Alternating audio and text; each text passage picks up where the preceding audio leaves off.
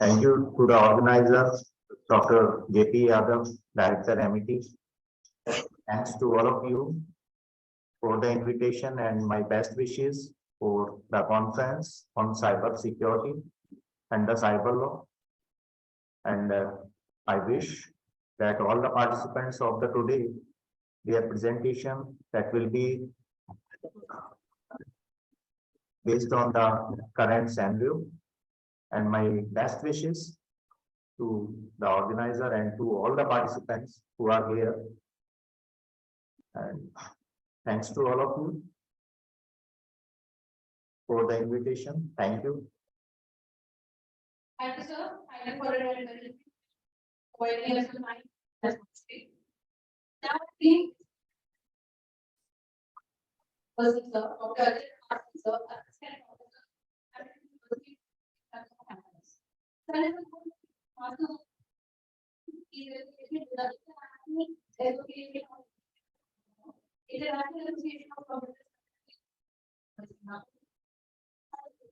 assistant professor, his name is database management systems, operating system, and software development. I welcome you, sir. I request Dr. Professor J.P. Yadav sir to present open up staffing to welcome our chairperson, Dr. Ajay.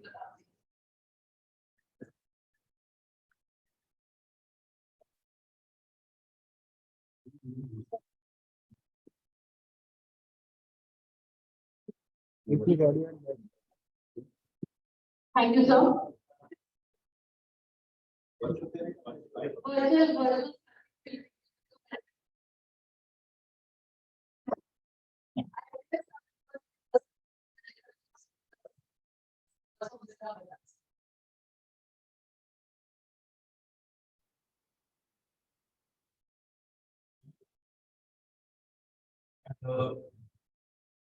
This is the time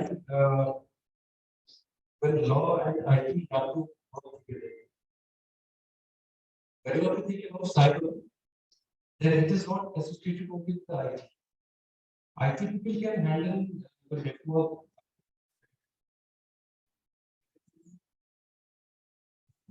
Those things, but putting them into law policy.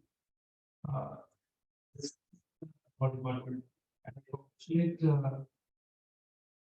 listening and system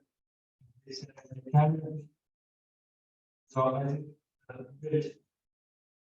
success. Thank you so much, sir. Given plans, can have the collaboration with everyone. Now I request Dr. Professor J.P. Yadav sir come and encourage all the students and share his words with us.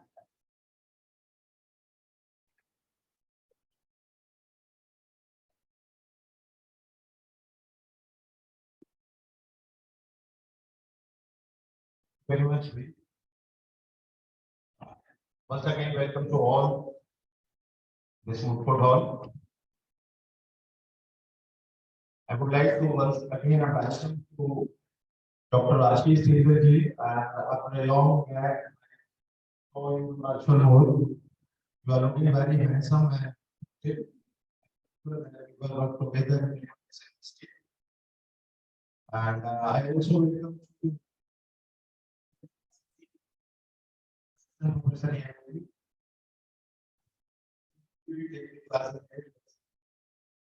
but today I came to know that you are a very academic sound person. So I welcome you on behalf of Faculty of School. And it is very encouraging as I share on yesterday as well, that my students actively participate in this seminar. And now the national seminar look like it's very positive. And yesterday I heard that so many people, some of them very excellent, they did a very fantastic research. And this case you must keep on and do some research oriented activities, write more and more articles, because you want to survive in any kinds of legal profession, whether it is a litigation arbitration, mediations, judiciary, candidates must have a tendency of research. So therefore, I just wish to all of you for today's presentations and I hope your paper will be selected as one of the best paper of the seminar. And as we are planning that maximum paper we incorporate the book soon plan on the outcome of this seminar. Once again, welcome to all. Chairperson.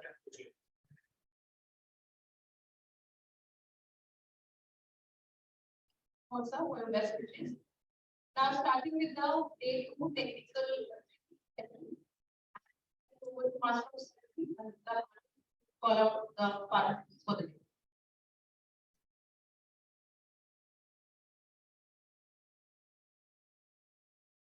Good morning to our officers here. We have gathered here to discuss the very vital topic, right to privacy and data protection. Hold useful facts.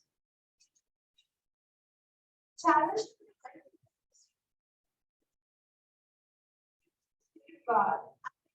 Right? Between the public interest and the individual. There is the limit. Thus, these ambiguities of negotiation, right? System of individuals. Right to commence our whole technical session with great enthusiasm.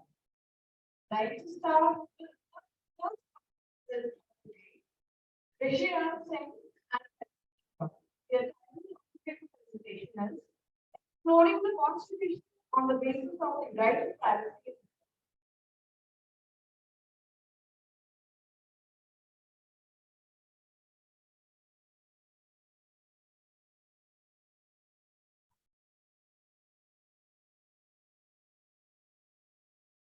Morning, everyone.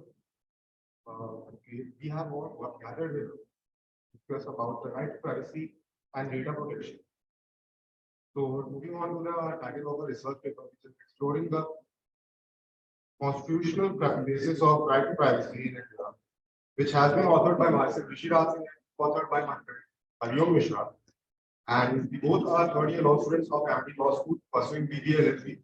And so starting as a presentation, Hariom will introduce the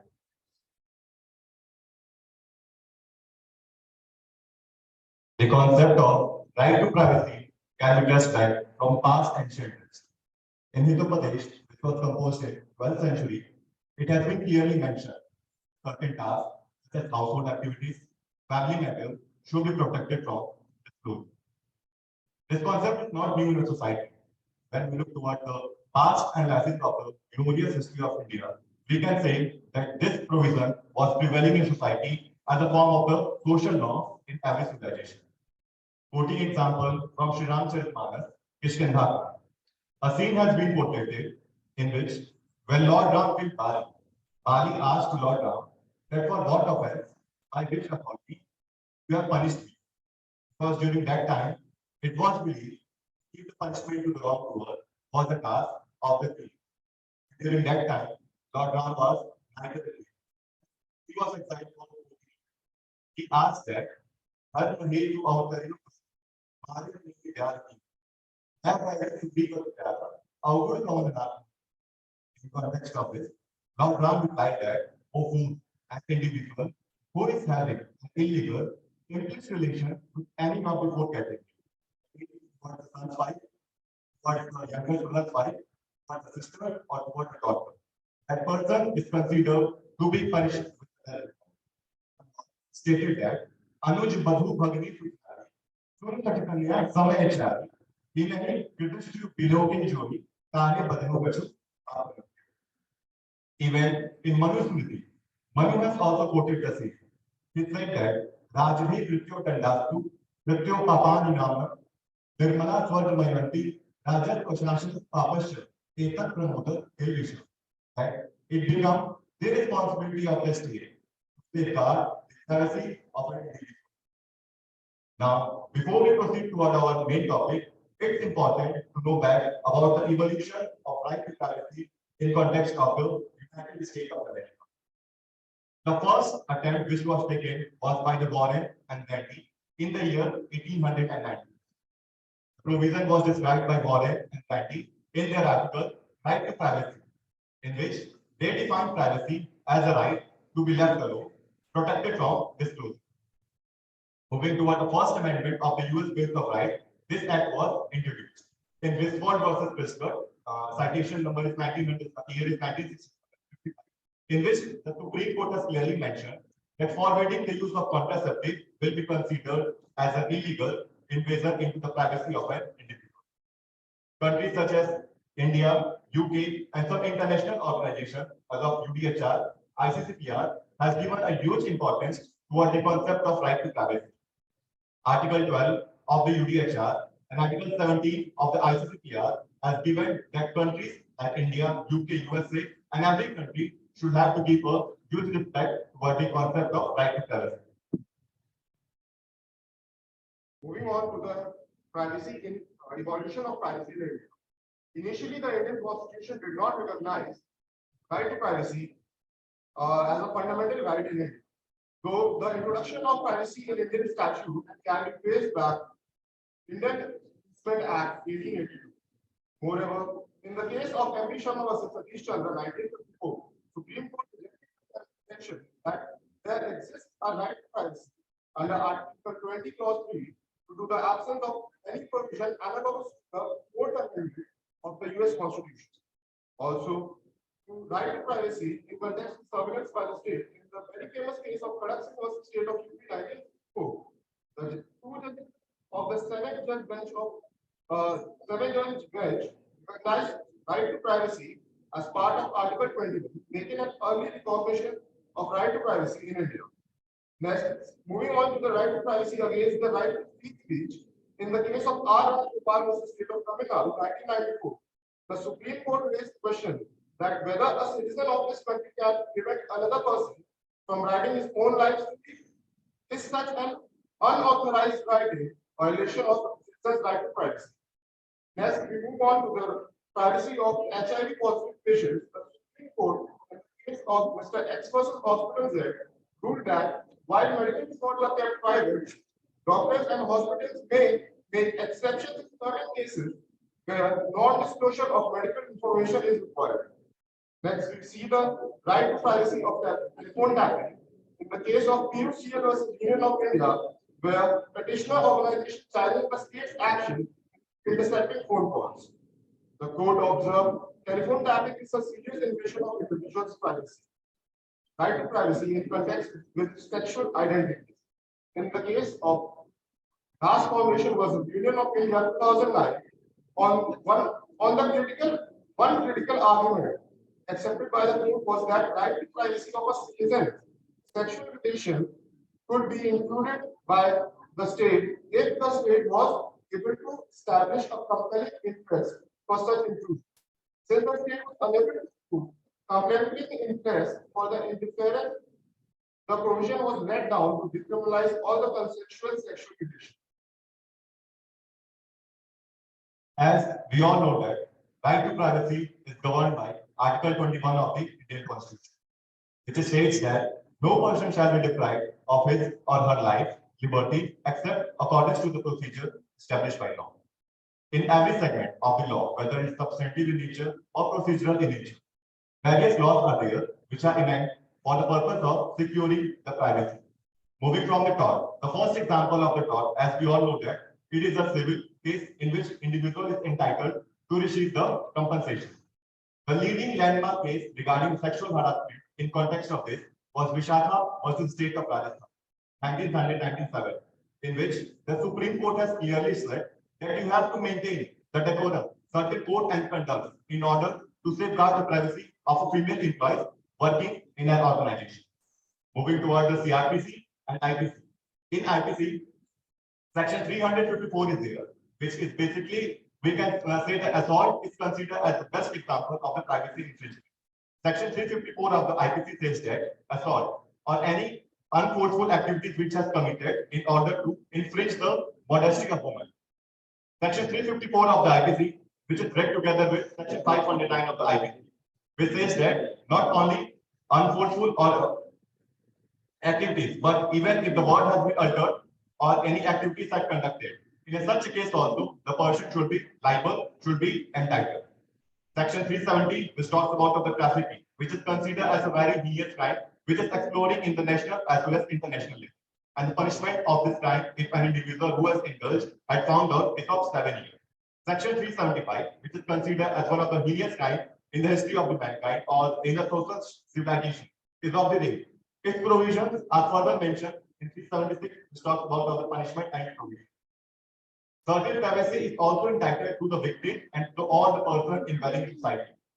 Section 228, which talks that fully disclosure of the identity of the individual should not be given. And the provision of CRPC, that means at the time of lodging of the FIR, referring to the section 150, an individual should take proper initiative while lodging the FIR, especially in the case of a female victim. Provision regarding confession in front of the police is mentioned under section 162. The third under this heading is the indecent representation of the woman, which act was passed in the 1986, in which section 292, section 293, and section 294 of this provision states that if any individual has objectified an individual, that under such scenario, the person should be considered as entitled of receiving the punishment. However, the provision of privileged communication is mentioned in the evidence law. Section 122, which talks about the provision regarding to consultation between husband and wife. Because this type of relation is considered as a fiduciary relation, which is based on the trust and confidence. The state of UP versus Ram Bhorosi is considered as one of the leading landmark cases of this provision. Section 126, quoting here the professional communication between the attorney, barrister, and etc. So various norms have been taken, but the question arises: is this right is absolute in nature? The provision for this is every right is having certain limitation. One cannot cross that limitation, and the state is entitled to enforce certain reasonable restriction on certain scenarios. For example, if an individual has committed a crime, then under such scenario, governing from the CRPC, quoting section 91, section 91, in which the court or the investigation officer, if they want, they can ask for the production of document. They cannot claim that they are having the privileges of privacy. Quoting section 47, subsection 2, in which if an individual has committed any crime, then under such scenario, the police or the investigative agencies can visit to the place of that individual, and they cannot take the defense that it will be infringed by violation and policy regarding this. Even in case of rape, the previous past character of an independent will be not be governed as a provision from section 53A is mentioned that past character of an individual will be not be considered as an efficient. Moving on to the role of the judiciary, which has been very eminent in the development of right to privacy in India. As we have already discussed several cases, let us move on to the recent landmark case of P.S. Puttaswamy versus Union of India 2017, where 9th bench of Supreme Court was constituted to ascertain whether a right to privacy can be considered as fundamental right, to which Supreme Court held that right to privacy is protected as an inherent part of right to life and personal liberty guaranteed by Article 20. Moving toward the last, some suggestions are there. As this right is not absolute in nature, it's having certain reasonable restrictions. So in this context, we should also have to focus out that we should never violate that limitation. In case of public interest, in case of the defamatory statement, one cannot take the privileges. Though the Copyright and the Patent Act is prevailing in the society. The objective of this Copyright and Patent Act is to verify and to safeguard the interest of the researcher. But the government has to take certain initiative in order to safeguard the interest of those publications which have not yet been published. Various provisions are there which are enacted in the society. We can say the Data Protection Bill of 2019. But if all the provisions are there, then why certain infringement is there? So the nature or the adoption of the government should be followed to be very strict. Thank you so much.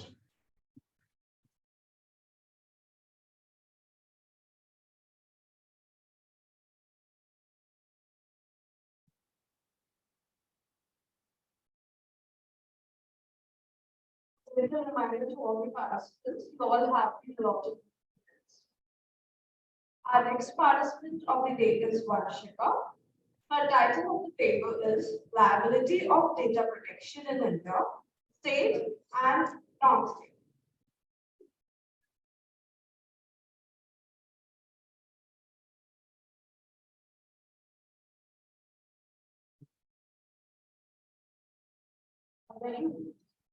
A very warm good morning to all present here. I am Vanshika, BLLB, ALS, going to present my research paper on the topic of liability of data protected in India, states and non-state actors. The concept of history of mankind. Two importance have always been attached to privacy in matters of one's house, one's personal and family life. Humans have restricted themselves to their own personal spaces and it has always been a general belief that there should not be any unwanted interference in one's life. That law dictionary defines privacy as the right to be alone, the right of a person to be free from unwanted, the right to live without unwanted interference by the public in matters with which the public is not concerned. Liability of intermediaries of past versus present. The term intermediaries find the difference in the Information Technology Act.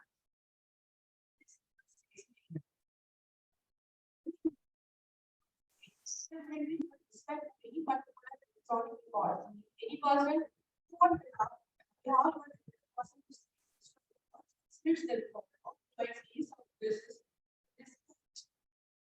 the record and include telecom service providers, network service providers, internet service providers, web hosting services, search engines, online payment sites, online auction sites, online marketplaces, and cyber cafes.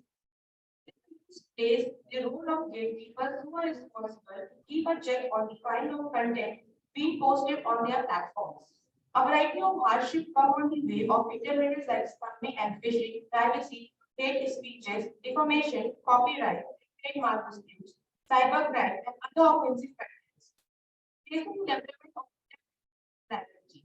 Section 20 houses. Network services providers or safeguards for third parties. The network service providers require to keep that the operating business and personal interest. The liability of the intermediaries was ambitious in the extra-wide section 79. Now, the analysis safe harbor protection. The intermediaries of media sites, blogging sites, and website hosts play a crucial role in the expression of data. Social media sites is based on Instagram accounts provides a space for the musicians to publish their content without expressing editorial influence on the content of the website. Secondly, the data privacy provision under the Information Technology Act 2008 described under section 43A and 62A are the only legal remedies that can be sought by the Indian citizen in case of sensitive data breach. However, what comes under the sensitive data is now where we define clear terms. The collection and storage of information by the non-state actors is largely unregulated in the back of Indian provisions. This keeps the consumer in a lurch and makes him vulnerable to privacy breaches.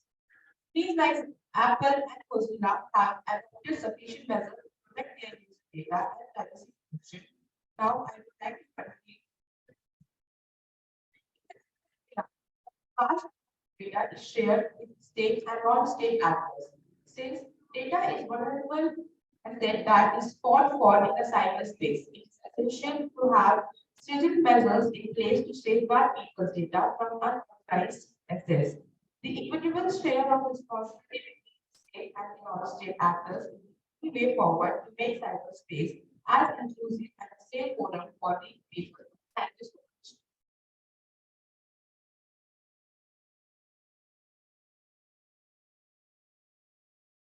Our next paper presenter is Mr. Abhishek Anand, Assistant Professor, Amity University, Lucknow campus, Uttar Pradesh.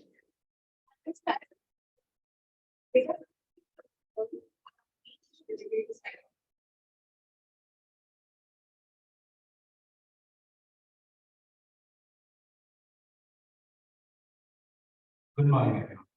You have heard, my topic is very simple, as it looks from the title. But is it? I'm not going to bombard you with the information, and the case laws, and the regulations. I'm just putting few questions how the answers can be made. You know, in your life, you struggle and you get somewhere, right?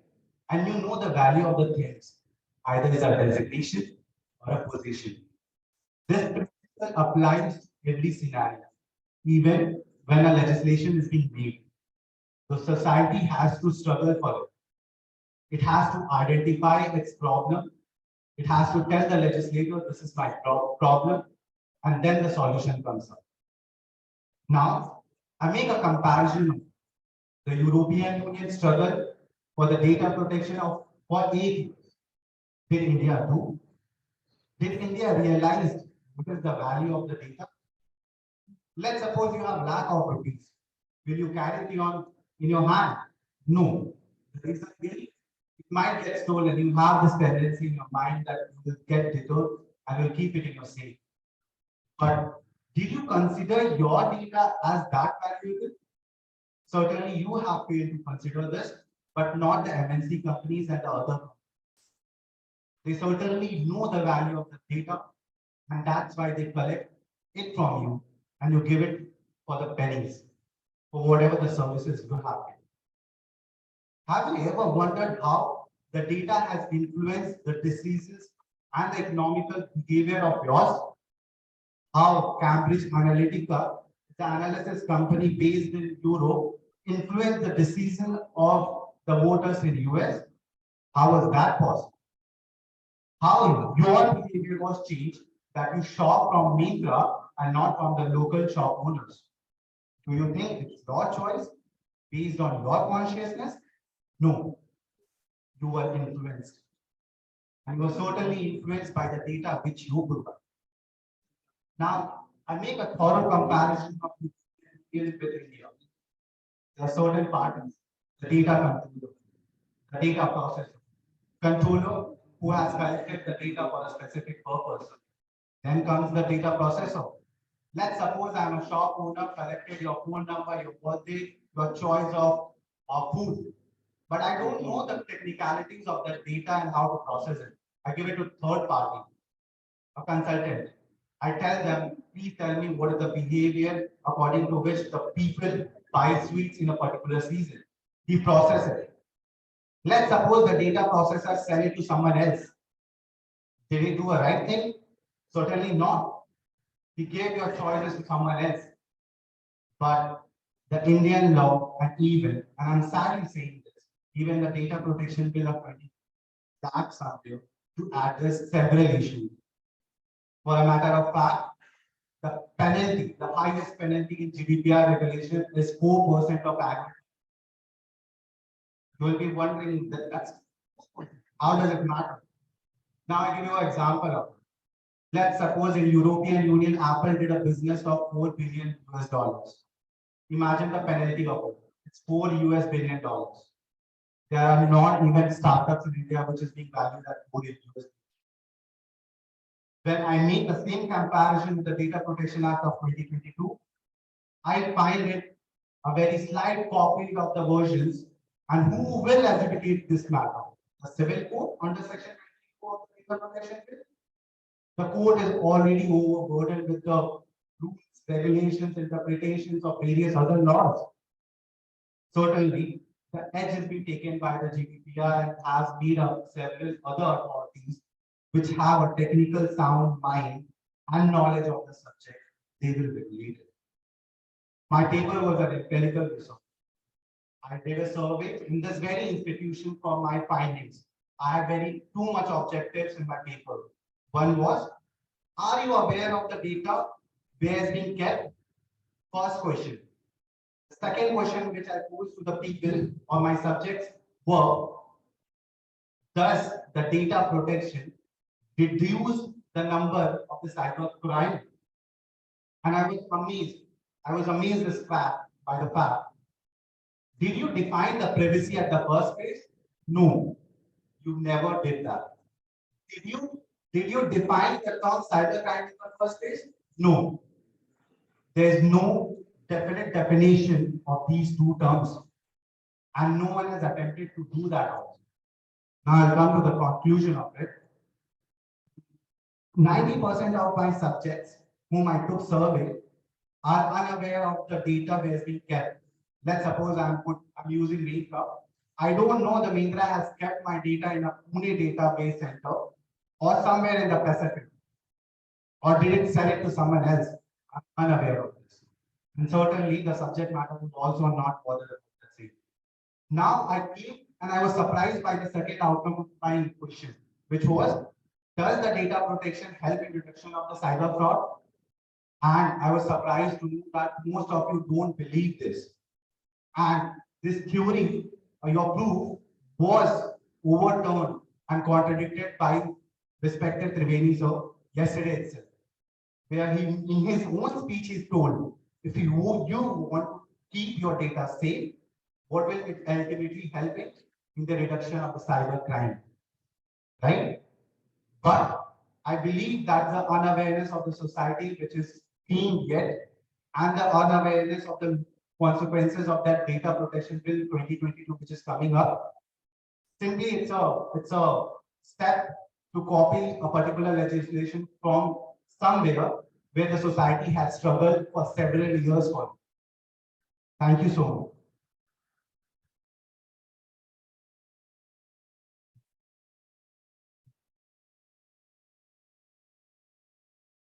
Our next paper presenter is Ajita Awasthi and Ms. Chopra Sen, University, Lucknow campus. The topic is cyber fraud and its impact on economy.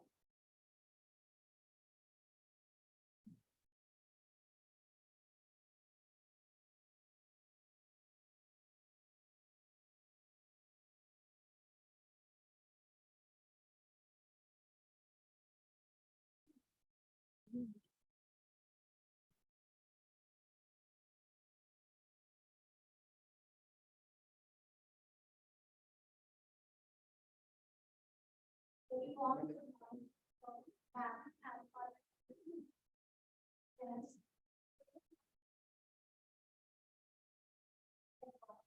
First of all, you will know cyber fraud is like a cybercrime.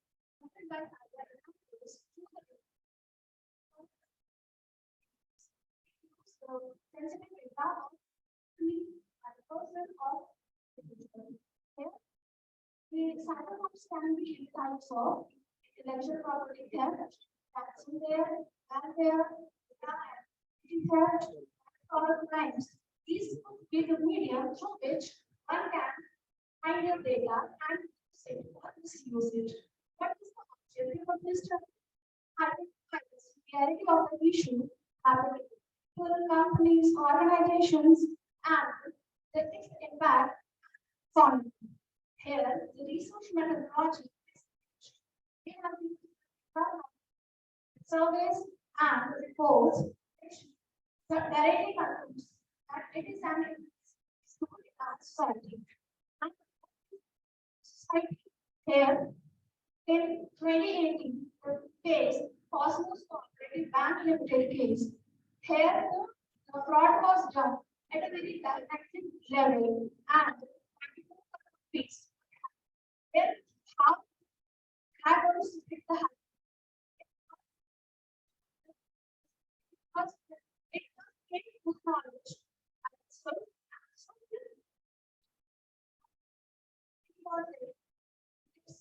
it had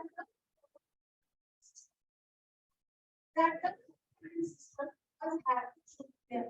Here the suggestion is that people should know what one must when data is play to the government on which is government code. They complaint and the number 1930, which is not generally known to everybody. So the final conclusion, awareness is key. Right.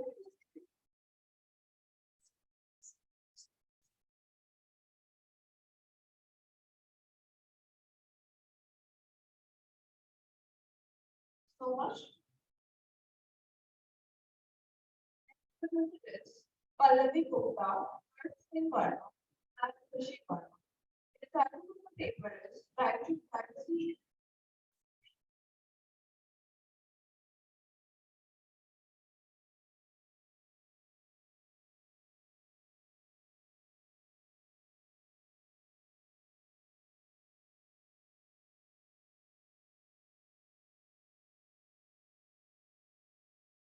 Good morning to everyone present on.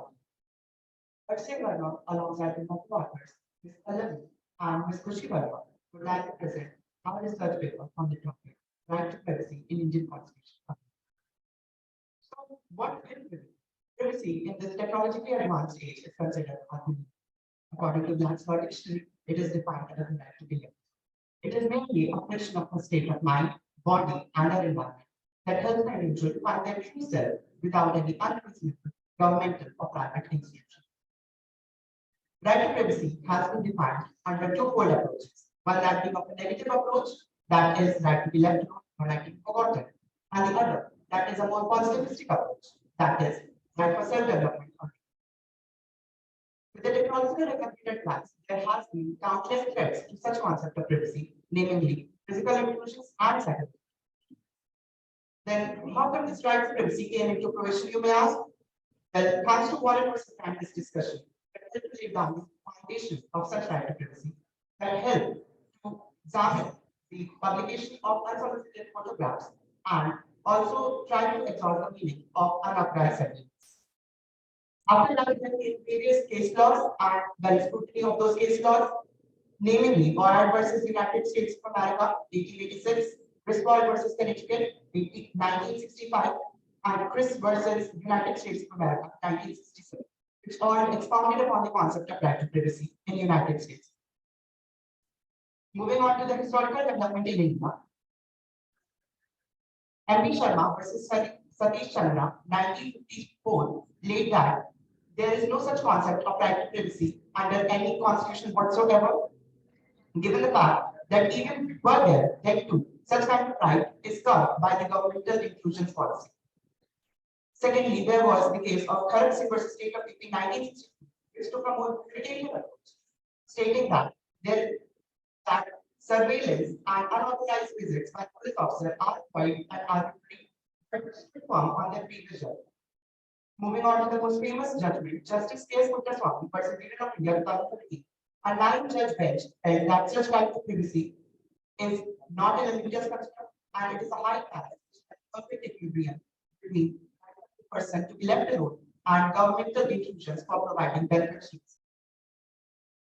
Lastly, it also held that there is deliberate and implied efforts by the judiciary to include right to privacy under the Constitution under Article 14, 19 subclause A, subclause D, Article 20, subclause 3, and Article 20. Just like any other right, such right is also restricted and covered by these restrictions. Now, I'd like to hand over the mic to Ms. Pallavi for further elaboration. Good morning, everyone present over here. First, for handing over the mic. Now, I'd like to contribute to judicial interpretation of data protection and privacy in India. Right to privacy is one similar right which has come to its actuality after widening out the 21. Has the right to pass the expectation of sharing and education among themselves. No one can publish or state anything regarding any person, whether in favor or against, without his or her consent. Of privacy. The right to privacy has got its life after the case of Kharak Singh. Has different appearances. Some of them are as follows. Firstly,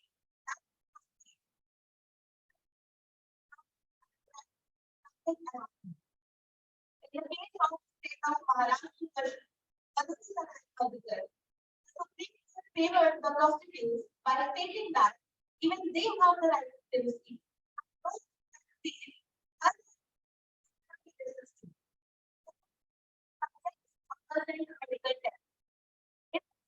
Gurjeet Singh versus Satvajit Kaur, the Punjab and Haryana High Court stated for medical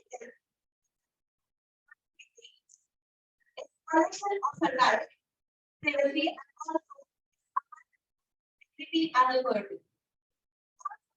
Nobody can be committed without his consent, submit DNA test. Follow with the telephone tapping. Telephonic conversation is an important part of present-day government. It includes all kinds of communication which a person shares, obtaining personal information, needs for the development of the website to be stated in the case of Mr. Karwatwa versus Chandigarh administration. Now, lastly, relating to the right of citizen, namely the Information Technology Act 2000, Act 85, the Personal and 2011. Thank you. I'd like to ask Ms. Rishi to take over.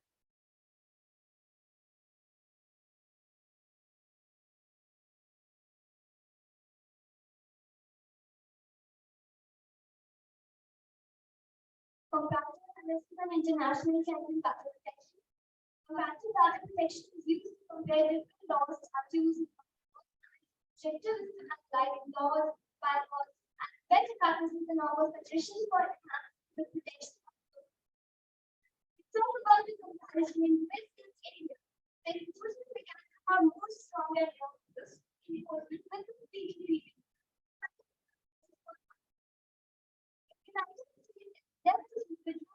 Regulatory body.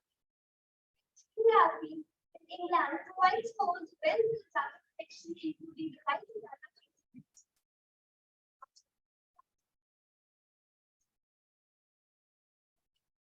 Fights for these rights.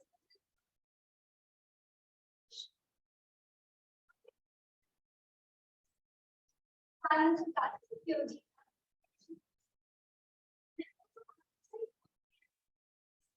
There to be. Internet like low level protection for personal data such as health information.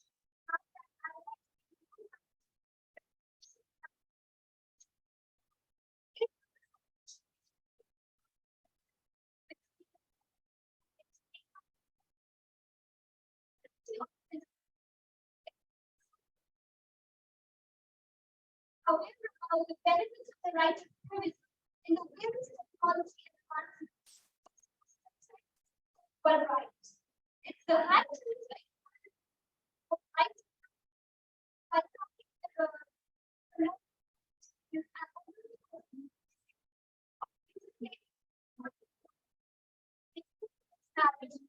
Even bigger.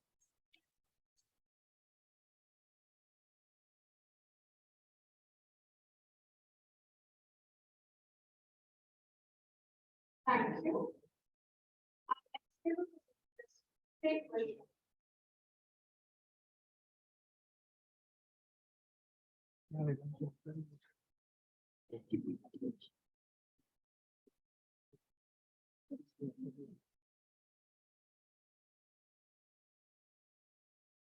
Our next paper presenter is Nisha Sachin and Shiv Kumar.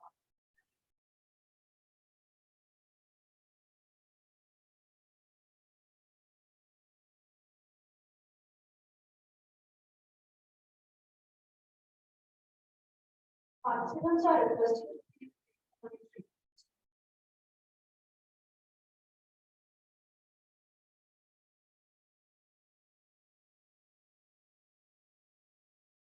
A very warm good morning. My name is Kumar, associate DLSD at Law School. It comes and again, I appreciate your patience and attention for a few minutes. Our topic of research is emerging cybercrime and social economics. As we step into the digital age, the threat of cybercrime becomes nationally prevalent. India is developing is no explanation to this alarming threat. In terms of global cybercrime, India ranks all the world. The impact of emerging cybercrime on of India demands and cannot be ignored. With the rapid expansion of internet connectivity, the likelihood of cybercrime threats is multiplying. This has led to the need of comprehensive strategy and policies to counteract cybercrime. Let us delve deeper into the context of issues of cybercrime and their impact of social economics perspective, and explore how we can protect ourselves from these threats.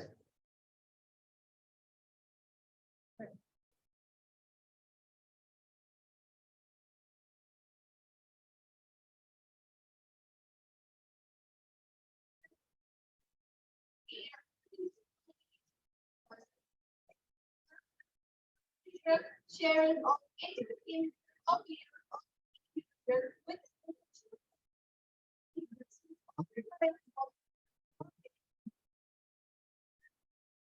is serious of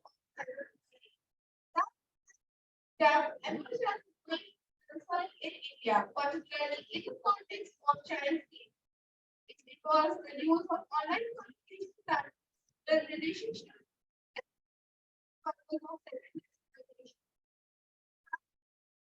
that illegal activity. The rise of language in India can contribute to the increasing messaging apps, online communication, children and teenagers, particularly for this form of cybercrime. Curiosity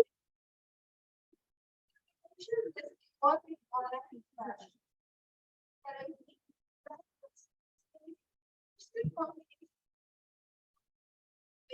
Even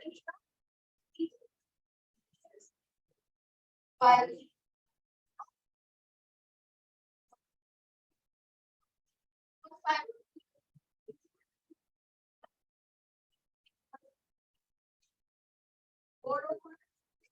giving you the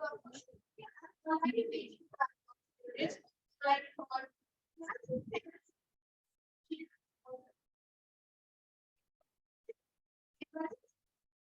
such as which photography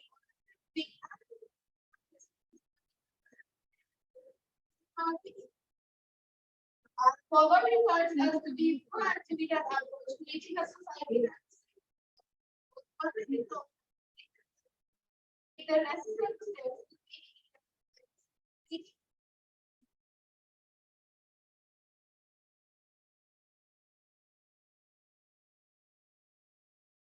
Thank you so much.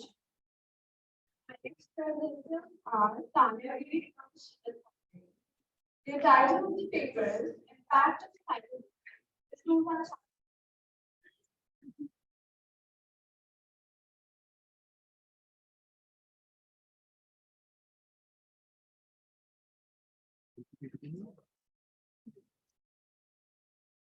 Good morning, all. With all the honorable dignitaries and my colleagues present over here, I am Sumit Pandey, and with my co-author Tanya Giri is going to present on the topic impact of cybercrime, issues and challenges. Cybercrime is broad term that refers to criminal action in which computers or computer networks are utilized as a tool, a target of location of criminal activity. It encompasses anything from electronic hacking, denial of service attacks. Cybercrime has the ability to hold any range wherever it is. To misdirect planes in flight by sending incorrect signals, to allow any key military data to slip into the hands of foreign countries, to block any key media, and to force any system to collapse in a matter of seconds.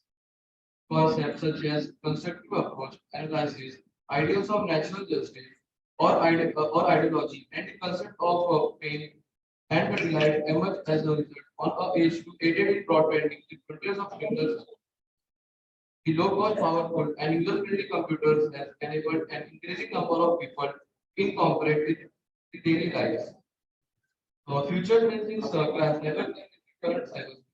One of the most serious concerns is what would happen in important system in government businesses and financial institutions where money laundering is becoming more common on internet.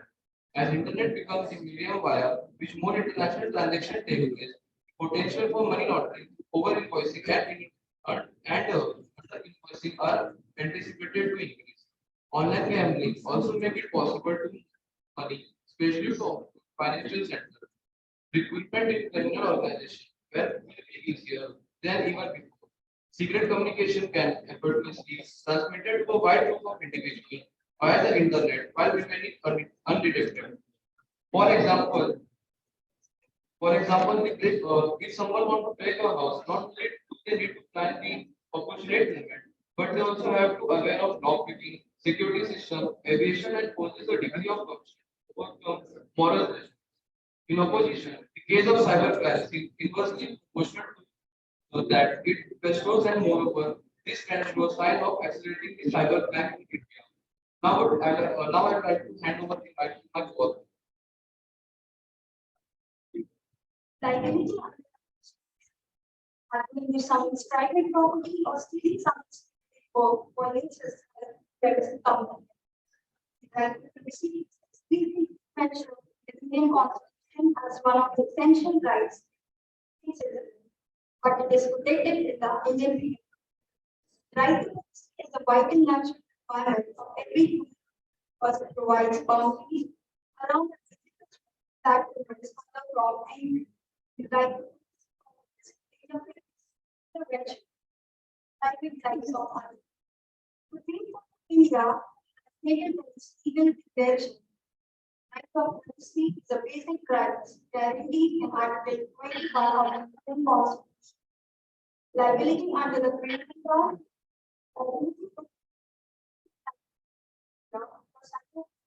under the Indian Penal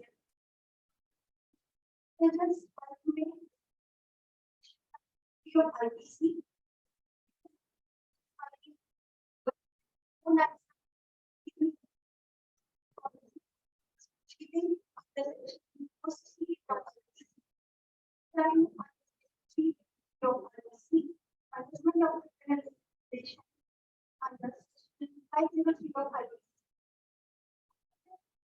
Some other piece of legislation also imposes criminal liability on any operation or online sale of drugs given in arms.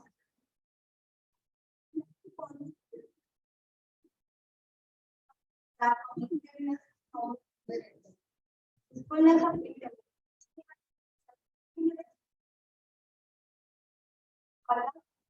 Enough to make certain things. That's no problem. I'm just going to track of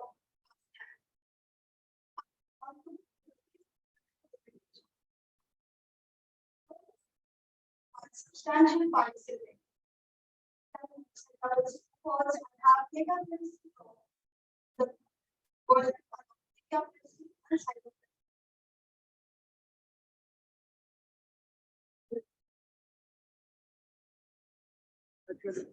Thank you so much.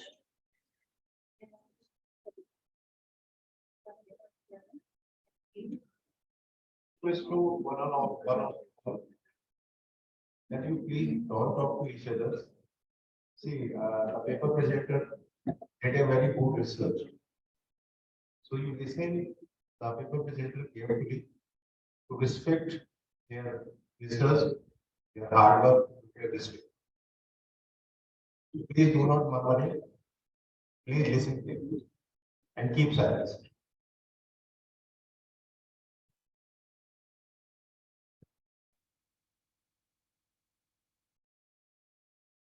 Our next paper presenters are Ashish Chandri and Ashwin Roshan. The title of the paper is Emergence of Cybercrime, Revenge Pornography, and Western Theory of Violence. Good morning, everyone. Rashtrapati Nagar, along with my co-author Ashram. Revenge is the day's best servant. This proverb implies that taking revenge in a planned and delayed manner gives greater satisfaction. Same can be said about the nature of revenge pornography, where a person stoops so low so as to destroy the dignity of another. In India, there is no legal definition of revenge pornography. While in Asia, only Japan and Philippines have given it. Other countries like European countries have given the definition properly. It is non-consensual dissemination of sexually explicit material taken with or without the permission of the victim. Is it a gender neutral crime? It can be, but according to Cyber Peace Foundation, 70% of the women are victims of revenge pornography. In India, the first reported case of revenge pornography was in 2017, State of West Bengal versus Anish Bakshi, where the perpetrator took the images in context of marrying the girl while he misused it, but he was imprisoned for 5 years with a charge of 9,000. There should be a distinguishment between certain terminologies. Sextortion and revenge porn. Sextortion is a form of blackmail where the person threatens to share the explicit material for some money and sexual advance. It is different from revenge porn in the matter that in revenge porn the material is given with consent, while in sextortion it is taken through trickery or through some hack. Can revenge pornography be considered a virtual rape? A virtual rape is a non-consensual act of sexual behavior containing online sexual harassment, words or images, cyber stalking, virtual sexual assault that is manipulating someone into engaging in sexual acts against their will. Revenge pornography is part of virtual rape. How virtual rape and dark web are connected? Dark webs are hidden part of the internet that is mostly not indexed by search engines. And it makes difficult for the victim to remove such pornographic videos from such sites. Sites like deepfake that create false sexual images. If Anyone Up was the first site of Europe that allowed to submit even the contact information of the victims.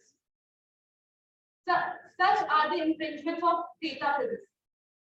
The psychological effects that they cause are emotional distress, damage to self-esteem, trauma, and risk of several other risk of other invasions. Over to my colleague. There are provisions given under the IPC and the IPI, which the culprit is go for the offence committed by laws against revenge pornography in India is but effectiveness in addressing the problem remains the subject of debate. While the Indian Penal Code and the Information Technology Act provides legal remedies for victims of revenge porn, some argue that their laws may not be sufficient in providing adequate protection to victims and effectively determining perpetrators. One of the issues is that the legal process can be also and bureaucratic and many times may not have the resources or knowledge to navigate the system and seek justice. In addition, some judges and law enforcement officials may not have the training and expertise to address cases of revenge porn which can result in adequate responses to the problem. Lastly, I would like to conclude.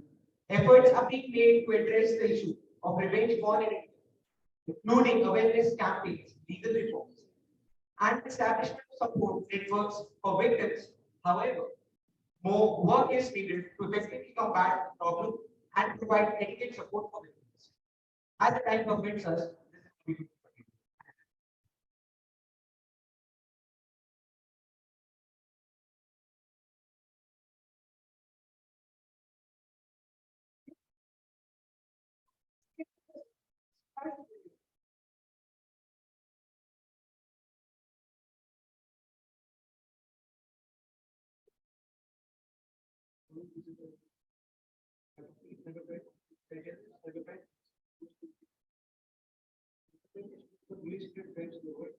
a major concern for all the people around the globe.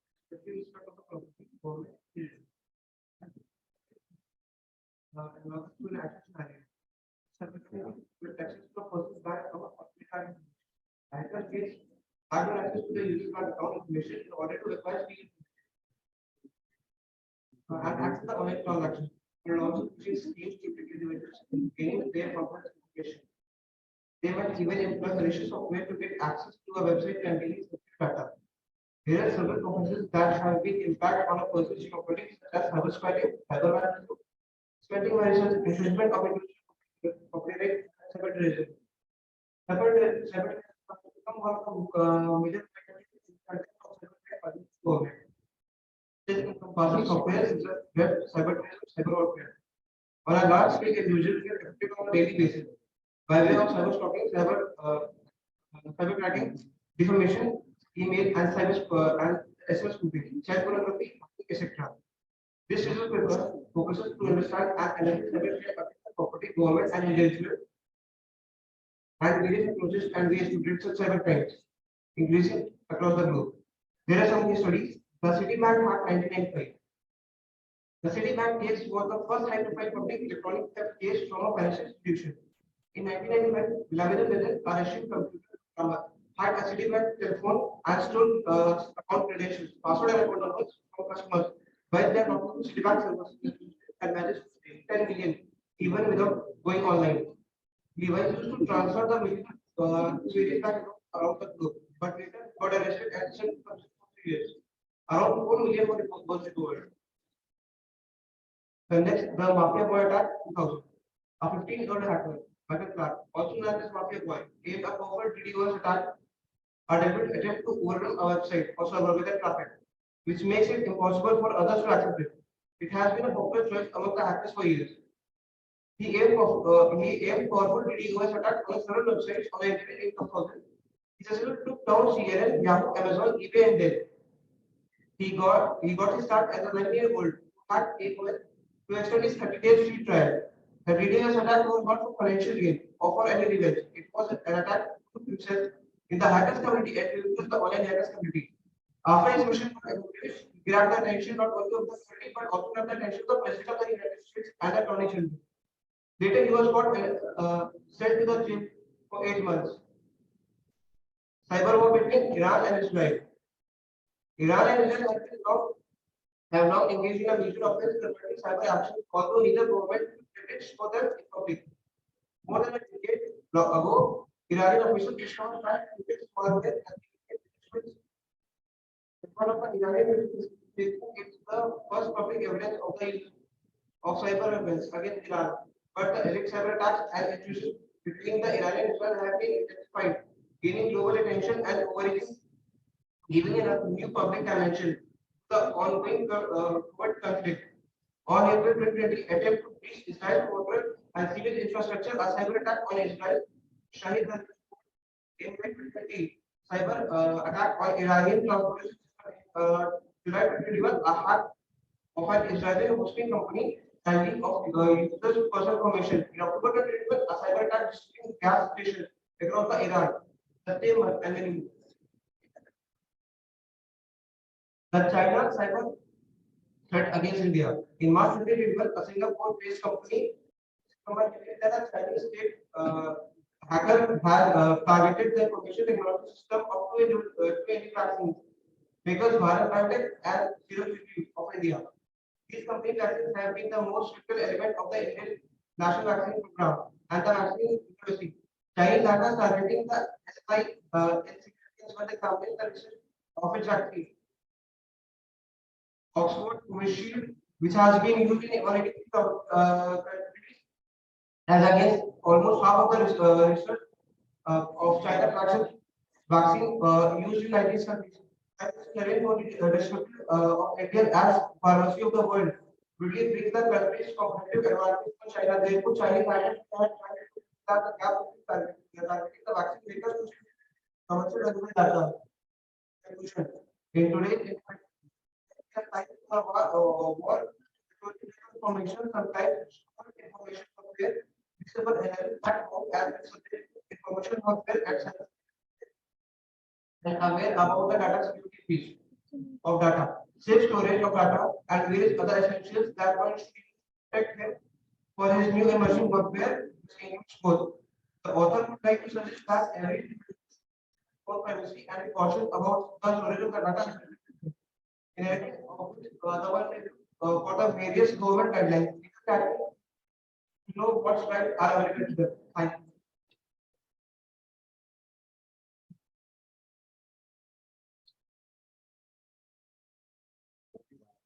Thank you so much. Our next paper presented is Shalini Stan, and the title of the paper is Constitutional Perspective of Private.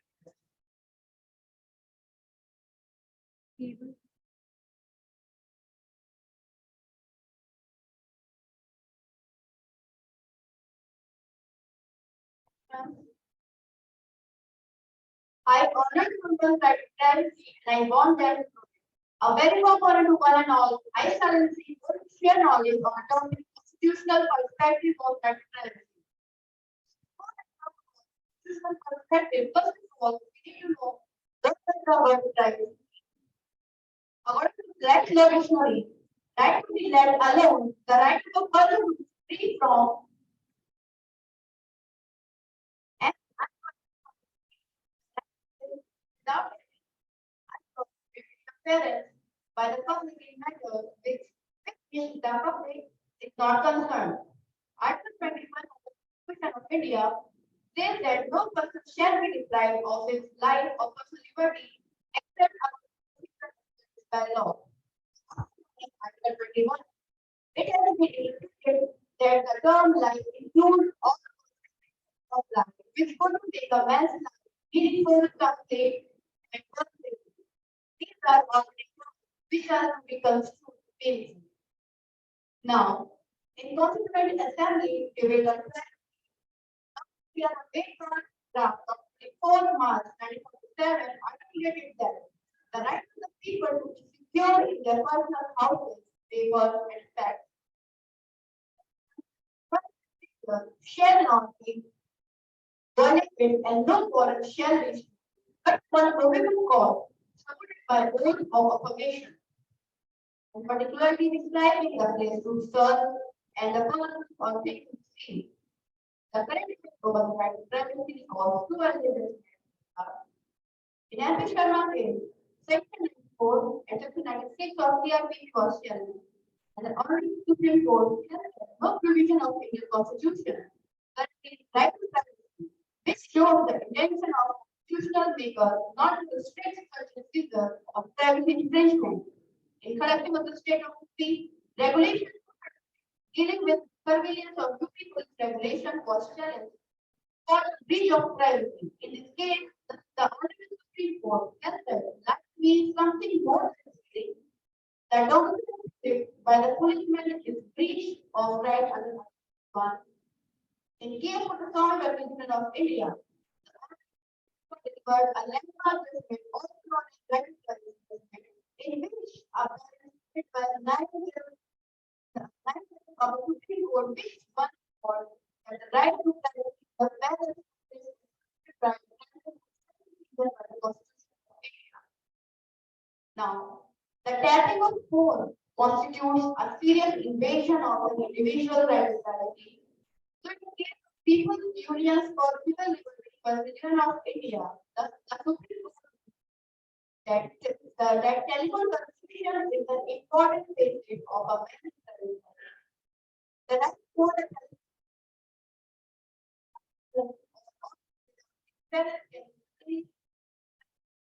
in the matter of safety of women. Supreme Court is sensitive and they often connect issues to that privacy.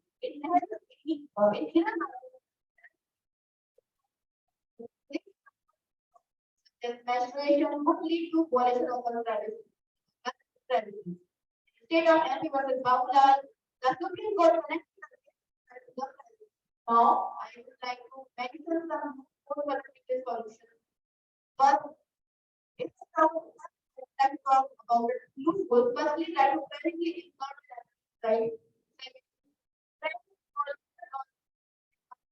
Is often because they involve conflicting rights with the law.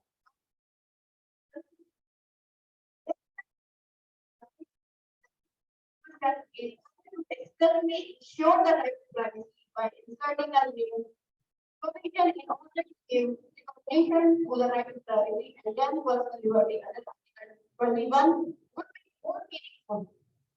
Second, there is a need for a national privacy policy which could right to control the assortment and the circulation of the personal right to person be provided purely by the inclusion of or getting leave. Privacy is dead because technology is holding it up.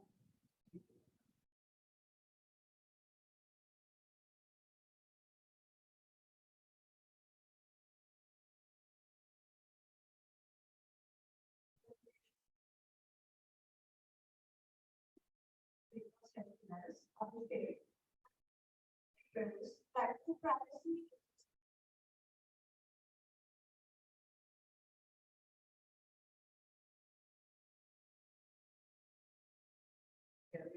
Today, I Abhishek from PSCIT going to present my topic, rights to privacy in digital era. The role of technology in protecting privacy. Technology can be used to protect our right to privacy in digital era. Virtual present networking and other technologies can be used to protect our data and ensure that it is secure. It is important to understand the technologies available and how to use them to protect our data. We should also be aware of the risks of the using technology and take steps to protect our data.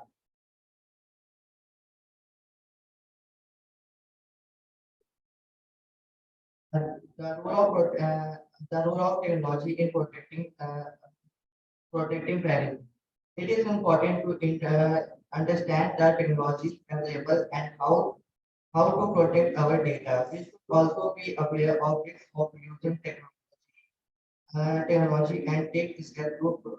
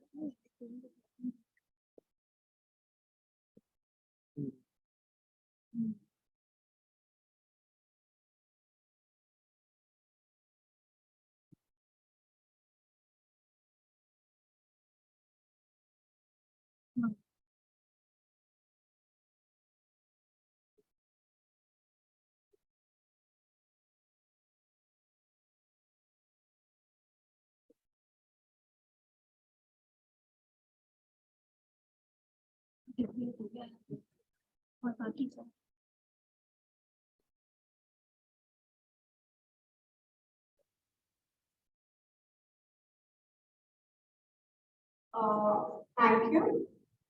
Our next paper presentation is the Bear Habit.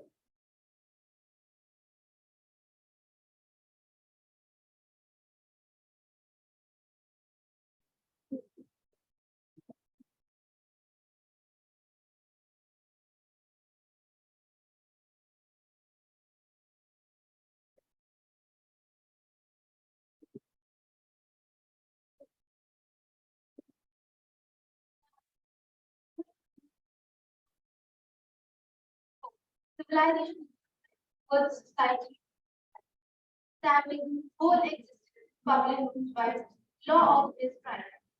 Civilization is the process of setting man free from privacy. Generally, there was first individual's right to the right to be free from public interview. And first, for instance, individuals privacy right to be left alone. Subject reports on their private life. Follow them around in an intuitive manner, private and public property. Legal definition of define privacy as a human right choice. Every human being, by virtue of his or her own existence, it depends on no consideration. It can also extend to other coordinating, personal autonomy,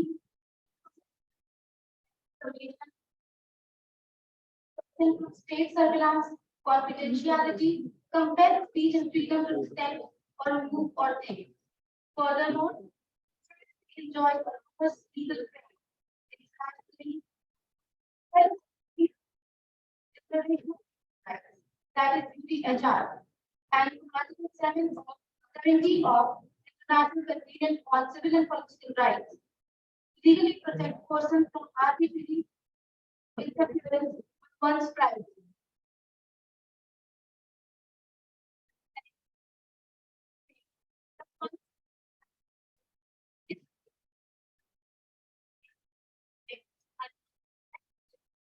Right? Created in the present day with the electronic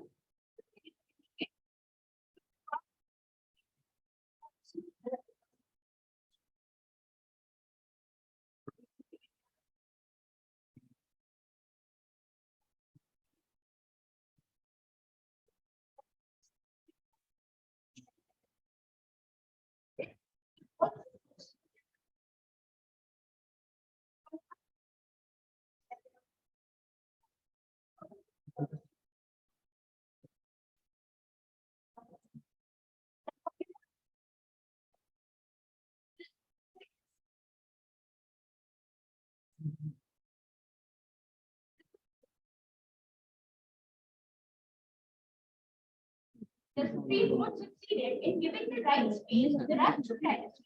Now, confidential for information.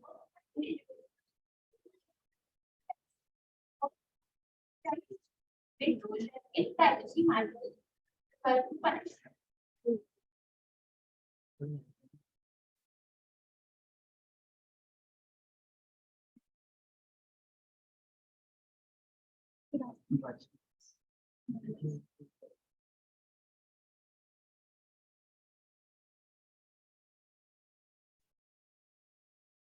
Now, I will that's virtually.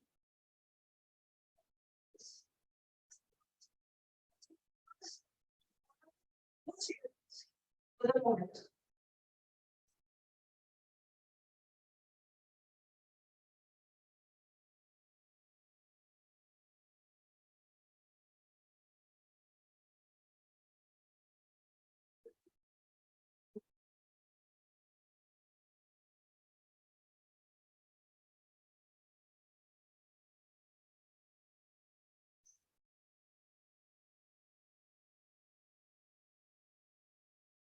Press.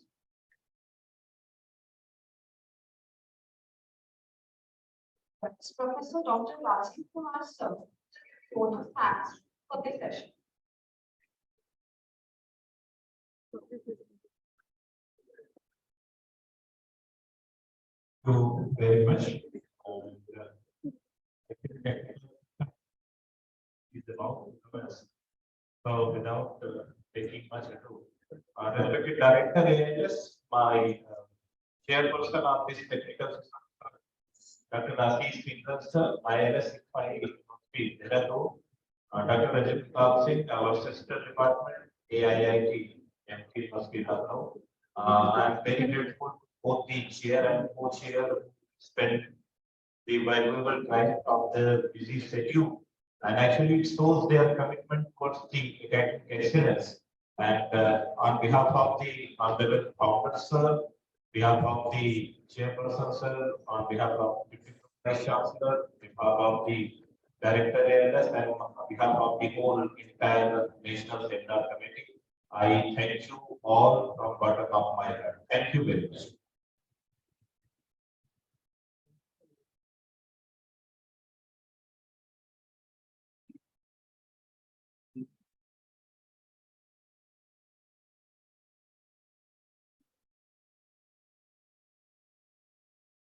Coming up this session, this is not the end. This is not even the beginning of the end, but it is perhaps the end of the trip. With this note, we are heading towards the next session.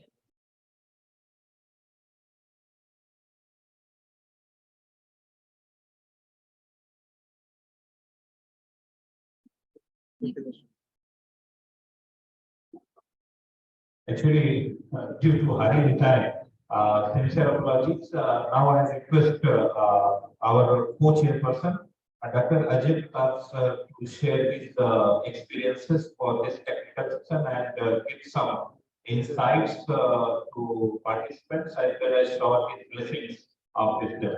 Please, sir.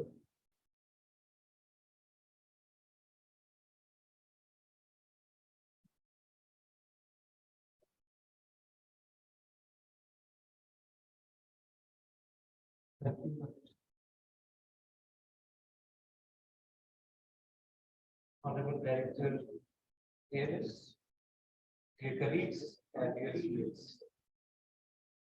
See, research is such an activity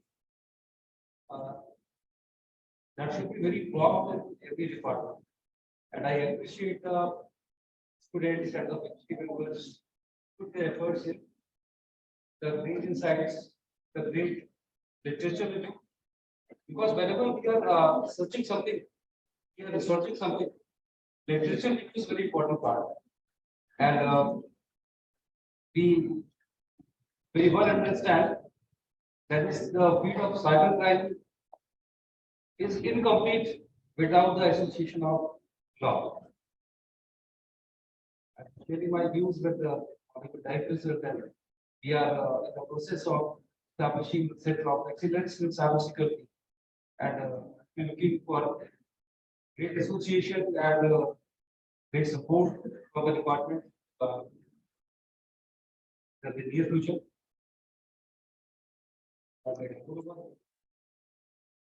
You know, whenever you are thinking about your concept of cybersecurity, it is very much related to the data that you are putting in your mobiles, in your computers, your any electronic gadget.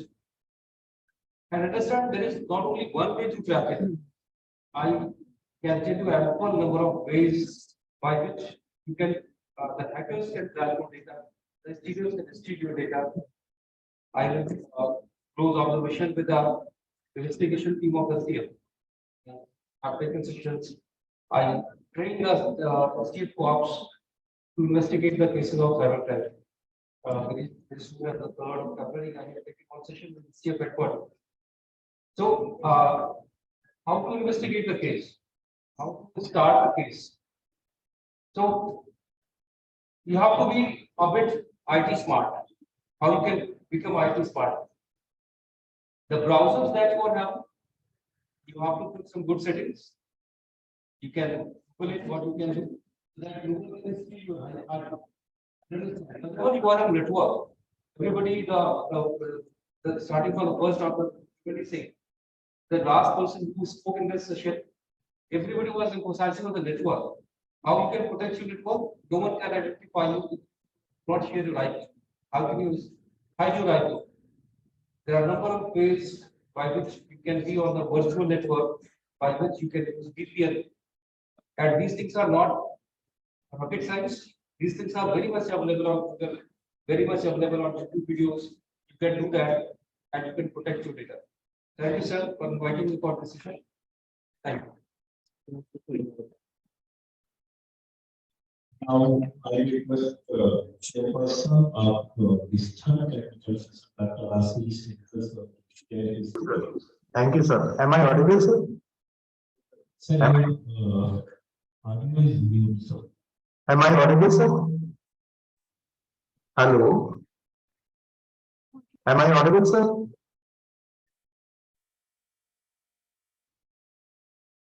Hello? Yes, sir. Yes, sir. Thank you for giving the opportunity to chair the session. I am really thankful towards the Amity University, Lucknow, towards the Dr. Yadav, Director, Amity Law School, and the organizing team, and relating to the scholars or the presenter, whosoever have given. If we talk about the today's session and the topic that is very important topic. If we talk about the right to privacy and the data protection and the issues and challenges, if we talk about the issues and challenges, I saw that the different this speakers, they talked about the different cases, like it may be the Vishakha case or it may be the Kharak Singh case. They also discussed about the IPC provision like the 354 IPC, 375 IPC. Those are also relating to data if we talk about our Indian criminal system or if we go to the Indian judiciary. So there also we will find that sometimes the evidence is missing. Sometimes we say that yes, these are the correct facts. Sometimes the judges also they pronounce the judgment when there was no evidence, but they gave the verdict in favor of the victim. So that's because this Data Protection Act, which was discussed by few speakers also about its relevancy and new provisions introduced in the year 2019 and in the year 2020, 22. So these are also relating to cybercrime, or if we are talking that where the data is, if we are talking about the data, our data, it may be about the Aadhaar related issue, Puttu Swami case was also discussed. So that is very important, where the data is and where it is used. If we talk about the different social sites, like it may be the Facebook, it may be the WhatsApp or the Twitter. So there also we have seen, or the LinkedIn. So there we have also seen that those are using the data. And we don't, and sometimes we are also helpless that we have to click and we have to say, yes, we accept the terms and conditions. We read these things, but we cannot refuse. Those things are also raised before our honorable board. And they also try to give the notice to the concerned companies. We have seen also in the past also about the Delhi High Court, there also they discussed about the WhatsApp issue. That was also this pending. So the basic understanding is that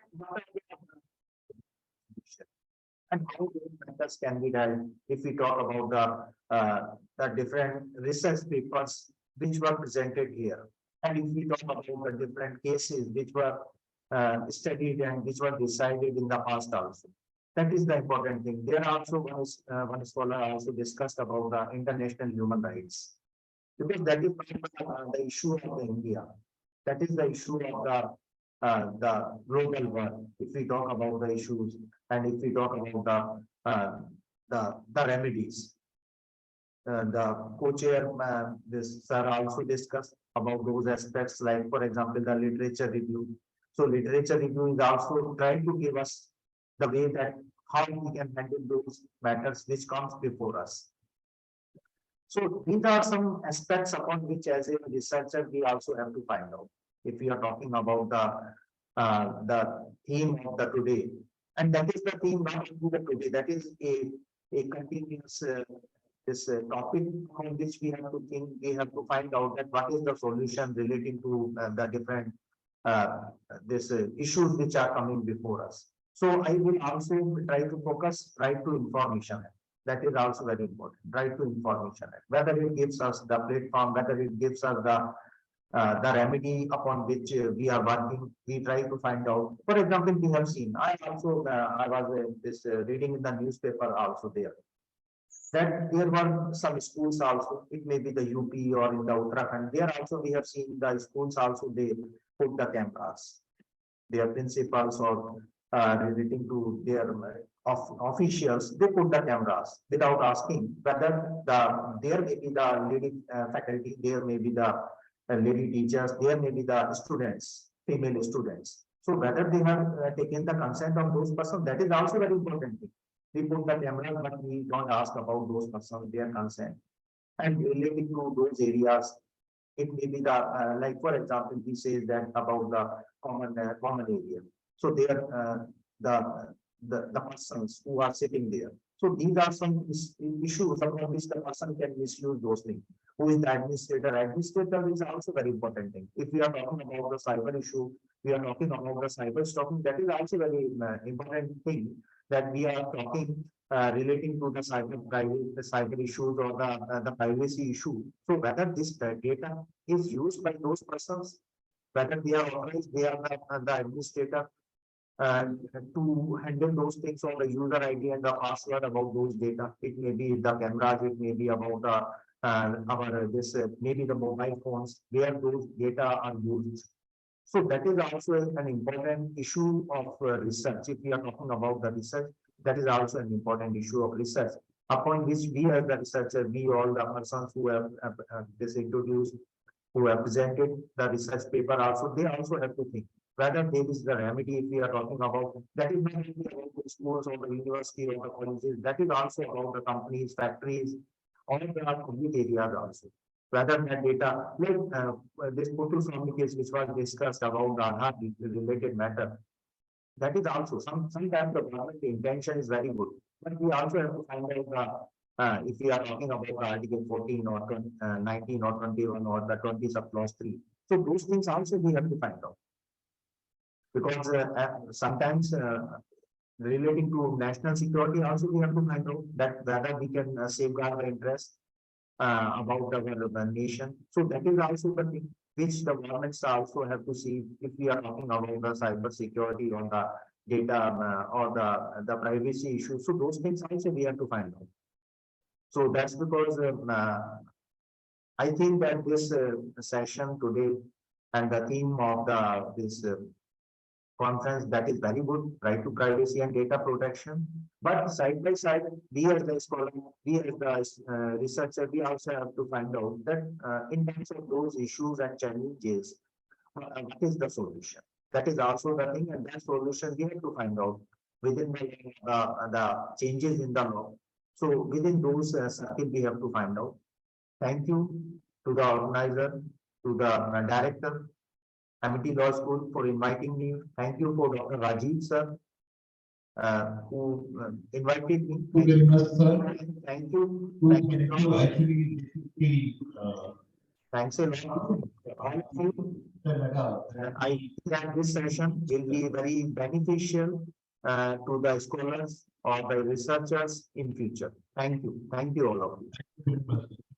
Yes, sir, actually, it is the tool of digital error that we corrected virtually, but the one thing that we are missing as the entire this national seminar team and NS, AUP Lucknow, you sell half the time. So that is missing, sir, your memento and your things are there, but you are trying to say you now, but definitely I check the also find work out things. Thank you, sir. Thank you.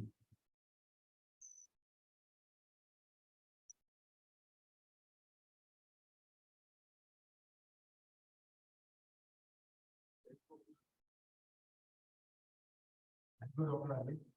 Thank you, sir. Thank you. To take this opportunity to give the vote of thanks to honorable chairperson, Dr. Ashish Singhal-ji, who joined us virtually from MKI University, Dehradun. Thank you very much, sir. You spare time for us. Thank you. Which you do. And bless to all the paper presenters and I would also like to take the opportunity to say thank you to our own Dr. Ajay Pratap ji, Assistant Professor AIT, Lucknow campus. Thank you very much, Ajay ji. You spare a time for us. Your cooperation always be needed. And the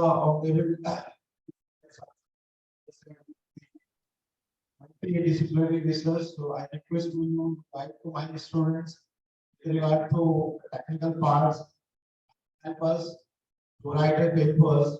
Definitely the law faculties and law students.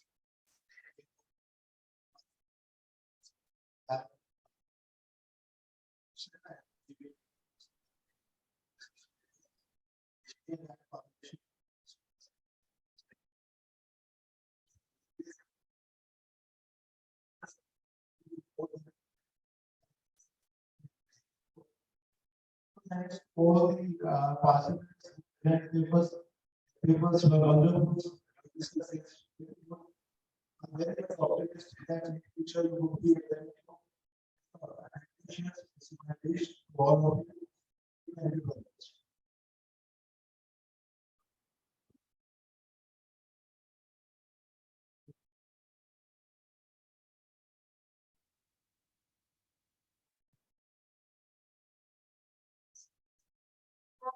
First of all, if you please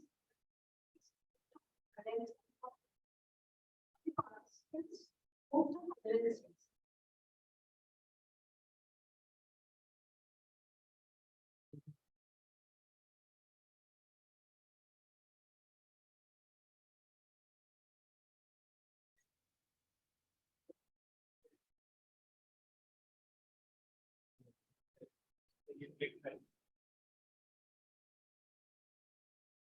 The paper is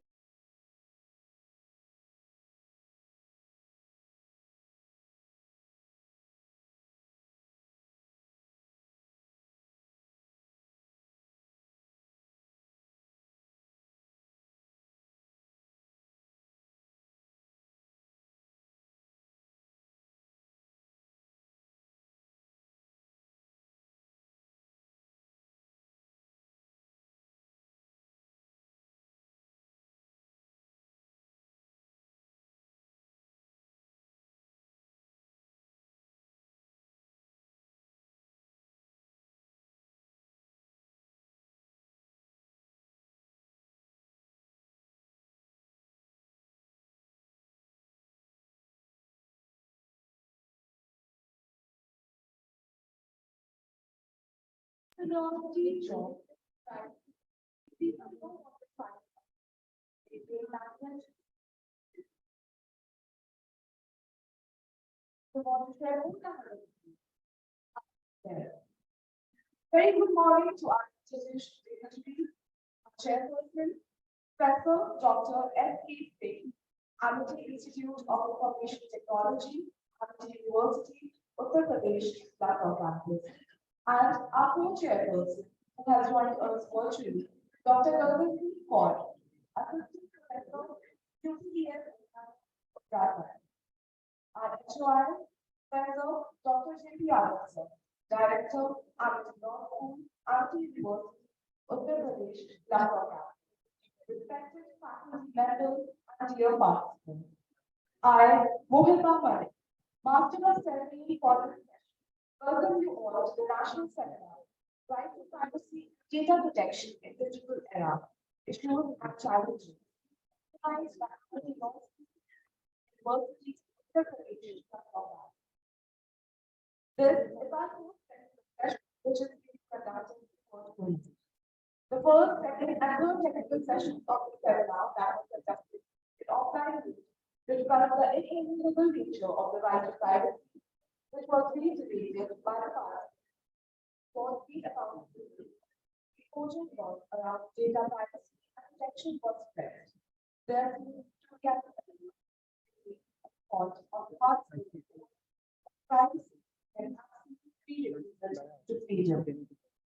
Now, I request our HOI, Secretary Dr. J.P. Director, ALS, Amity University, Uttar Pradesh, Lucknow, to deliver welcome. Over to you, sir.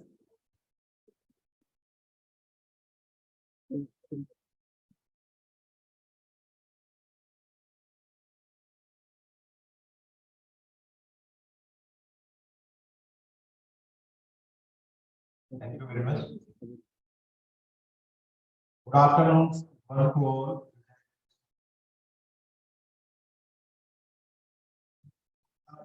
School Amity University, Uttar Pradesh, Lucknow, and entire Amity universe. I would like to welcome chairperson of this fourth technical session to Professor Dr. S.K. Singh sir, AIT Department. Happy welcome to you. I also extend my hearty welcome to the Dr. Gagandeep Kaur from UPS Dehradun, who joined us virtually. Ma'am, hearty welcome. I also extend my hearty welcome to all the presenters and participants who will present the paper in this technical session. Hearty welcome to you. I also welcome my co-faculty members attending this hall and this fourth technical session. And my wishes, best wishes to all the participants who are going to present their papers. Once again, welcome to all. Thank you very much.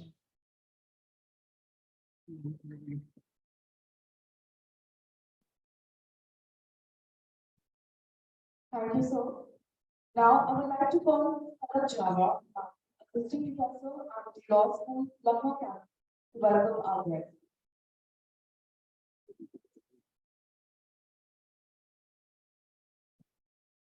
Thank you so much, Monica. I would like to welcome our chairperson, Professor Dr. S.K. Professor, Amity Institute of Information Technology, Amity University, Uttar Pradesh, Lucknow campus. Sir has 23 years of teaching experience and 3 years of industry experience. He has more than 30 research papers to his credit in index journals and UGC approved journals. His research interest revolves around big data analysis, algorithm analysis, advanced numerical techniques, software engineering, software security, and computational model development. Sir is an editor and seven international journals. He is also an active member of IEEE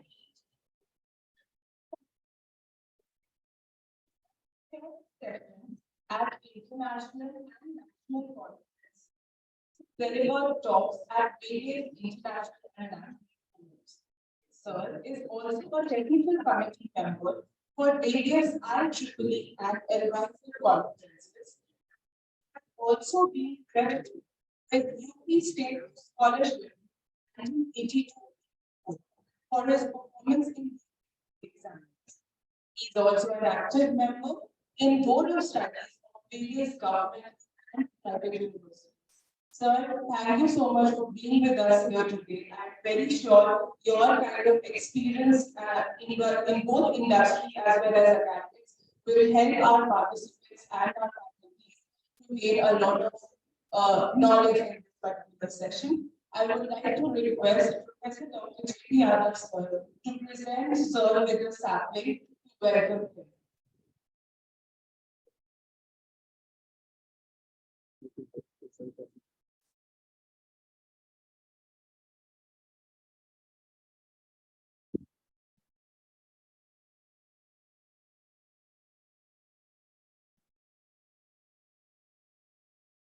Thank you so much, sir.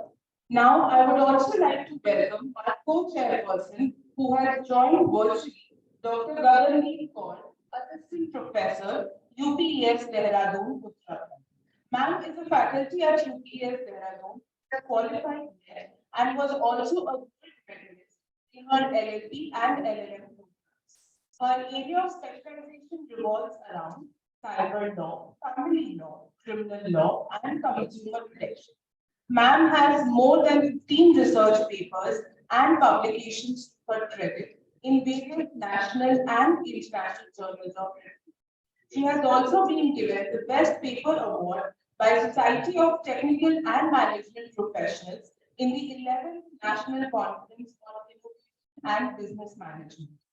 She has to her credit a book on jurisprudence in e-commerce and consumer protection in India, rights of online consumers in online shopping. Ma'am has also presented various papers in national seminars and national and international conferences of review on various social, legal, and economic concerns. Ma'am, we welcome you to our seminar. I really wish that next time you'll be here with us in the physical mode so that we can also welcome you with a sapling here. But definitely the next time that you are going to visit here, we are going to, I hope that you will give us a chance to, to give you hospitality in the campus. Thank you so much, ma'am, for joining. Now, I would like to hand back to our MOC to continue with the program. Thank you.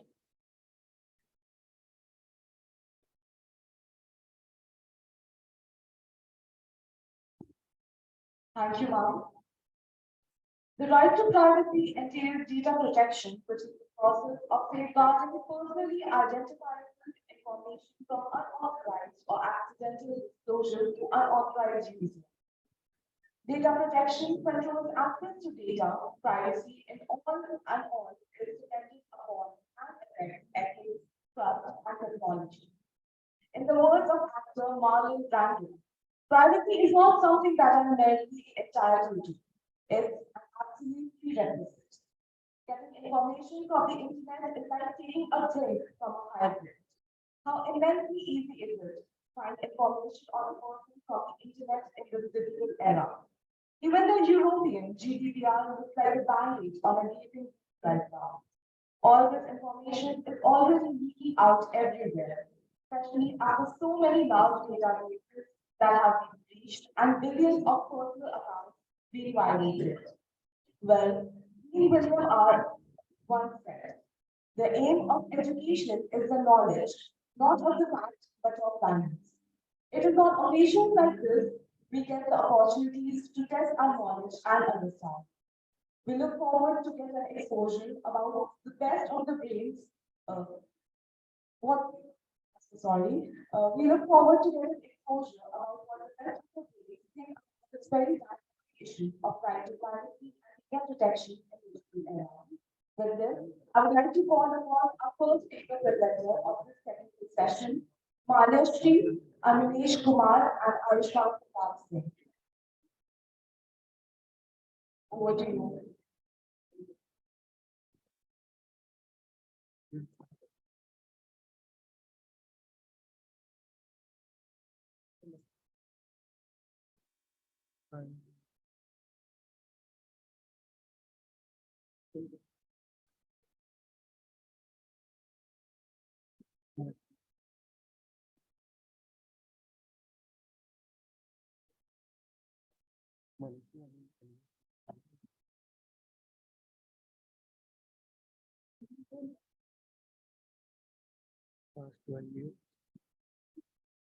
I request Manashri to please unmute herself and start speaking.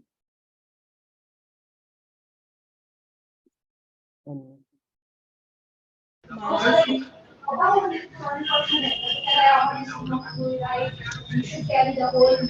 Yes, ma'am.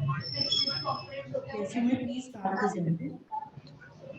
And switch on your camera.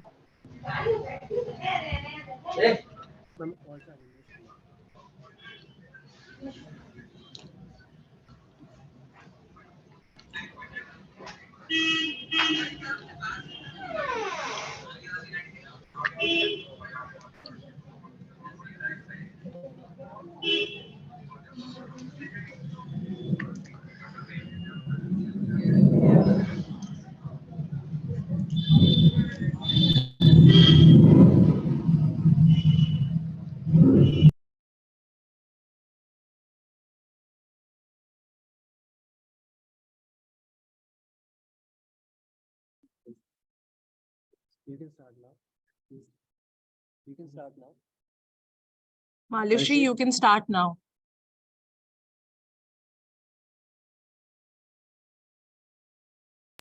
Yes, ma'am.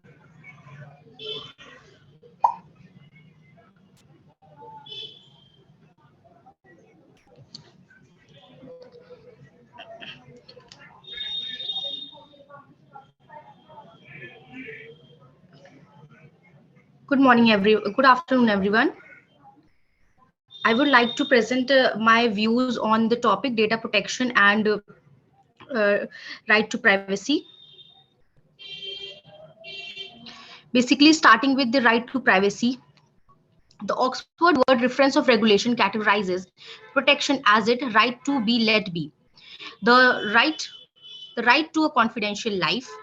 Following this definition, we can say that the right to protection is the option to keep our own data hidden. Individual data can be incorporated electronic correspondences, sexual direction, profident exercises, and even sentiments or acumen. Protection as an idea isn't new. Educated Greece was isolated into polis and echoes, general society or political circle, and the private or familiar circle. Nonetheless, the right to private security is something more current in nature. Albert, the right to protection can incorporate both actual security and protection connected with interchanges. With the approach of papers, TV, and the web, the idea is currently more about enlightening security. From the new Pegasus issue to the Edward Snowden confession, the assault on protection comes through overextending infringement on confidential correspondences. In any case, we cannot fail to remember that the right to protection is significantly more than the perfect to private confidence. In India, different situations where individual can raise worries over protection have been enrolled, and the High Court of the nation has generally declared decisions protecting any infringement of the residents on the whole correct to security. To pursue exhaustively about India and its security concerns, applicants can visit the concerned article. Notwithstanding the shortfall of any devoted article in the Indian Constitution, the High Court of India has broadened the dominant of Article 21 and maintained that the right to protection is this certain right as well. Right to security, Article 21. Article 21 of the Indian Constitution talks about first the right to life, second right to individual freedom.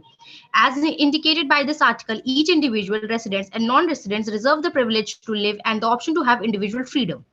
The state can't deny any individual of these two rights besides under methodology as recommended by the Indian Penal Code IPC 1860. Many wards are given information protection guidelines. Odds are considered with at least one these negatively affects your association.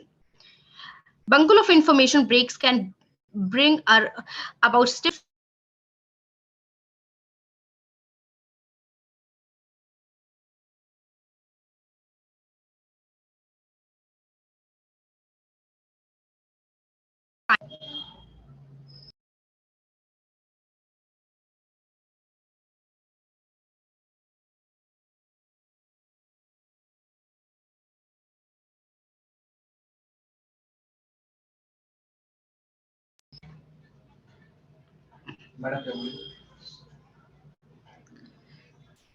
Hello, am I audible to everyone? Yes, Malia. Ma'am, shall I start? Yes, Malia. Just please remember that you have a time limit. Okay, ma'am. Okay. Yeah. Good morning, everyone present here. All I would like to present my viewpoints on the topic right to privacy and data protection in digital era. Starting with right to privacy, the Oxford Word reference of regulation categorizes protection as the right to be let be, the right to a confidential life. Following this definition, we can say that the right to protection is the option to keep our own data hidden. Individual data can incorporate electronic correspondence, sexual direction, profane exercises, and even sentiments or acumen. Protection as an idea isn't new. Educated Greece was isolated into polis and equus, general society or political circle, and the private or familiar circle. Nonetheless, the right to security is now something more current in nature. Albeit the nature of protection can incorporate both actual security and protection connected with interchanges. With the approach of papers, TV, and the web, the idea is currently more about enlightening security. For the new Pegasus issue to the Edwin Snowden's confession, the assault on protection comes through overextending infringement or confidential correspondences. In any case, we should not fail to remember that the right to protection is significantly more than the perfect to private correspondence. In India, different situations where individuals have raised worries over protection have been enrolled, and the High Court of the nation has genuinely declared decisions protesting any infringement of the residents on the whole correct to security. To pursue exhaustively about India and its security concerns, applicants can visit the concerned article. Notwithstanding the shortfall of any devoted article in the Indian Constitution, the High Court of India has broadened the domain of Article 21 and maintained that the right to protection is a central right as well. Right to security, Article 21. Article 21 of the Indian Constitution talks about right to life. Secondly, right to individual freedom. As indicated by this article, each individual, residents and non-resident reserve the privilege to live and the option to have the individual freedom. The state can't deny any individual of these two rights beside under methodology as recommended by the Indian Penal Code IPC 1860. More wards are given information protection guidelines. Odds are consistent with at least one of these negatively affects your association. Bumble of information breaks can bring about stiff fines, sanctions, and obviously reputational harm. These are impractical choices of your business. Thank you.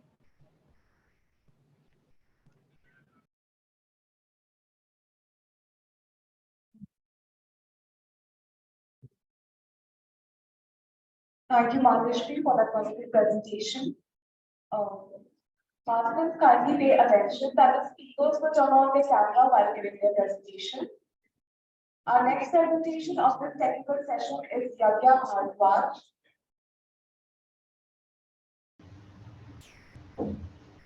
Our next presenter of the session is Ms. Nagya Bharadwaj, and post that in front of Utkarsh Tripathi, so please be ready. Good morning, everyone. May I start the presentation now? Yes, please. Okay. Good morning, everyone. My name is Yagya, and the topic for my presentation is state surveillance as a threat to right to privacy in cyberspace. So when we talk about state surveillance, it is the surveillance of the masses by the government of a state in order to gather information on them with the objective of maintaining the safety and security of the state. Governments intrude into the private lives of people for surveillance, making the masses subject to being monitored. The infringement of privacy faced by the individuals with time and evolution of and expansion of the internet has also seeped into the cyberspace as well. Naturally, the invasion of privacy, whether it is done in the physical form or in the communication surveillance method, poses a threat to an individual's right to privacy. However, at the same time, state surveillance has proved to be an effective method for countering terrorism and other criminal activities. So my paper delves into the discussion on the interplay of state surveillance and the right to privacy in the digital age, and how there is a need to find a balance between the two for the rise in threats to peace and security that find their way through the cyberspace requires that strict and necessary measures be taken to counter them. Now, when we talk about the definition of state surveillance, it can be understood as the careful watching of a person or a place, generally by the police or the army, when it is expected that the person is involved or is going to be involved in some criminal activity, or such activity is going to take place in that place. It has become an integral part of government strategies now. While some states have taken an authoritarian approach to it, others have been relatively liberal, but for whatever purpose, national security, tackling crimes, or political subservience, the scope of surveillance by government has widened, and questions are constantly raised about its need and its impact on the liberal privacy of citizens. So, of course, it can be argued that national interest comes before individual interest, but its extent varies and the purpose behind surveillance is subjective. In the modern world that relies heavily on technology, we have created a space for surveillance to be done through communications network. Now, coming to right to privacy, privacy is one of the most basic elements of a dignified life of an individual. The right to privacy has been recognized by international community as well as in under Article 12 of the Universal Declaration of Human Rights and under Article 17 of the ICCPR, that is the International Covenant on Civil and Political Rights. It is notable that the UDHR is not a binding document, and the ICCPR is when it comes to the state that have ratified the covenant. The article emphasizes on the words arbitrary and unlawful when it says that no one shall be subjected to arbitrary or unlawful interference with their privacy, family, home, or correspondence, nor to unlawful attacks on their home and reputation. So it means that any and all interference with one's privacy has to be in accordance with the procedure of law and not in any arbitrary or authoritarian manner. So we can come to the right to privacy in cyberspace. So as we know, with a sea of information available in cyberspace, a maze of entertainment on our fingertips, the digital world has seeped into the physical one and emerged as a completely new world. The right to privacy in digital age inherently means that privacy of individuals has to be respected in cyberspace as well and must not be interfered with without proper procedure and authority. Without such concept and commitment, privacy cannot be maintained holistically, and there would be no actual privacy of those individuals who engage in the cyberspace. So in case Puttaswamy case, it was recognized that the right to have control over personal data will also include the right to control its existence on the internet, which is very important when we talk about the right to privacy in cyberspace. With regard to the constitutionality of Aadhaar Act, it was observed that Aadhaar Act did not meet the requirement of necessity and proportionality, and that the legitimate aim of the state could be fulfilled by adopting less intrusive measures to as opposed to the mandatory enforcement of the Aadhaar scheme. Now coming to the Digital Data Protection Bill of 2022. After the withdrawal of the Data Protection Bill of 2019, the Union government released a revised bill, which is a legislation that frames out the rights and duties of the citizens on one hand, and the obligations to use collected data lawfully of the data fiduciary on the other hand. So sorry to interrupt, but you've already explained that. Okay, I'll just conclude then. Yes. Yes. So this bill, on one hand, empowers the central government to exempt processing by government agencies from all or any provisions of the Act in the interest of aims such as security of the state and maintenance of public order. Now, when we look at it, we realize that it is clear that this Act is meant to work in a very different way than what it actually says, because some principles that it says has to be followed do not really have to be followed when it is for national security or for maintenance of public order. Coming to the conclusion, before I conclude, there are certain international principles on the application of human rights to communication surveillance, which are to be followed when. I'm so Yes. sorry to interrupt again, but it's just that we are on the time limit. Okay. Yeah, sure.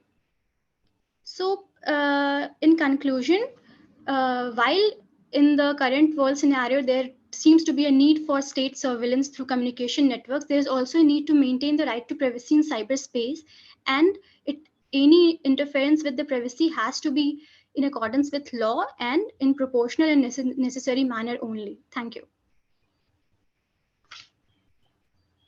Thank you, Ms. Divya, for that wonderful presentation.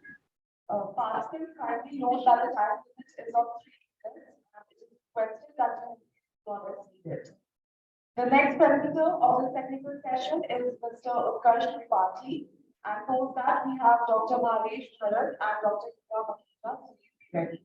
Utkarsh Tripathi, over to you.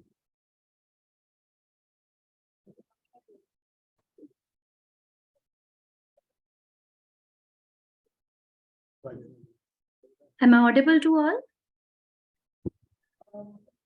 Dr. Hina Makhija, we Yes, have ma'am. Mr. Utkarsh Tripathi who is going to give this presentation, and post that we have him. Okay, so ma'am, can I start the session?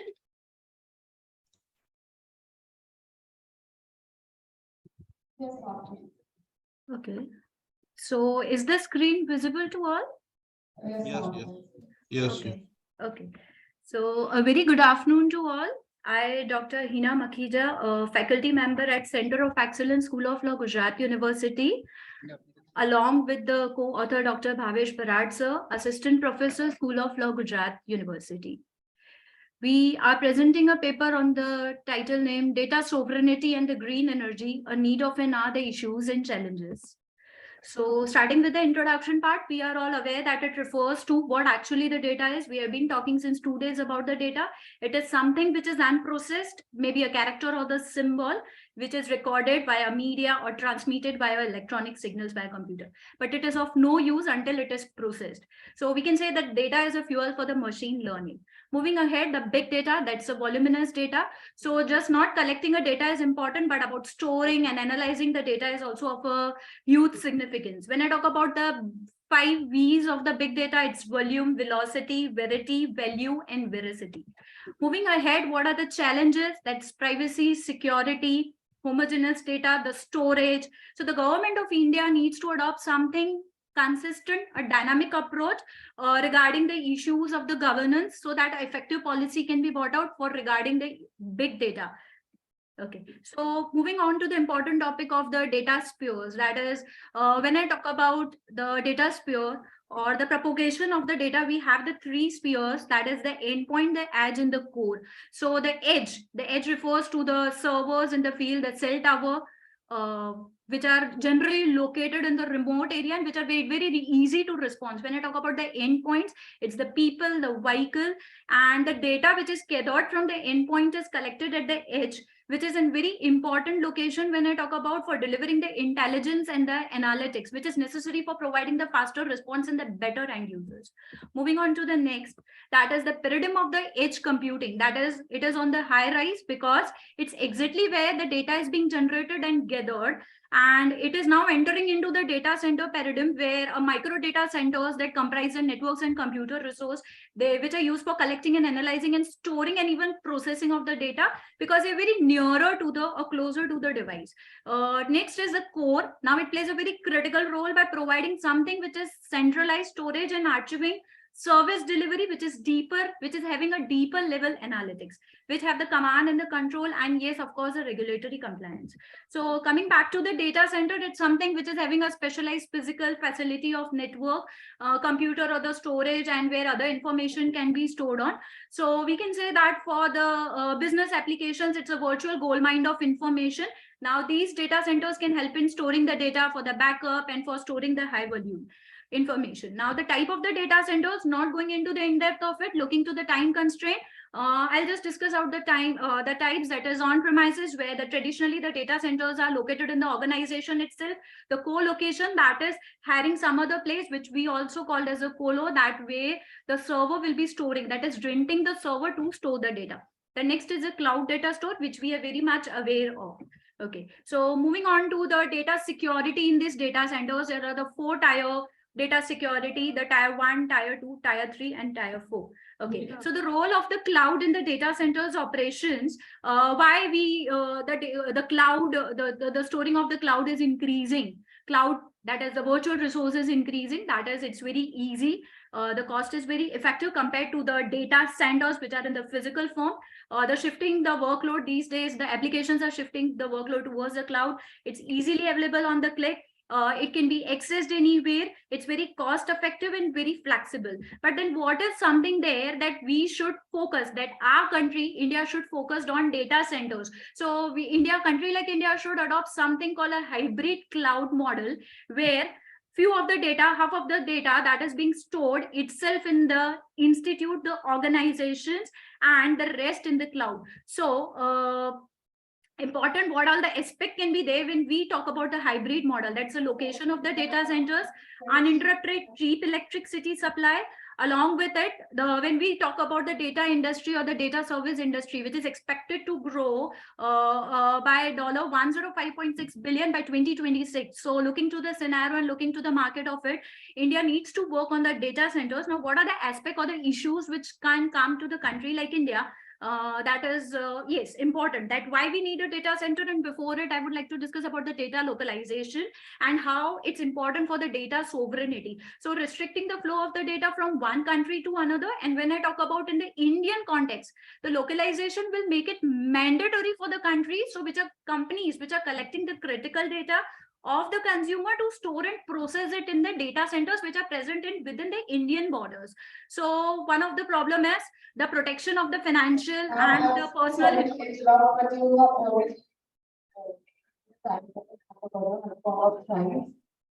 Okay, so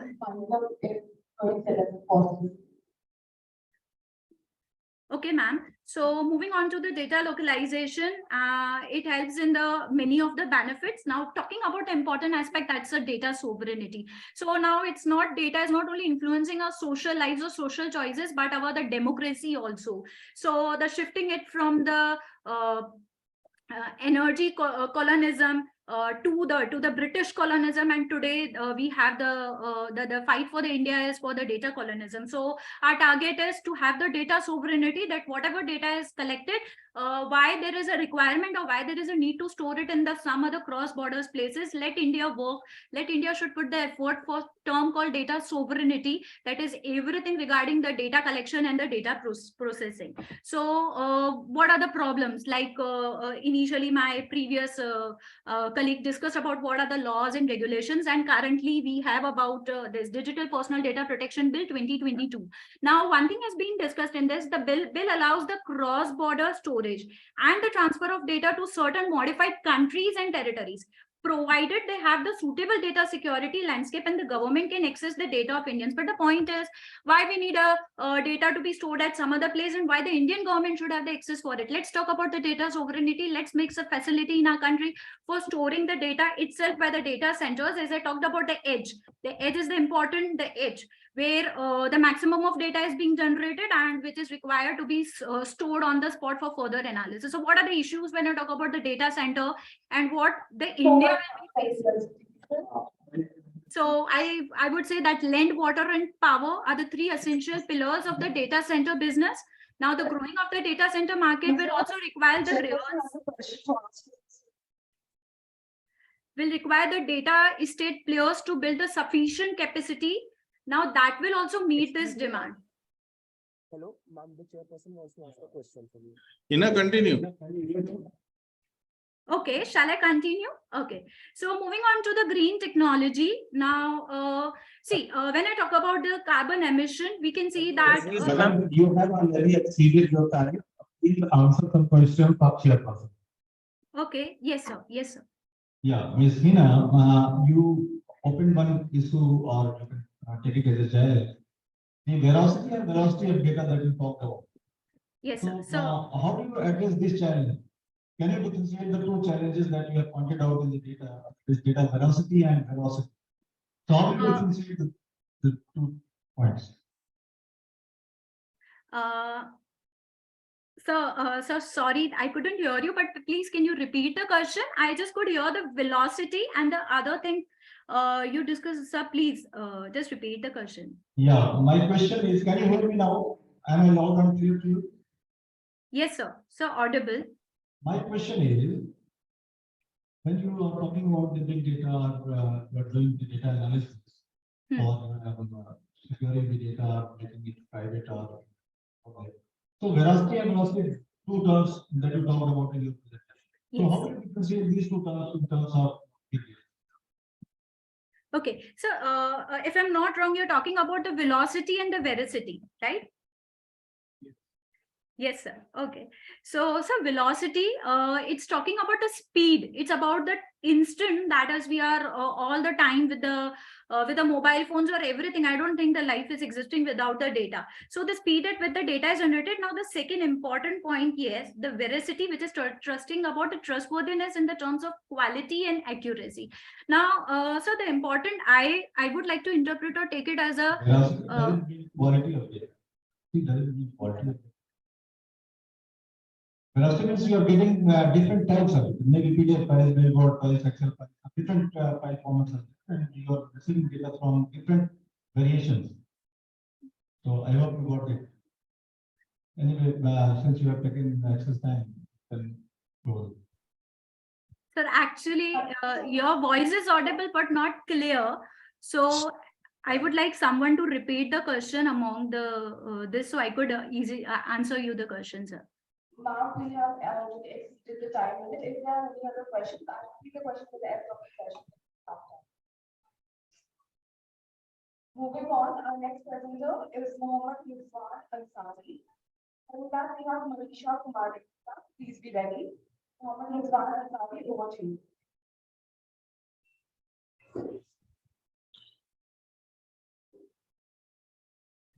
We can not hear properly.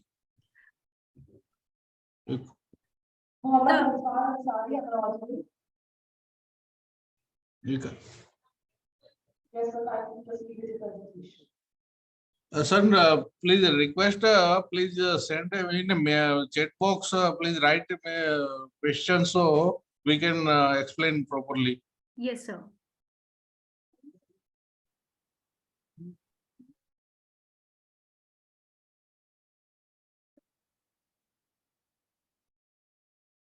So we put up the question.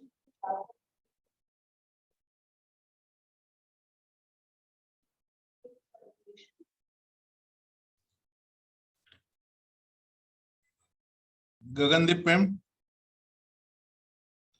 Yes, sir. Ma'am, we can't heard any voice clear. So if any question is there, please send in chat box so we can clarify it easily. sir. I feel we will ask the questions and question answers session would be in the end. So Okay. I am not interrupting the candidates in. No, it's okay. It's okay, but someone asked from the organizer committee point of view. So they are asking some value velocity or something, but we. Question is asked to Dr. Hina Makhija that. Yeah. Yes, we both are. That she has discussed about 5 V's of big data, and the first is volume velocity. So the question was on how do you connect it with your topic, and further I was having another question that how are you connecting it with green energy? Yes. That's quite interesting. So we wanted to know it more. Ina, go ahead, complete your presentation first, and then ma'am will ask. Yes, ma'am. Sure. Yeah, sure. you have taken a lot of time, so you have exceeded your time. So I can just take a minute from the, if authorities permit, to just come out with a conclusion, because I'm very excited to share the conclusion part, if everyone permits, or at the end is, as everyone say. Dr. Hina Makhija, the chairperson, sir, has agreed to give you 30 seconds only to please conclude your presentation. Okay, 30 so seconds and then we move ahead. yes. So I won't be sharing the presentation. The target here is just that India needs to work on the data to bring out the sovereignty. That is by coming to the hybrid model, building the data centers. Now, what are the issues? The water, the heating, the electricity issues. So the target is that along with the regulations, we are seeing that a bill 2022 even also has come out with the is in the process and all the things. But when I talk about the solution part, let's work something which is renewable. Let go for something, I would say generation of electricity by using the sunlight. Okay, so I prefer to go for the green hydrogen. Now, the electricity which will be requiring for running of these data centers will be using the hydrogen, that is, which is easily and abundantly available in the atmosphere.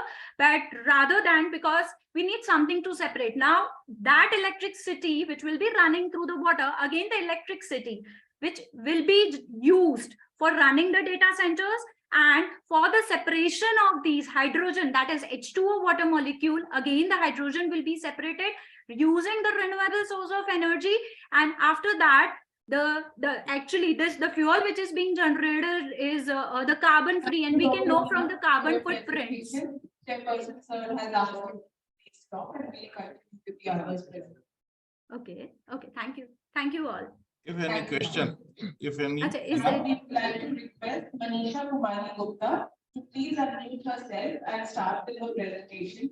Please, it is my request to all the participants to honor the time of 3 minutes, because we have a lot of people lined up and we also have a parliamentary session today. So we want to wrap it up in time. So please, participants, listen to the buzzer and conclude the point. Manisha Kumari Gupta, you can start. Sure, ma'am. Am I audible? Yes, you are. Yes. Thank you so much, ma'am. Good afternoon to everyone present here. I am Manisha Kumari Gupta, and I'll be presenting my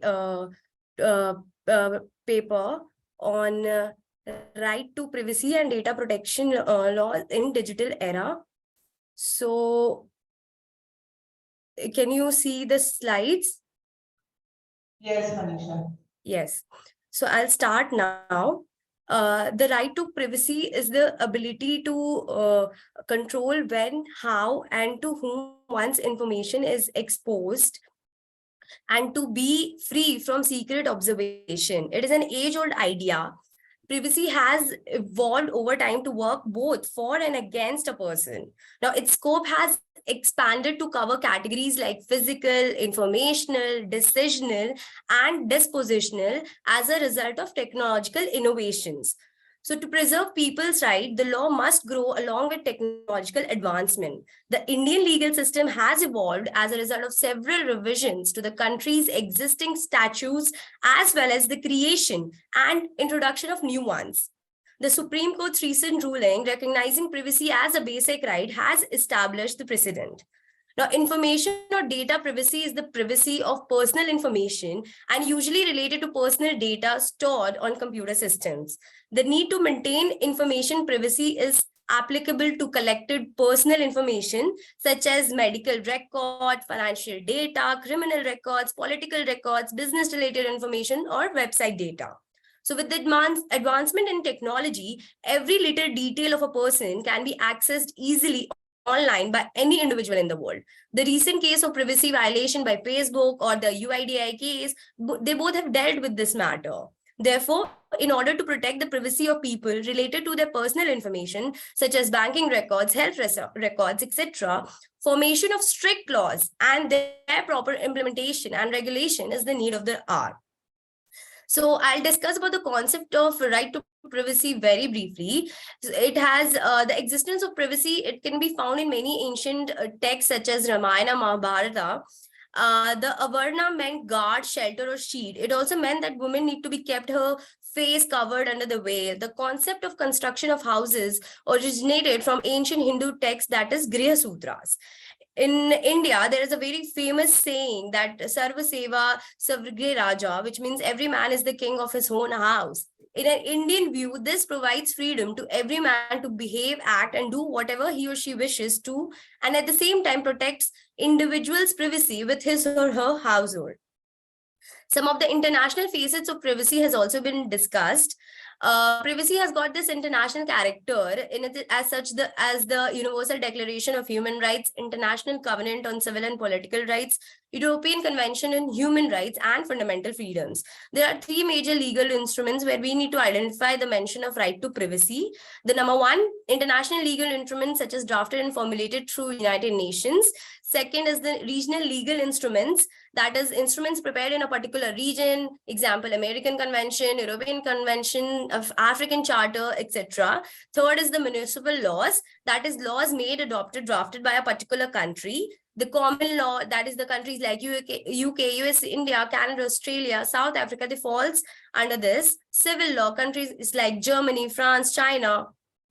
Now, I have also provided an analysis of the legal international instruments, that is Article 12 of the Universal Declaration of Human Rights. They cover a major component of privacy such as family privacy, individual privacy, home, or correspondence privacy, privacy related to honor and reputation. Major emphasis has been given to individual privacy under this article. There is provision of arbitrary interference units. The right to privacy and specific protection has also been given against such attack.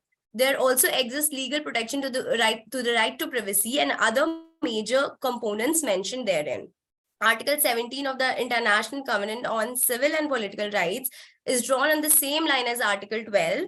The major difference between the two articles is such that it is the addition of the word unlawful Article 17, which has elaborated the scope of Article 17 from Article 12. I'll just go through very briefly. I've also mentioned in my paper the constitutional right to privacy through cases such as KS Puttaswamy versus Union of India, and also the first mention of the right to privacy, which dates back to 1964 in the case of Khadak Singh versus State of UP.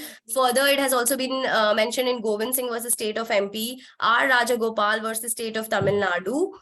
In People's Union for Civil Liberties versus Union of India, it was also held that Article 21 of the Constitution protects the right to life and personal liberty. Yes, ma'am. I would request you to please conclude. Okay, ma'am, sure. So coming to the conclusion, I have also given a comparative study on data protection laws in UK, USA, and India. So both in UK and USA, there is a well-defined set of legal rules to check the threats to data privacy of individuals within their respective jurisdictions, along with extra-territorial jurisdictions over certain matters related to the subject of data privacy. But in India, only recently we have got a new bill such as the Digital Personal Data Protection Bill of 2022. And all along, my recommended approach has been to have a light touch legislation and to allow the Data Protection Board of India, which has been mentioned in this new bill, to build further regulation slowly through delegated legislation. This draft legislation partially follows that approach. While the DPBI does have powers to pass regulations, they relate only to carrying out the provisions of the law. It is actually debatable whether it has powers to pass regulation on matters not mentioned in the law. For example, issues such as data portability, privacy by design, etc., they find no place in the bill. It would have been better for the powers given to the DPPI to have been spelled out in greater detail. The bill also gives the government the power to exempt any of its agencies from any of the provisions of the law. There is no reasonableness or proportionality threshold mentioned in the bill.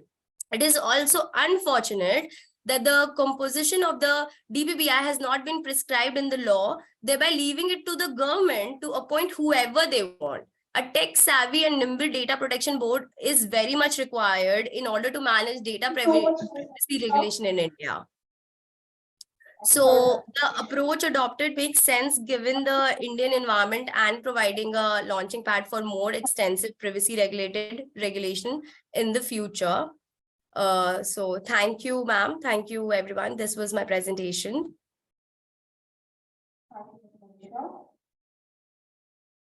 Currently, board was for your presentation and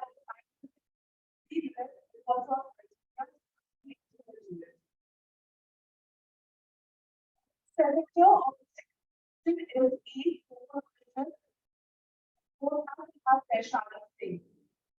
Gopal over to you. I'm not able to get.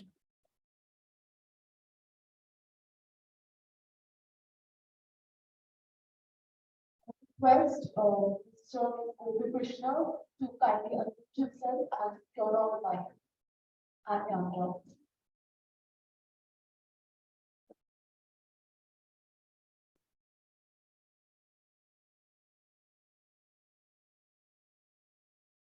Gagandeep ma'am, is it done? I'm not able to hear clearly at all. There are some audio issues, so no problem. Manisha, you have presented your paper, and from the discussion, it's quite good.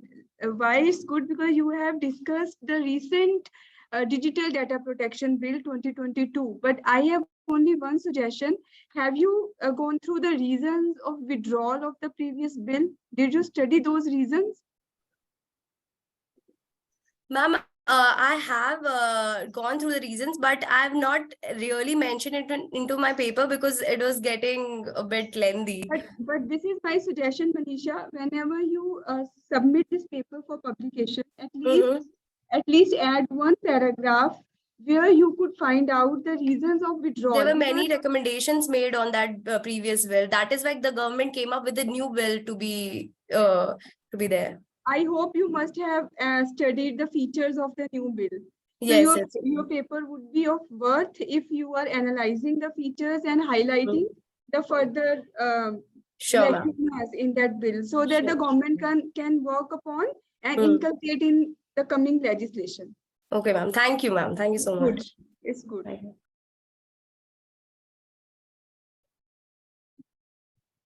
Mr. Gopal Krishnan, are you there with the presentation? Kindly unmute yourself, so you might start.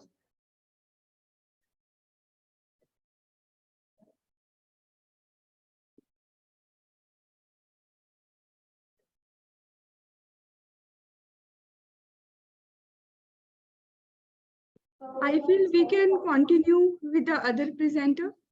If they are, we can continue. Yes, ma'am. We move on to the next presenter, Ms. Vaishali Singh. Ma'am, please start with the presentation.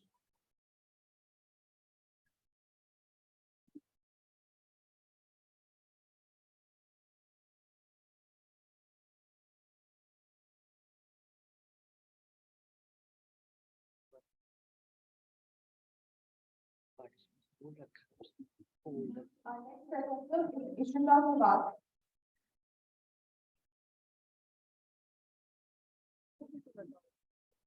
Ms. Ishita Kumar.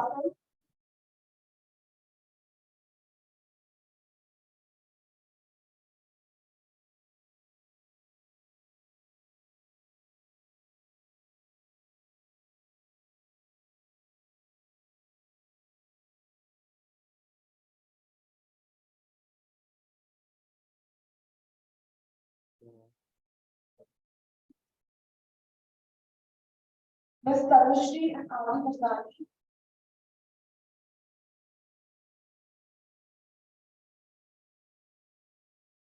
Can we start?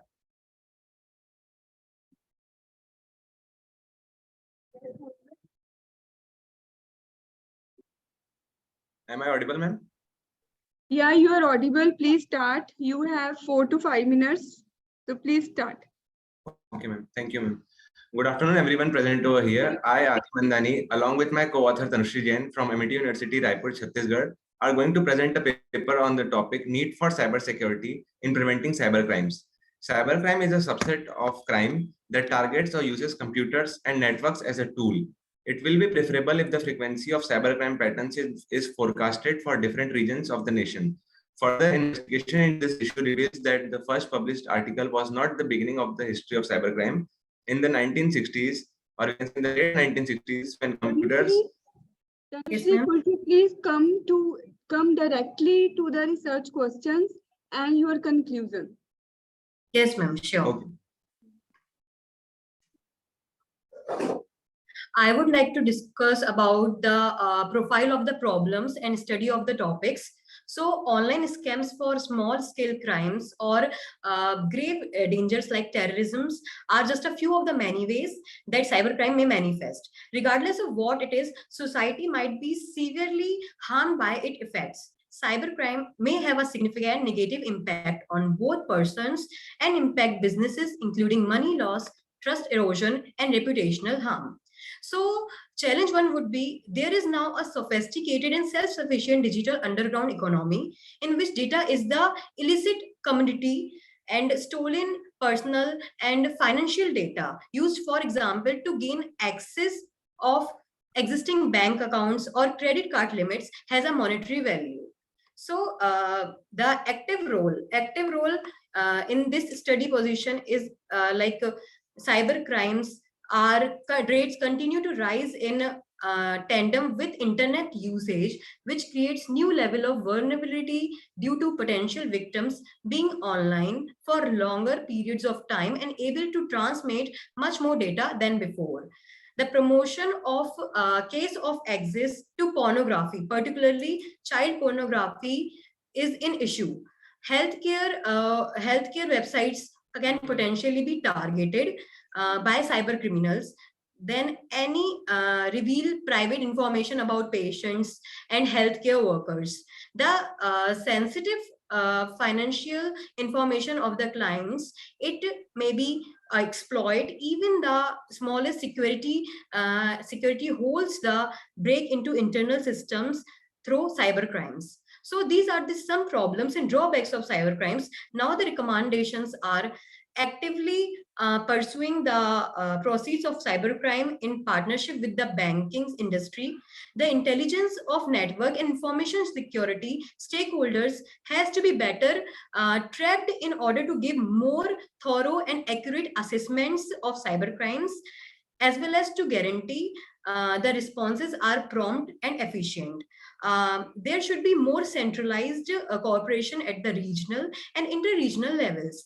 A global cyber law ought to be put into effect and develop strategies for effectively educating people in our society about the risk posed by cybercrimes. The awareness is very important. In this research, because whatever you have discussed right now is about cybercrime, cybersecurity issues. Have you discussed laws? Yes, ma'am. What are those laws that you discussed in your paper? Ma'am, we have discussed about the IT Act and chapterization. Which particular section of the IT Act deals with your paper? How many sections you have discussed? Ma'am, we have discussed a chapter. Actually, we have discussed the chapters of the IT Acts. For example, chapter 4, which gives out the plan for regulating certifying authorities.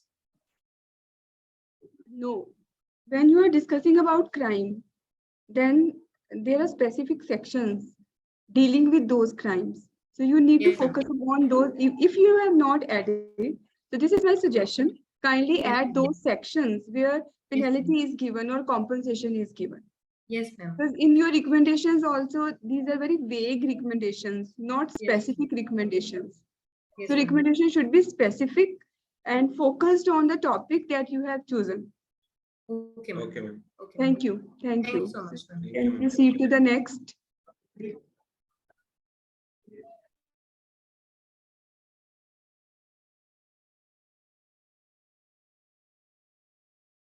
Thank you for the presentation. Next, we have A. Gokul Krishnan. So are you ready for the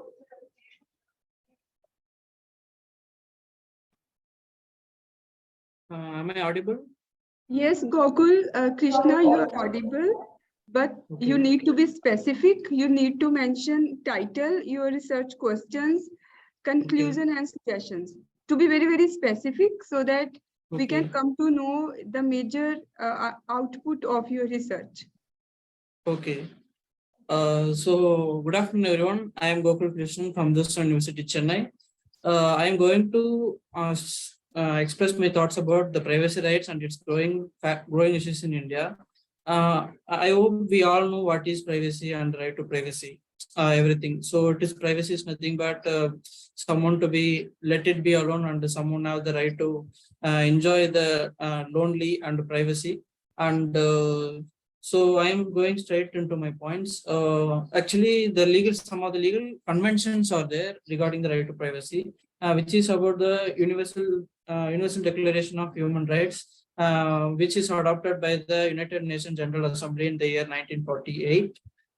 So in which the Article 12 states about the privacy in a general sense, and in respect to the International Covenant of Civil and Political Rights, the ICCPR, also discussed about the right to privacy, which came into force on the 23rd March 1976. And the Article 17 of the ICCPR states about the right to privacy.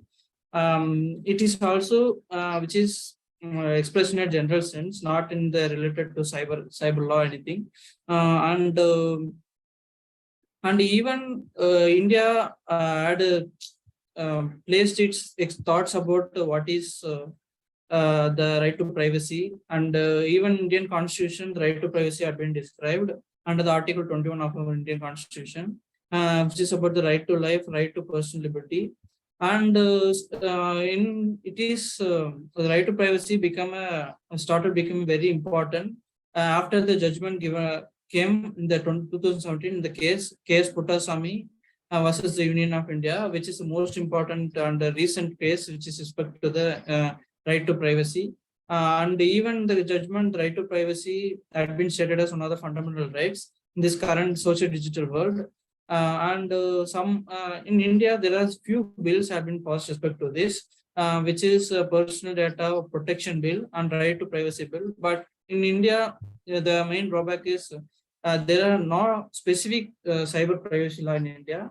So it is very important to enact it. And my question is, so anyway, the cyber crimes and the cyber issues and the data breach and the privacy breach is happening in our country to each and every individual.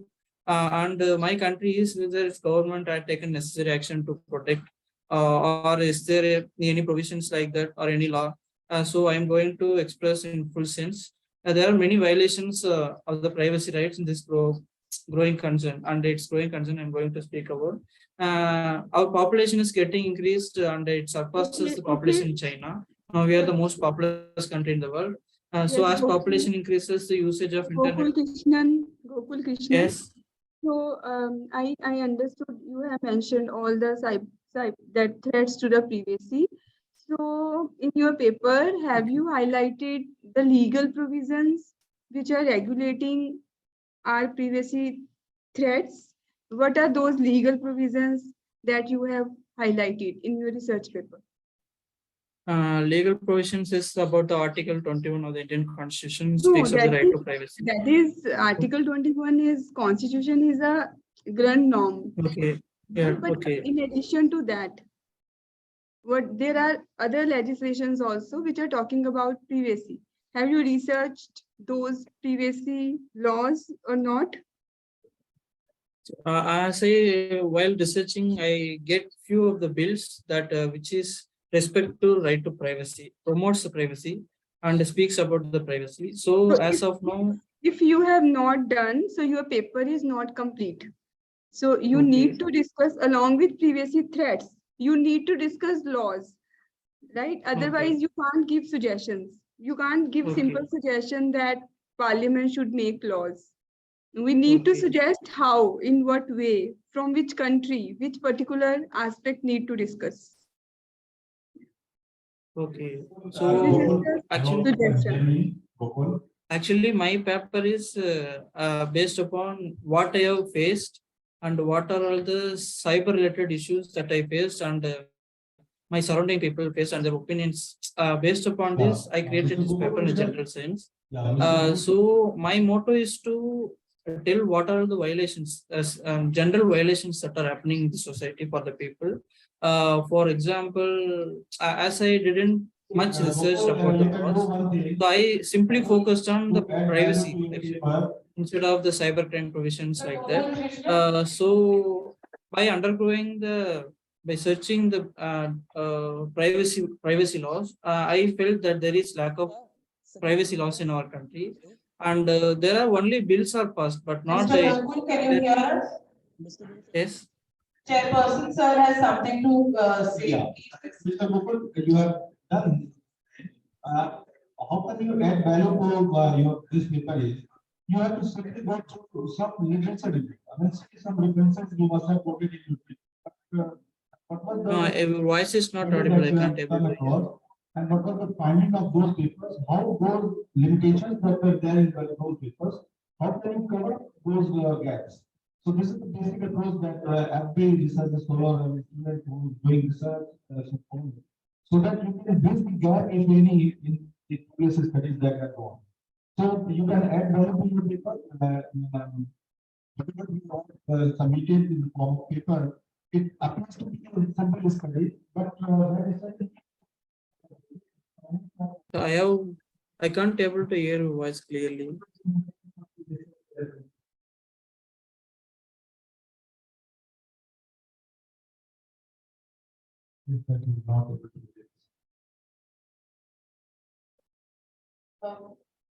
Mr. Gokul, were you able to hear, sir? Were you able to hear whatever sir was saying? Audible? Voice is not clear. Gagandeep ma'am, can you please what they are telling actually? I can't able to hear. Gokul, they are suggesting you how to improve your paper. So all these suggestions you need to inculcate, right? And they are just saying you to conclude and improve your paper. Okay, yeah. Mr. Gokul, am I audible now? Okay. Thank Am I you. audible? Yeah. Yes, Not sir was much. only trying to say that your paper was good, but what you can do is you can work a little more upon your literature review. Okay. Senses that you have worked, used, you can work a little more upon that. That is what sir was saying.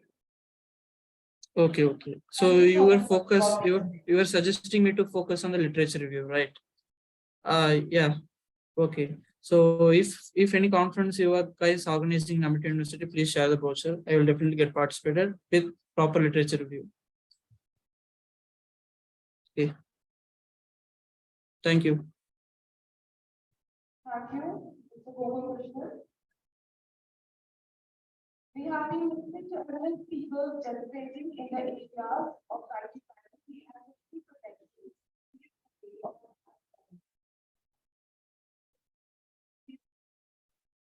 That's what we should adopt privacy issue. Now, call upon artificial the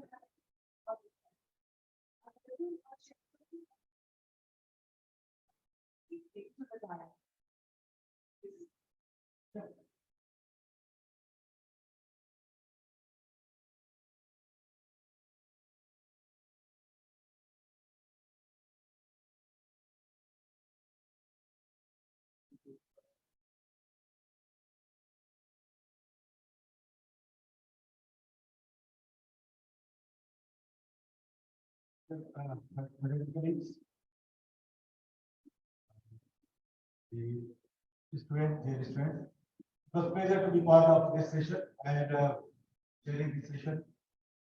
Now, since this is the last session, I would like to have some findings from the student if you are able to catch up some of the gaps that you have identified that is supposed to be ending from the seminar. So privacy and protection, two things is the theme of the seminar, right to privacy and data protection. So I know most of you are clear that what is right to privacy and what is data protection at least. So if I elaborate, I hope that you are clear. Now, privacy is being for example, if we talk in terms of data, some data is money meant for you to go through. Some data needs to update. You have the permission to add, not to remove. But some authority to update also to remove also. So what we call it like that, maybe. So some authorities have the data which can be read only. Some have the data you can write also, but not delete. But some authorities have the data of all the releases. So the privacy part is there. Now question comes, what is it? Because your theme of the seminar was privacy. So when we talk about protection of data, the way the technology and the tools, the different ways of capturing the information from different ways. Now, challenges of law are there in different domains.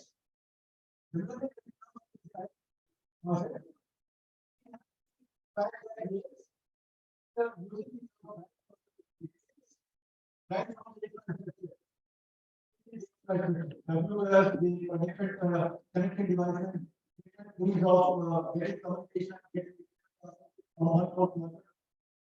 so first thing is infrastructure. So security has to maintain the infrastructure.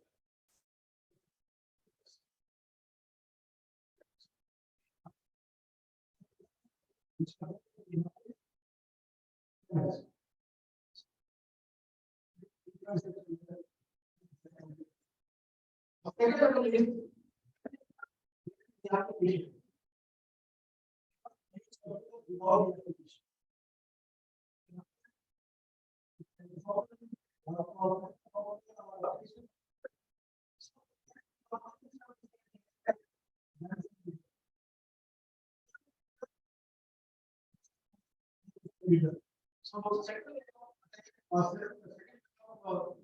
second is there at least the data can be you often when you try to detect where was the person who got the information he was in the company. So when suppose you have detected the data in the infrastructure, so at the application level also the software level here and one of the side is not city or city then the network comes into picture.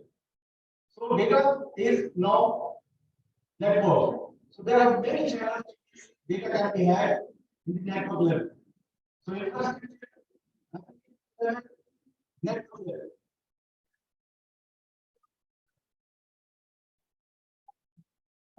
Big data that we talk about.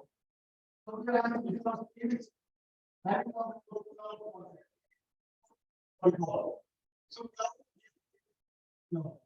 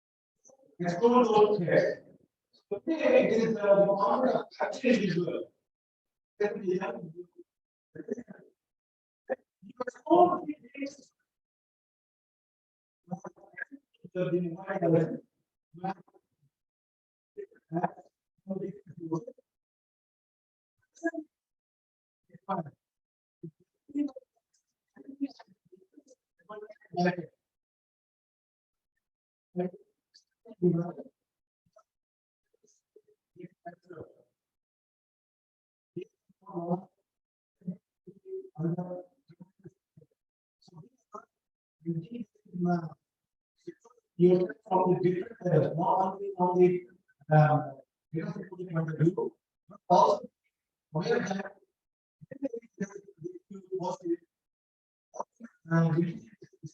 from that not locally back. So I hope you have enjoyed all the sessions of the next with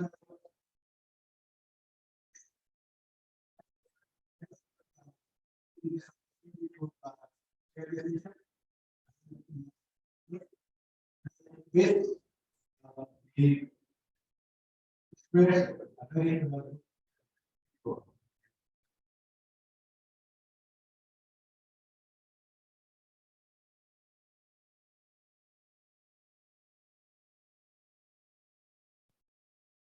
Thank you, sir, for your enlightening words.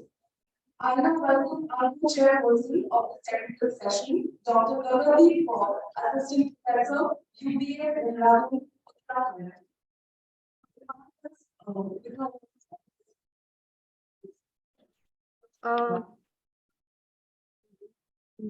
Should I, so it's not clearly audible. Would you please repeat?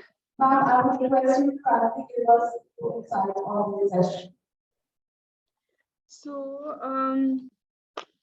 first of all, I would like to congratulate Amity University for conducting a seminar on such a nice topic that is nowadays in trend. And all the papers that were presented, they were touching upon the recent issues. On few papers, I could not give my suggestions, like the first paper. That am I audible clearly? Yes, ma'am, you are. Yeah, so the first paper which was presented by Malia Shri, I have only one suggestion, that she discussed all the perspectives on privacy, but she did not mention the legal point in her paper. And the second paper, that was by Yagya Bhadwaj, that was on state surveillance and right to privacy.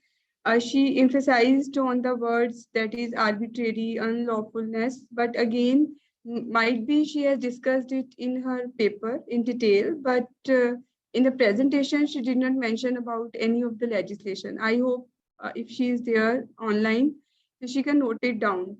And in the other presenters, Dr. Hina Makhija, Manisha, Tanushri Jain, and Gokul Krishnan. So I have given them the suggestions simultaneously, and I hope they will inculcate these suggestions. And I'm seriously, genuinely thankful to Professor Jayaprakash Yadavji and Rajiv Sarji for this invitation. And I hope all these papers would be converted into conference, so that the scholars would get the benefit out of it. Thank you. Thank you so much, ma'am. I request Dr. Rajiv Kumar Singh, faculty convener of the National Seminar, to kindly present the commentary topic of the strategy to our chairperson of this session.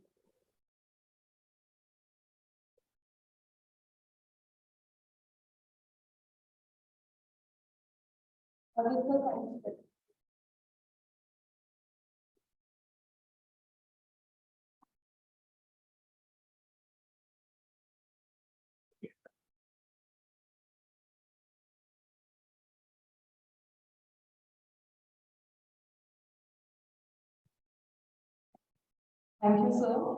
I now invite Dr. Rajiv Kumar Singh, faculty convener of this national seminar, to extend the vote of thanks. Over to you, sir.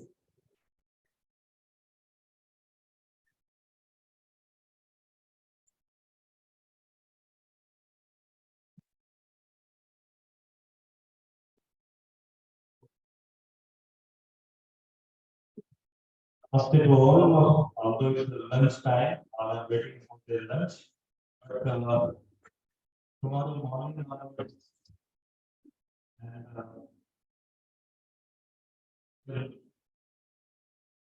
you too. This system I think you must have some good memories of this two generation of the now. About the mind disturbing status of the too much papers, too much papers, too diverse area, and much more deliberations. And I have promised in the concept also the future also that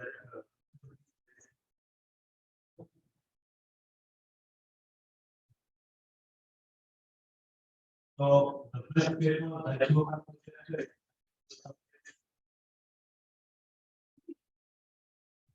is the coming book that I read.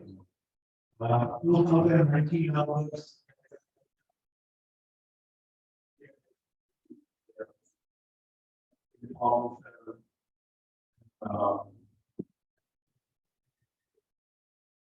Other different kind of the GP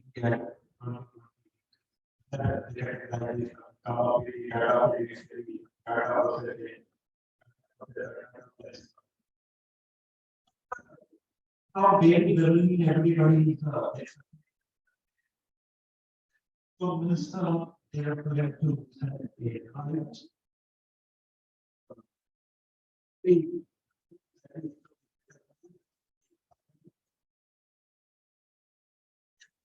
for the reach of that is required.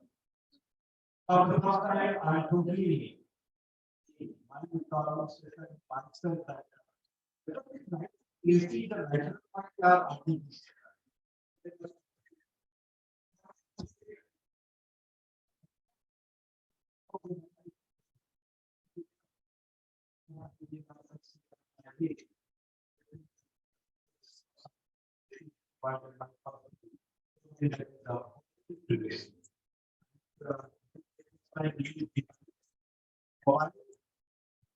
here, then I think that is other type of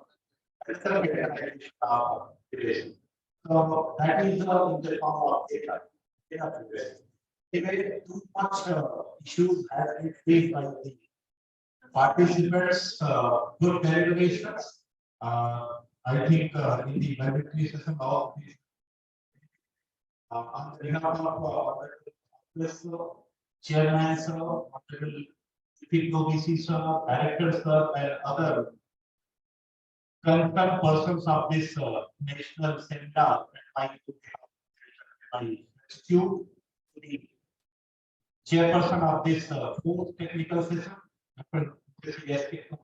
S.K. Singh, sir, who is the department.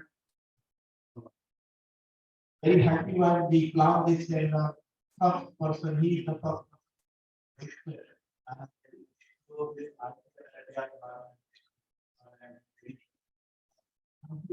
This very all his session. So thank you very much, sir. And I'm very grateful to our crew.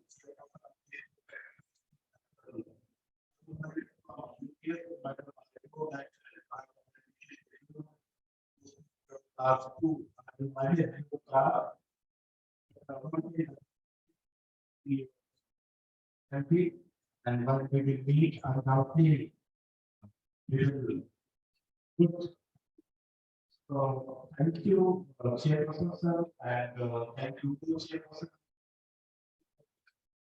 Please respect for the lunch. Thank you very much.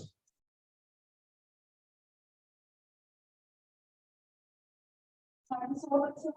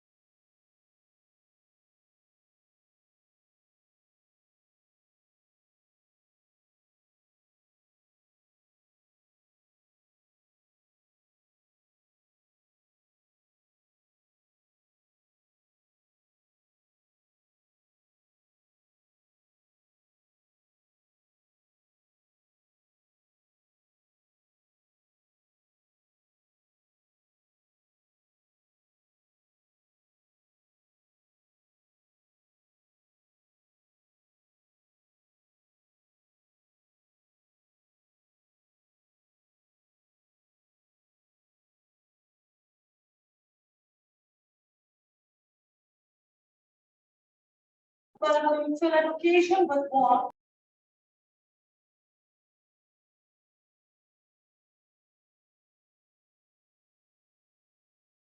To deliver the work.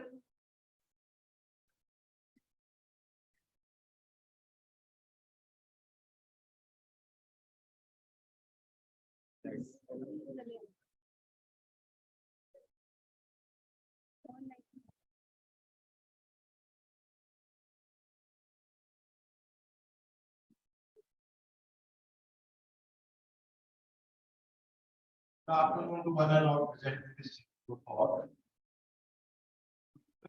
I would like to welcome on behalf of the laws Amity University of Lucknow, and entire universe to our honorable chief guest, Devi Prasad, former judicial Allahabad, former justice Allahabad High Court, in the valedictory session of the national seminar on the topic right to privacy and data protection in digital era issues and challenges. A hearty welcome to you, sir.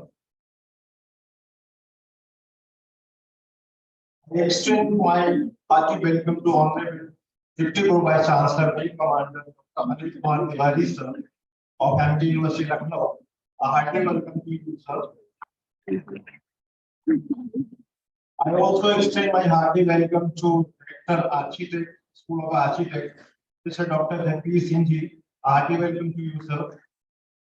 I also extend to the Deputy Director Admin, Shri R.K. Saxena ji, a hearty welcome to you, sir. I also hearty welcome to all the delegates and participants who present the paper in all the technical session. And certainly it was a very encouraging experience since yesterday. And today you are waiting for the best papers award in this session that also will happen in next few hours. So with this, once again, I welcome to all the dignitaries in this valedictory session. Thank you very much.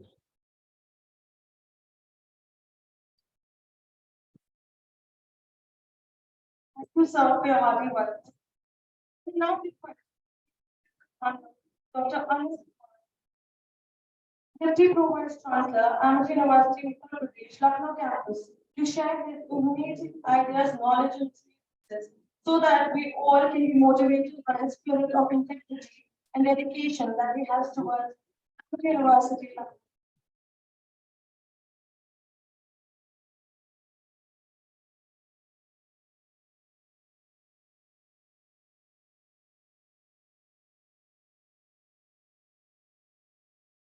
Our most respected chief guest, Honorable Justice Devi Prasad Singh Ji, Director Law, Professor Yadav,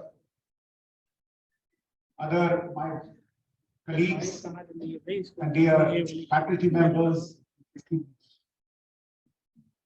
Indeed, a matter of honor for me to be welcoming Devi Prasad Singh Ji on this valedictory session. Sir, I extend our indebtedness and gratitude for you sparing your valuable time and being here to address our students. This welcome is also from the founder president, Dr. Ashok K. Chauhan, who has made these kind of events possible. We are also extending this on behalf of our honorable chairman, Lucknow campus, Dr. Asim Chauhan, who's our guiding light in all such intellectual activities. A warm welcome to you also on behalf of our honorable vice chancellor, Professor Dr. Parvinder Shukla, great administrator and great academic personality. So over the last 2 days, we have had a deep deliberation on the topic of right to privacy, data protection in digital era. As we are all aware that with modernization, a lot of presence has come on the cyber world. Almost all of us have some or the other kind of a cyber presence. We put our data, our biometric data, our other details, our health data on the internet. And this is available to those who can reach it. Hence, there is a great requirement to ensure that the laws related to data privacy are discussed, the issue is discussed, and solutions are found. Because technology is changing at a tremendous pace, and it can outpace any kind of legal framework. So in order to build a strong law to safeguard the interest of a society, it's important to have an intellectual debate. And this kind of conference symposiums provide that kind of atmosphere where these things can be agreed upon, debated, and a lot more. But what do you learn from the presence of learned Justice Devi Prasad Singh Ji? It's the fundamental from which all these postulates grow. The fundamental of how morality is addressed, how the question of a legal framework, issues such as privacy is addressed, and how law puts upon it right from the ancient ages. Indeed, indebted to you, sir, for having your presence here to speak on this topic. And I'm certain that students and faculties will deeply cherish your words of. Thank you everyone for organizing this wonderful program.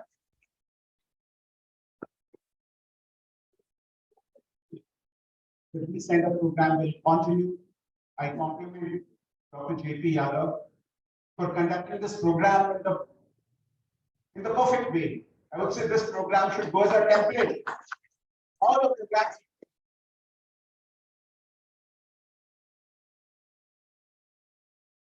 Right from the day one, when we thought of the book of abstract, we thought of the guest list, we thought of the presence of the student, it's been marvelous. So my compliments to the entire team for doing a wonderful job and continue to do this job henceforth as well and bring glory to Amity University Lucknow campus and to yours. Thank you.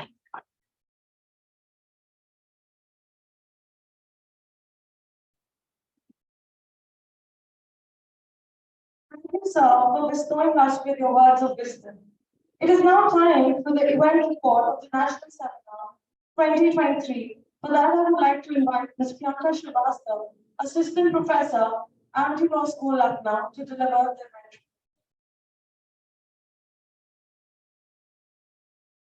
Thank you, ma'am. Very good afternoon to all the dignitaries, faculty colleagues, participants, and students. I, Priyanka Srivastava, Professor, Amity Law School, Lucknow campus, take this opportunity to present the National Seminar Event Report. James Penny said, and I quote, "In digital era, privacy must be a priority. Privacy is not an option and it shouldn't be the price we accept for just getting on the internet." With these words, to begin with the event report, over the past 2 days, we have all witnessed a galaxy of experts, academicians, research scholars, and students who discussed and deliberated various principles and issues related to the relevant and contemporary topic. Amity Law School, Amity University, Uttar Pradesh, Lucknow campus organized a 2-day national seminar 16th and 17th February 2023 on the topic right to privacy and data protection in digital era issues and challenges. The inaugural ceremony was set in motion with the welcome address by the Master of Ceremonies, Anupriya Yadav, Assistant Professor, Amity Law School, Lucknow campus, followed with the lighting of the lamp and participation of the guests by Honorable Wing Commander Anu Kumar Tiwari, sir, Deputy Pro Vice Chancellor, Amity University, Uttar Pradesh, Lucknow campus. The seminars were unveiled, sparking a wave of enthusiasm in all the delegates and the respective dignitaries who were present. Professor Dr. J.P. Yadav, sir, Director, Amity Law School, welcomed the dignitaries and participants and gave the welcome address with his substantial thoughts on how all human beings are now living 2 lives, one which is a reality and the second one which is through our digital and electronic devices. The theme address was delivered by Professor Dr. Preeti Saxena, Director, CPGLS, former Head and Dean, DHR, Babasaheb Bhimrao Ambedkar University, Lucknow, traced back to the historical development of privacy laws from the Greek, Latin, and English laws. Ma'am included that the right to be left alone is also a part of right to privacy, and also focused on the International Covenant of Civil and Political Rights, UDHR, etc. Our guest of honor, Professor Dr. Trivedi Singh Sir, IPS, FP, Cybercrime Lucknow, also known as the cybercrime of the country, enlightened the gathering with the understanding of the terminologies of artificial intelligence, spoofing, synthetic videos and photographs, and also share real-life professional experiences of his own career.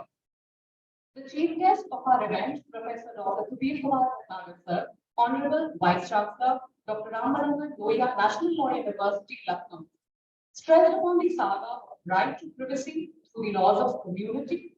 He further stated the social contract theory given by John Locke and Hobbes, and he explained how in today's era one cannot barter his happiness for the mere perusal of right to privacy.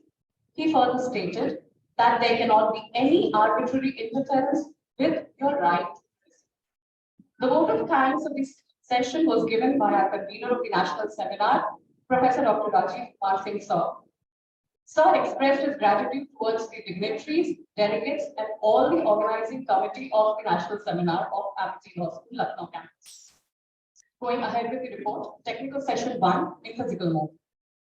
The first technical session of the Amity National Seminar on Right to Privacy and Data Protection began on 16th of February in physical mode, which was graced by the presence of Professor Dr. Preeti Mishra, Dean, School of Legal Studies, Babasaheb Bhimrao Ambedkar University, Lucknow, and Dr. Alok Kumar Yadav, Associate Professor, Faculty of Law, University of Lucknow.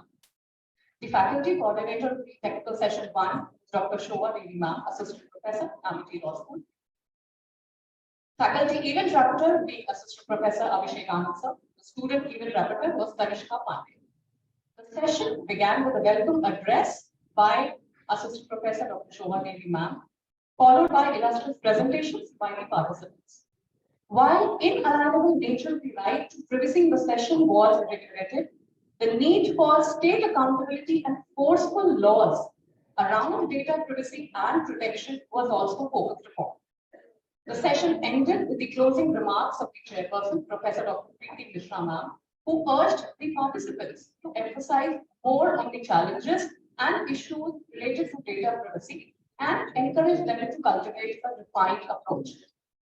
The co-chairperson, Dr. Anup Kumar Yadav, specified that because of absence of any substantial legislation and data privacy being a staggering challenge for the government, Sir also appreciated the management of this national level event in Hyderabad. Moving ahead, technical session 2. The second technical session took place on 16th of February 2023 at 3 p.m., which was graced by the august presence of Professor Dr. Mohammad Asad Malik Sir, Jamia Millia Islamia University, New Delhi, and Professor Aparna Singh Ma'am, RMLU, Lucknow. The faculty coordinator for the technical session 2 was Ms. Jyotsna Singh, Assistant Professor, Amity Law School. Faculty event rapporteur was Ayush Saran Sir, Assistant Professor, Amity Law School, and student event rapporteur was Nandita. This technical session began with a welcome address by Jyotsna Singh and followed by presentations by various participants. Various provisions of the Constitution and legislation in relevance to the right to privacy were highlighted. The historical jurisprudential aspect of culture's relationship with right to privacy was mapped out. The technical session 2 ended with the closing remarks of the chairperson, Professor Dr. Mohammad, who mentioned various landmark judgments on right to privacy and the internet. The co-chairperson, Dr. Aparna Singh Ma'am, highlighted on the challenges that the country can face by the normalization and prominence of the artificial intelligence technology. Ma'am also appreciated the efforts of the participants by giving her valuable inputs. Moving ahead to technical session 3. The third technical session of the National Seminar on Right to Data Protection on 17th February. It started at 10 a.m. and was placed by the presence of the chairperson, Dr. Ashish Singh Sir, Associate Professor at IIFL University, Uttarakhand, and co-chairperson, Dr. Ajay Pradhan Singh, Assistant Professor, Amity Institute of Information Technology, Lucknow campus. The faculty coordinator for this session was Assistant Professor Saxena Ma'am, event rapporteur being Assistant Professor Ms. Malavika Bose Ma'am, Amity Law School, Lucknow campus, and the student event rapporteur was Ms. Nishka Pan. The technical session began with a welcome address by Ms. Judy Saxena Ma'am. The session of this seminar saw the widening of the horizons on a discussion of privacy laws.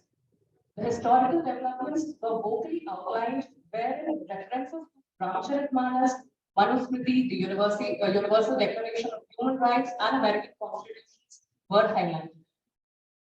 The seminar hall echoed with the notion that it is not only the state and non-state liability, but also the responsibility of the individuals to protect their own right to privacy. The vote of thanks was delivered by Assistant Professor Dr. Rajiv Kumar Singh Sir, the convener of the event. Lastly, technical session 4, which was conducted in the virtual mode. The fourth technical session was organized in the online mode on 17th February 2023 at 12 noon. The session commenced with the presence of Professor Dr. S.K. Singh Sir, Professor at Amity Institute of Technology, Amity University, Uttar Pradesh, Lucknow campus. The co-chairperson of this last technical session was Dr. Gagandeep Kaur Ma'am, Assistant Professor, UPES Dehradun, Uttarakhand. The faculty coordinator was Ms. Palak Jha, Assistant Professor, Amity Law School. Faculty rapporteur, Mr. Abhishek Anand, Assistant Professor, Amity Law School, and student event rapporteur was Ms. Nandita Khan. This last technical session began with a welcome address by Ms. Palak Jha, followed by the interesting presentation of the participants. It included prominent topics such as obstructions and difficulty in managing huge and massive data, state surveillance by the governments through various agencies, etc. The remarks of the chairperson, Professor Dr. S.K. Singh Sir, elaborated upon the importance of protection of data and privacy at different levels. The co-chairperson, Dr. Gagandeep Kaur, congratulated the participants and the university for organizing this seminar on such contemporary topic, that is right to privacy and data protection in digital era. Ma'am also recommended various changes which would make the research of the participants effective and better in the future. Professor Dr. Rajiv Kumar Singh sir concluded the session by delivering a vote of thanks to all the esteemed delegates, participants, guests, and the faculty of this national seminar. Sir also thanked Professor Dr. J.P. Yadav sir for supporting the idea of organizing this national seminar so that research papers from all across India can be gathered together and included in the session. This national seminar was able to flag various policy issues, recommendations in respect of this contemporary topic on right to privacy and data protection. That's all from my side. Thank you all.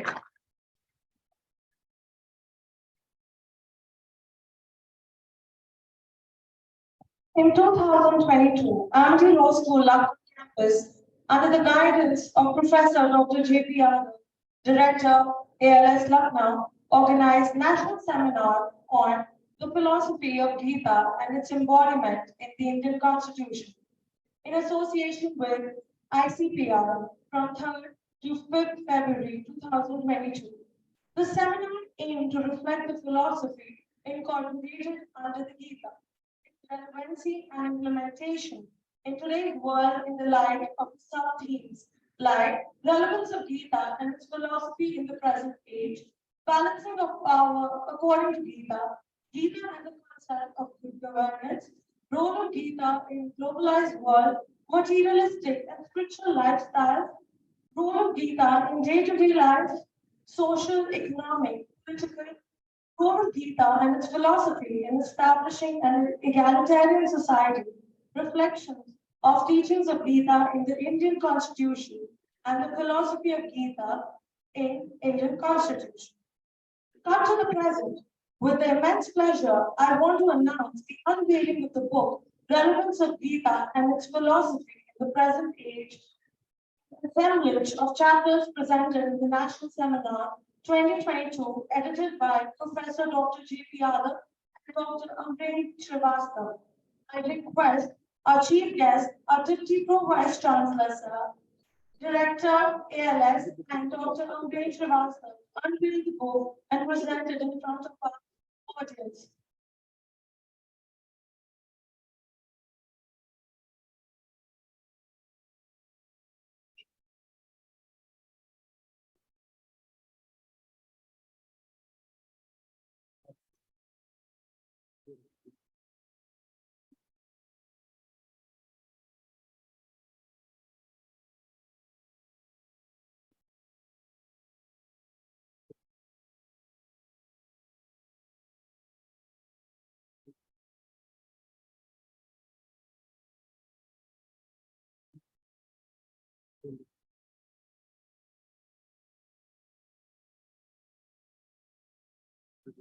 Thank you so much. It is my privilege to welcome our highly learned and deeply knowledgeable chief guest for today's valedictory function, former Honorable Mr. Joseph Prashad, Judge at Allahabad, served as the Court of Judicature at Allahabad, and to several issues relating to constitutional matters, especially concerning the common man. Sir has delivered landmark judgments on various aspects of law, including mafia case, Chandrika Nishad versus the state of UP, and on the food scam case, Vishwanath.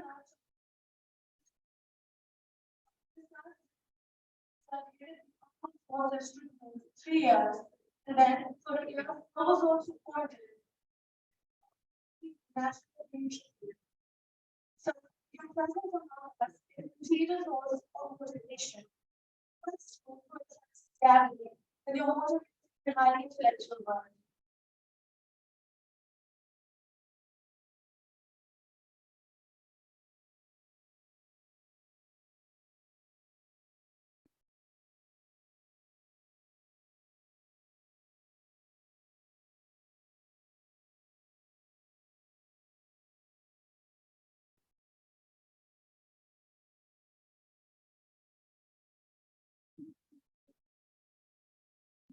Thank you for calling me here.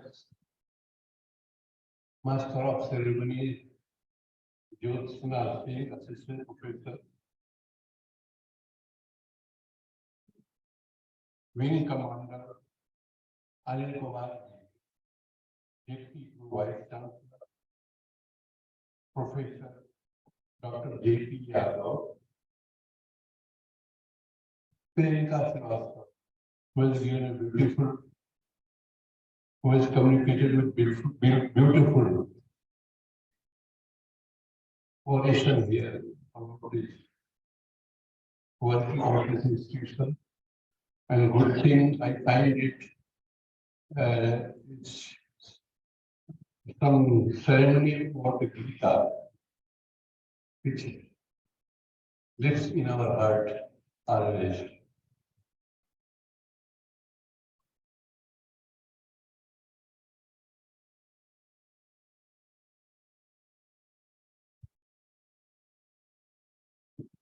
I feel privileged to be here among the young bloods, future of our nation,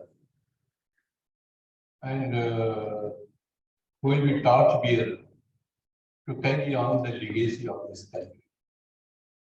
Privacy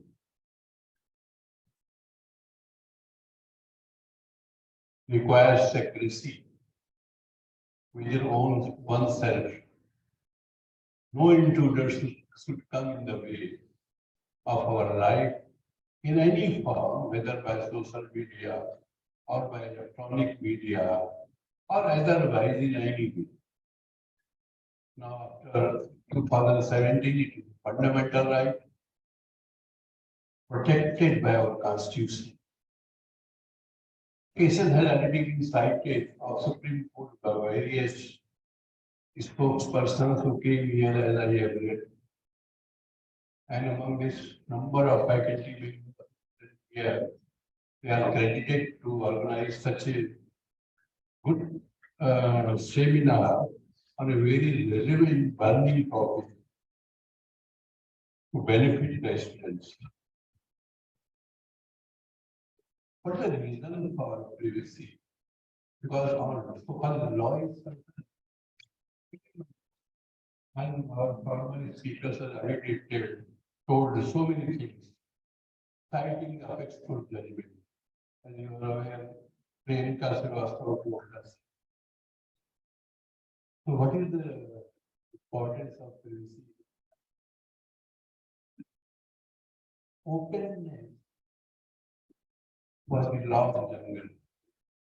When people were revealing open forest area, jungle area, even in at that time there was no privacy.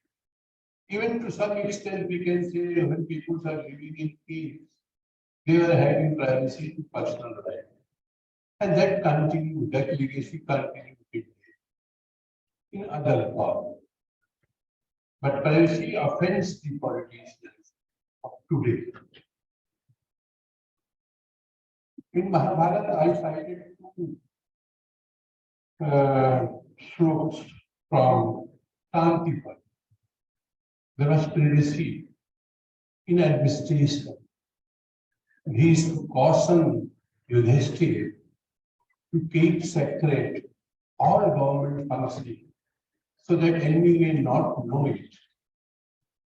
A government which maintains its privacy as a natural consequence liable to maintain the privacy of its citizens. You are keeping everything in your chest to the same right acting to the peoples of the country. And if it is breached, morally it is not good. Morally it is sin, and now legally it is unconstitutional. But how to regulate it? What is the punishment? In our system, you know, I feel after working for 15 years as a member of judicial forums or 45 years in this judicial forums as educators, I feel we have got a good system, good thoughts, good ideas, we have talents. but no people to enforce them.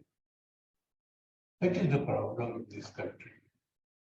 Who is to enforce? Who is to bend the kite?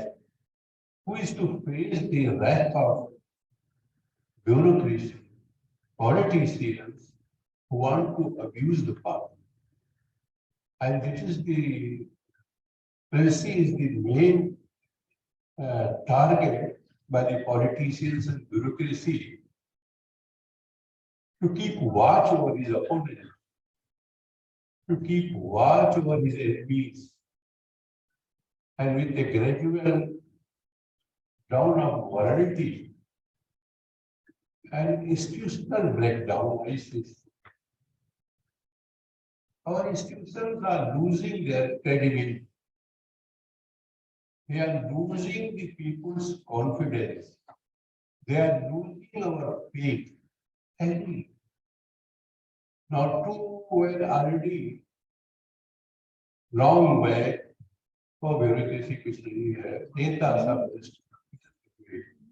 his life to life. Now attempt is made. Regenerated this also. Discredited.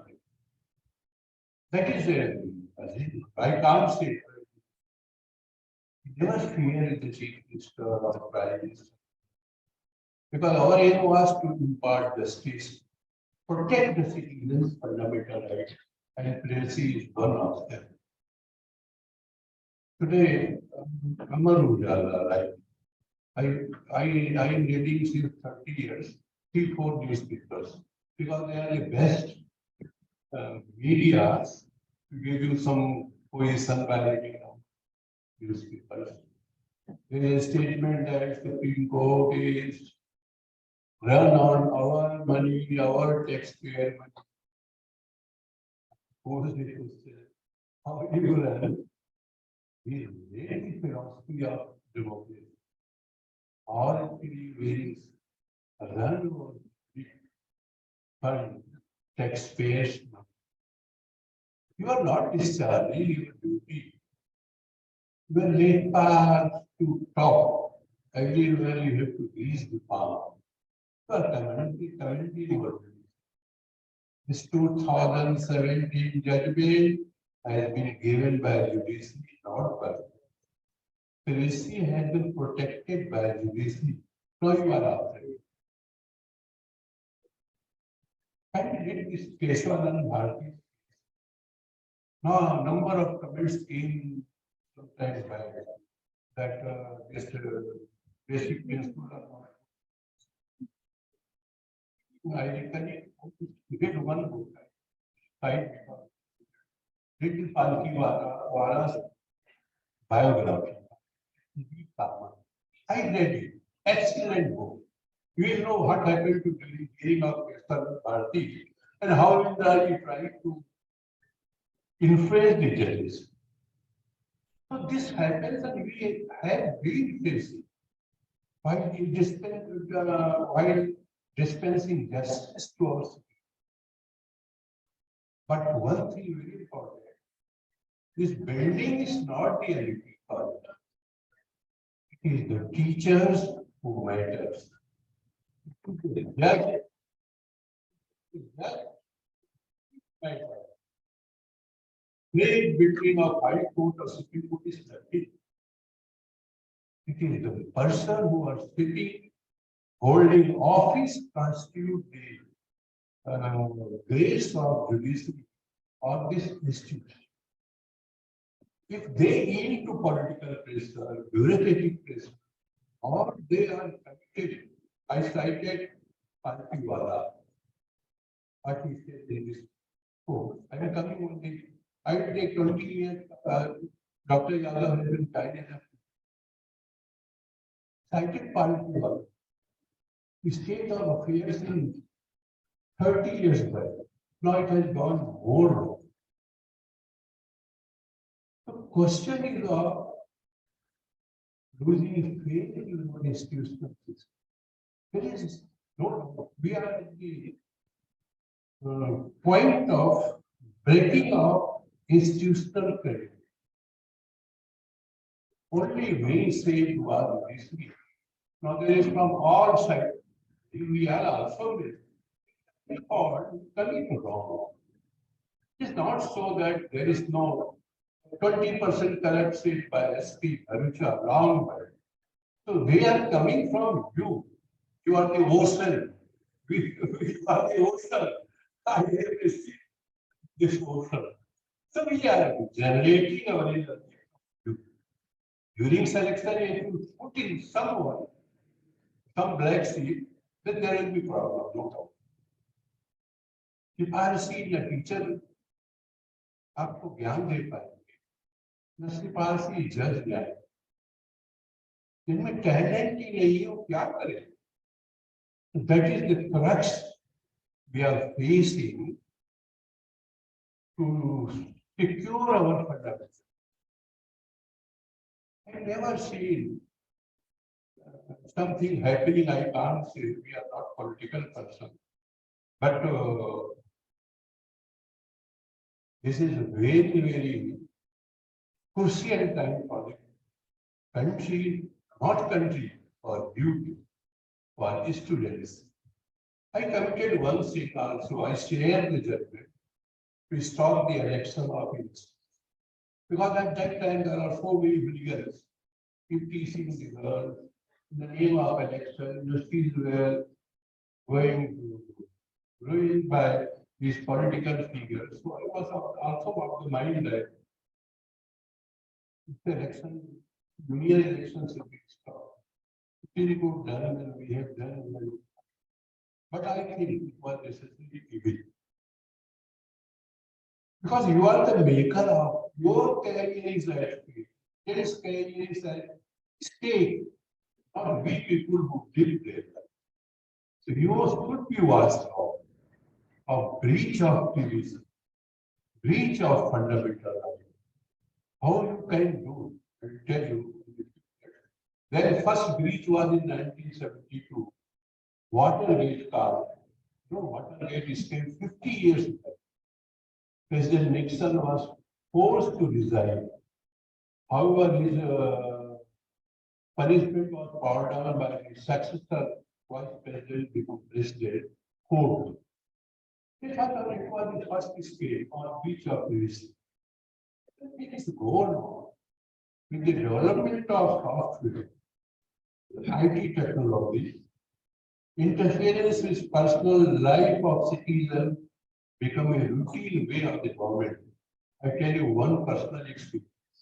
When I took oath in 2013 as judge of this court, after 6 months, I received a communication from very high officer in bureau. Sir se keh do ki mobile nikaal.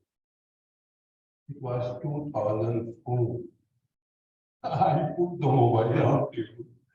Never speak anything special with anyone as a judge. Can you tell me how we are doing now? Even in that time, I was cautioned by one of my own men who was working. So that is the problem with the privacy. No law can protect right unless it is made by a law person of integrity, honesty, and fairness. Then I will not like to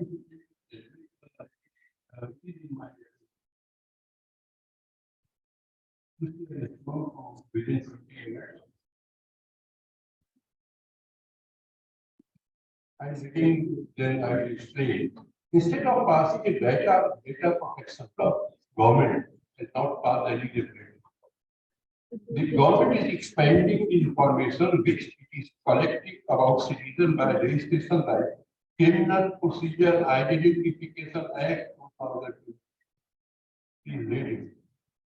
Unfettered power is given for such as seizure. You say the judiciary, then what happened in court? Government council says state representation. Sir, it requires seizure. But still will pass. is the problem. This is the draconian act giving ample power for such a seizure. The law rights for privacy concern in an extraordinary manner. Seizure of devices like mobile, laptop, touch, common feature in access of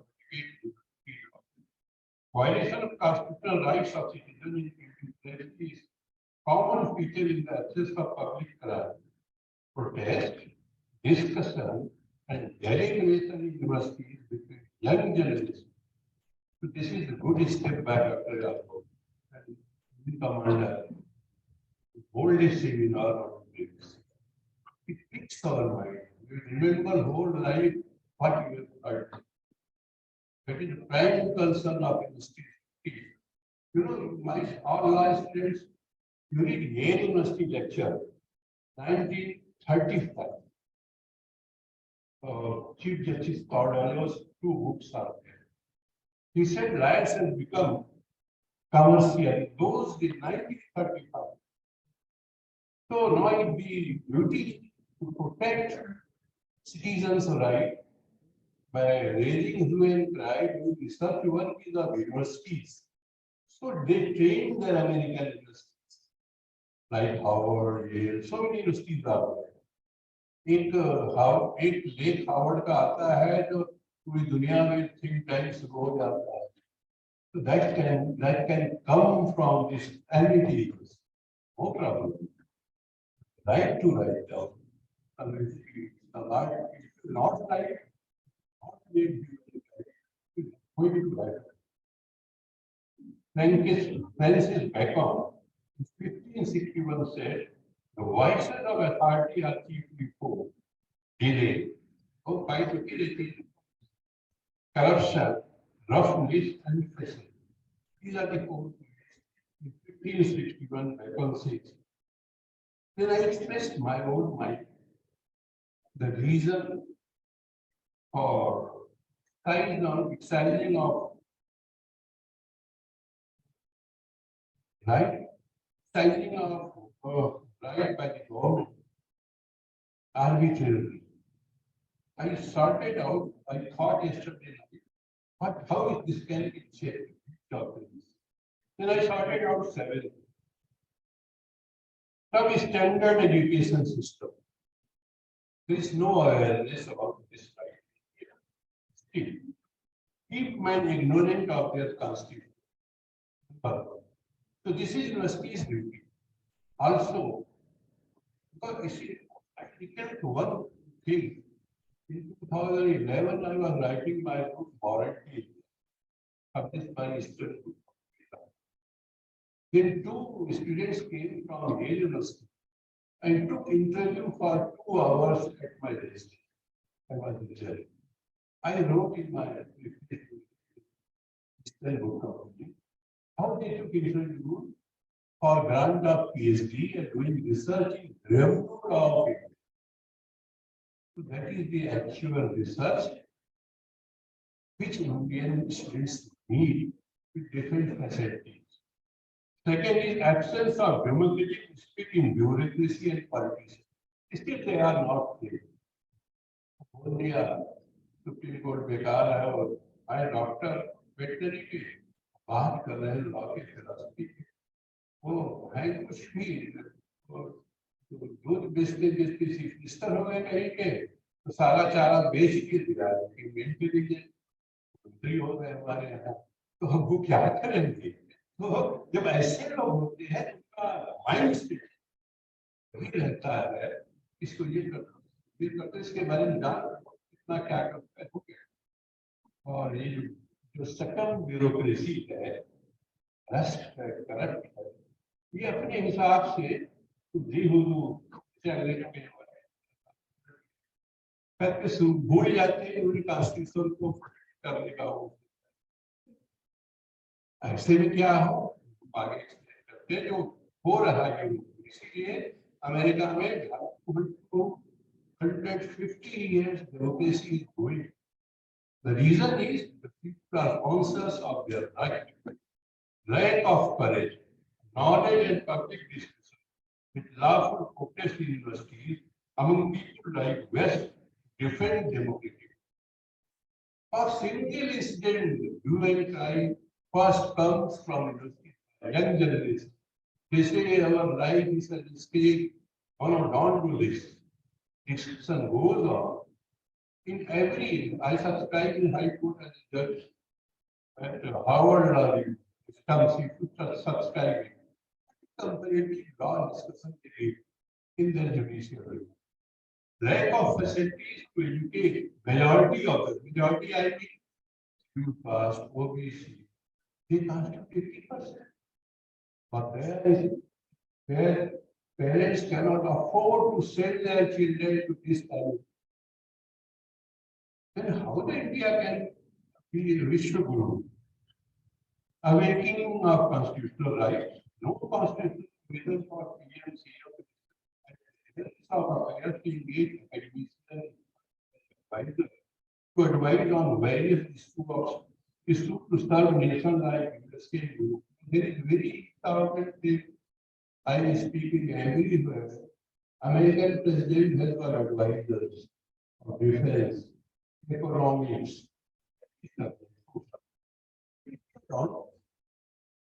वो क्या करते हैं मिठाई बेचते बेचते हो गए chief minister अब उसी अंदाज से वो दौड़ रहे हैं ये प्रॉब्लम है ये कॉन्स्टिट्यूशनल अमेंडमेंट मांगता है to choose experts of different fields as an advisor to the respective post of chief minister and prime minister. This is, I mean, that is why 200 years democracy is going on in USA.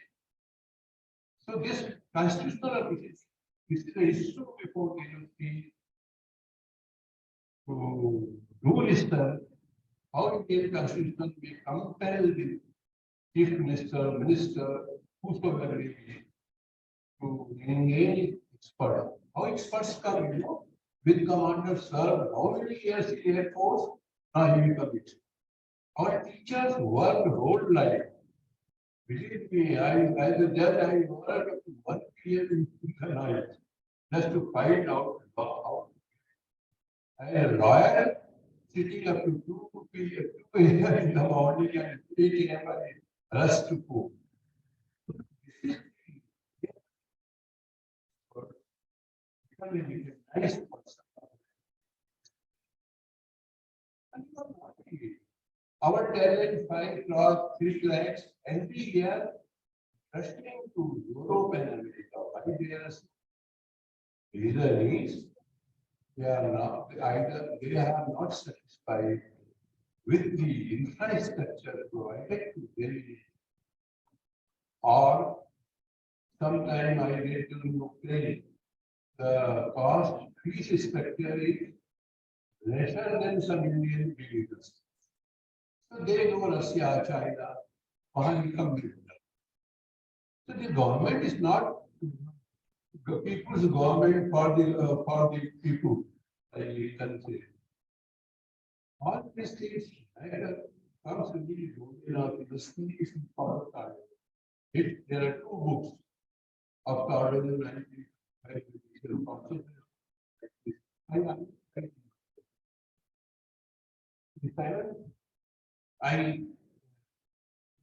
problem to cope with situation is rampant corruption. Caste is religious prodigies in our system and their influence. Roughly 8,000 years ago, forced to look what India was, when India was Vishnu, 8,000 years before. Don't believe these hooligans. His Ved was written contemporary to Rama period or before it. Ram was 6,000 years BC. Now it is well anywhere number of books. What did we say? जैसे सिंह को देखकर संस्कृत पढ़ता हूँ, जैसे सिंह को देख के हरिण भाग जाते हैं, वैसी शिक्षा एक विद्वान प्रजाजनों को देखकर पाखंडी लोग नष्ट. This is the right of knowledge.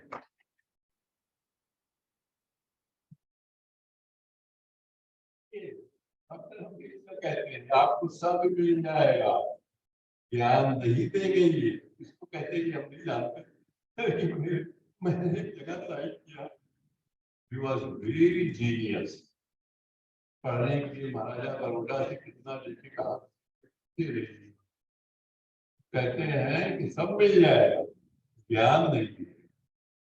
तो अब ये जो ज्ञान की बात है ना, तो वो ज्ञानी से कैसे मिलेगा? Not easy job. ऋग्वेद कह रहा 8,000, यानी विद्वान को देख के इतने ढोंग, जितने आडम्बर वाले हक लिखे, कभी तो जवाब दे देगा और उल्टा बताएगा। हमारे जैसे हम लोग 4 दिन साइड करते हैं, 14 बता रहे हैं, ये पढ़ लो, ये पढ़ लो, तो ये टैलेंट, ज्ञान ऐसी चीज है जो सारे 4-5 ऊंच नीच को मिटाए। It is the ocean, it is the light of sun. Knowledge, knowledge, knowledge is the ज्ञान प्राप्त। दूसरा श्लोक है, हे मनुष्यों, जो पुरुष विद्या रूपी यज्ञ को उत्तम प्रकार से जानते हैं, उन्हीं पुरुषों की विद्यार्थी उन्नत होने के लिए सेवा कर। अभी ये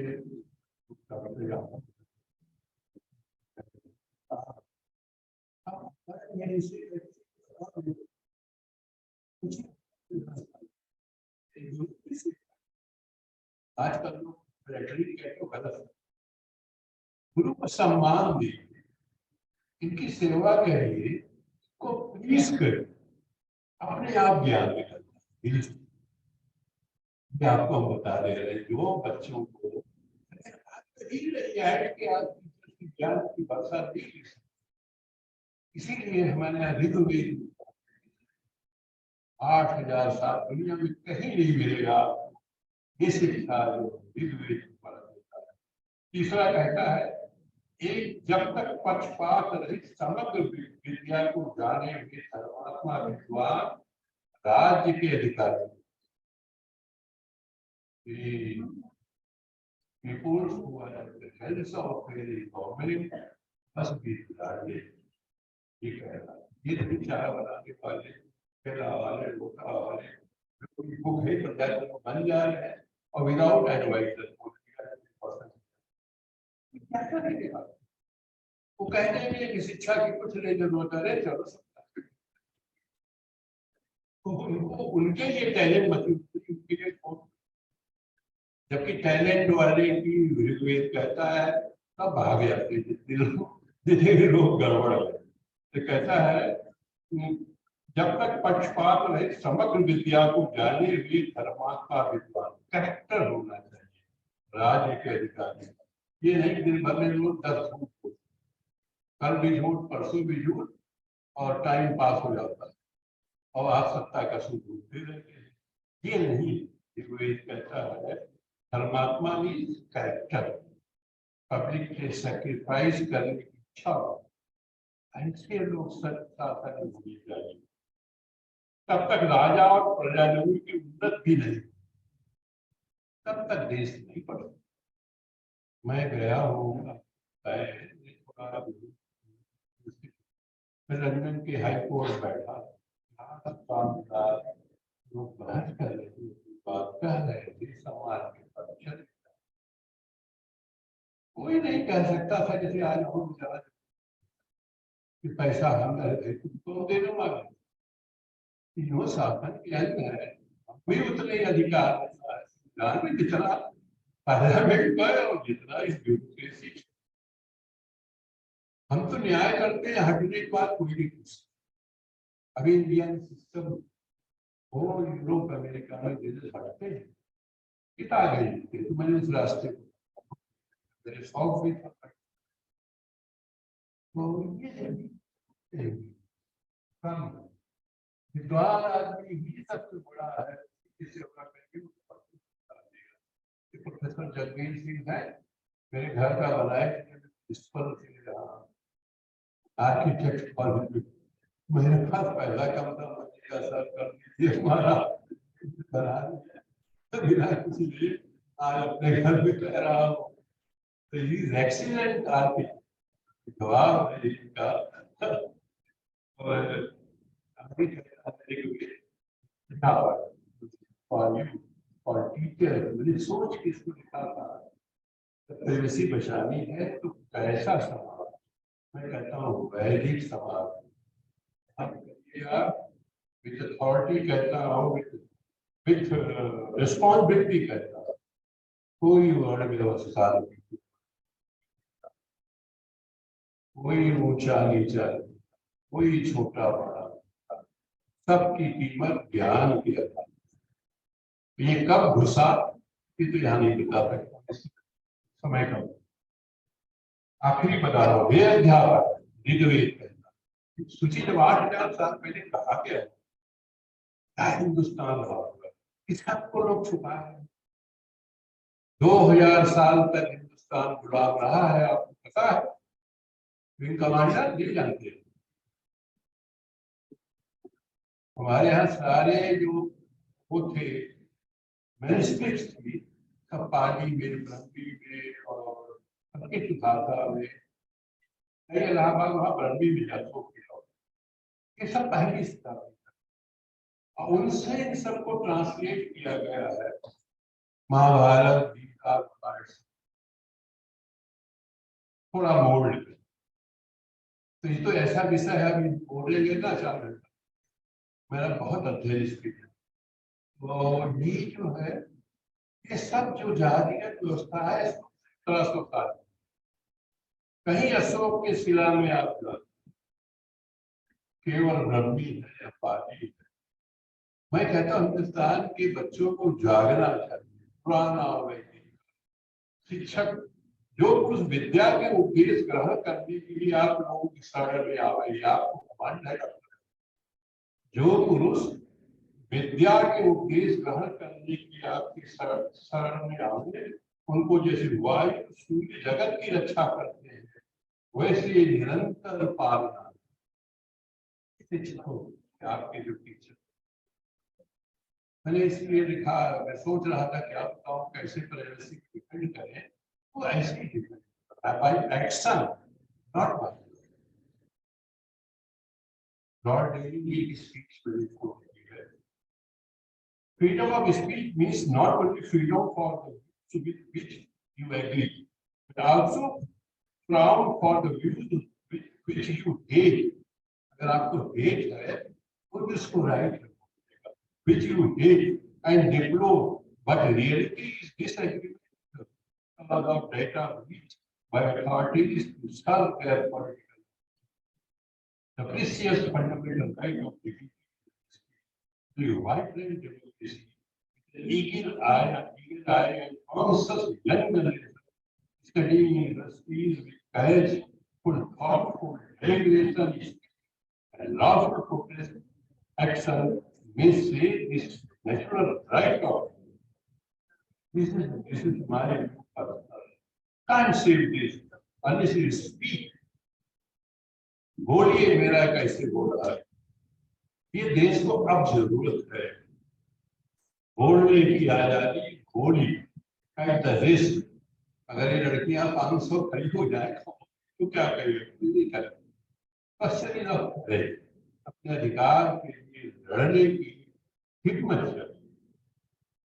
पालकी वाला जिसको क्रिटिक करती है, ये बेसिक स्ट्रक्चर बचाने, क्योंकि यहाँ प्रेसिडेंट शासन कभी कम हो गया, हमारे prime minister president of India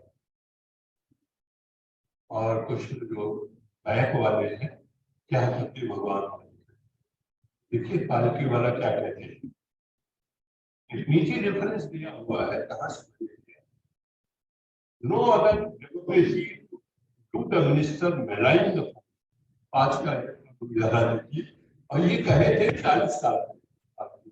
इतना बड़ा विजन एक नायक का था, इसने इस देश के बजट के टाइम को बदला। तो आप पढ़िएगा ना, पालकी वाला की पाठों को बायोग्राफी हर स्टूडेंट को पढ़ना है। बाकी लॉयर के his or her knowledge in no other democracy to malign the court regularly public in India, इस समय ये चल रहा था क्योंकि वो तो केशवानंद भारती आ रहा है इलेक्शन का जस्टिस कृष्णा ही है ऐसे नहीं कि आप पार्लियामेंट वोटिंग बंद कर दी आई मारे कृष्णा तो उस समय से आप सोचिए क्या हालत थी कंट्री और मेजॉरिटी ऑफ द जजेस स्टैंड बाय और जस्टिस खन्ना बेटा और अकेले आदमी ने अलग आज बात कर रहे हैं एक आदमी खन्ना है अभी भी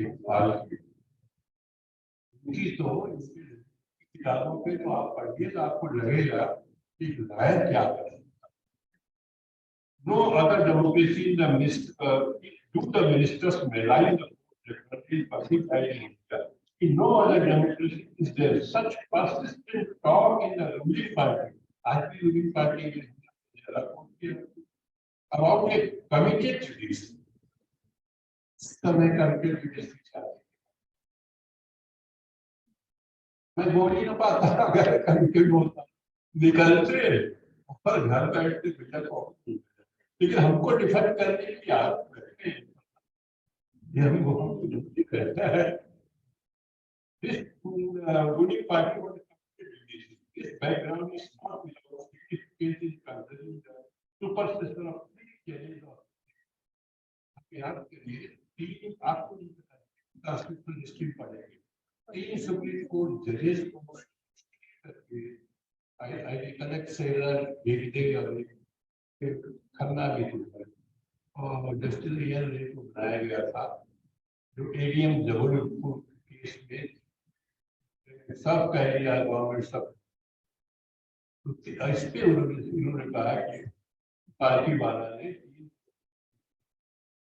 और जस्टिस खन्ना ने चीफ जस्टिस के हाथ मारी और given verdict of basic instruction Please know how so long as there is a judiciary marked by sturdy independence, a citizen's civil liberties are safe, even in the absence of any guarantee in the Constitution. But once the judiciary becomes subservient to the executive and to the ruling party's philosophy, no enumeration of fundamental rights can be of any avail to citizens because of courts of justice then be replaced by governments if the stars have lost his favor, where which side it be cited. The whole chapter on fundamental rights were deleted. The damage to future of democracy and civil liberties would not be so great as to ensue from flagrant erosion of judiciary. In the last analysis, final guarantee of right is not the constitution. Constitution तो है, पर implement करने वाला है उसकी integrity, honesty और knowledge है। Party वाला ने 50 साल पहले कहा था, बंद कर दिया। But the personality and intellectual integrity of this is the final. इस बात पार्टी वाला strong है। In the word, you Vivekananda advises that quote, don't fear, have courage to speak the truth, don't fear. ये जो होता है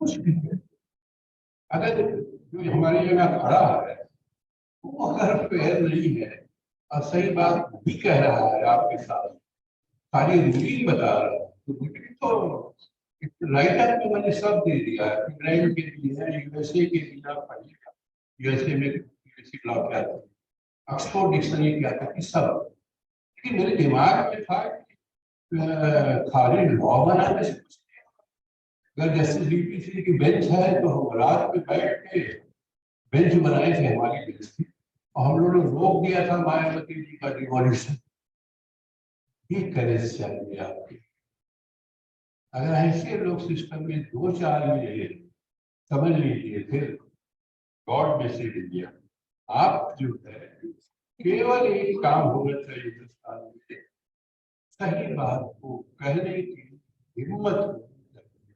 हम विवेकानंद की अगर आप प्रिवेसी बचा लें, अगर आपको अपना और जो right to dignity fundamental right है तो डिग्निटी बचा लें। अगर आप चुपचाप खाली ड्राइंग रूम डिस्कशन में नहीं, कभी नहीं हो सकता। आपको अमेरिका और यूरोप के पैटर्न पे, और जरूरी नहीं कि कॉलेज में पढ़ा जाए भी, आप जो है सब पढ़िए और बाहर से भी अगर आपकी क्षमता हो, माँ बाप से कहिए कि हमको 5,000 रुपया दीजिए, हम और बचा दीजिए। अमेजन से बड़ा अच्छा, मैंने 2 साल में अमेजन में लाखों रुपए, कहीं जाना था विंग कमांडर राम सिंह की, और जरूर पढ़िए, आपको अच्छा लगेगा। ये क्या हिंदुस्तान था, ये मैंने बता दिया। न कोई जात, न कोई ऊंचा, न कोई नीचा, सिर्फ ज्ञान की लौ जलती थी उस समय। हम इसकी लौ जल रही है कि आपको देखना है, आपका भविष्य स्टेट पे है। Thank you very much.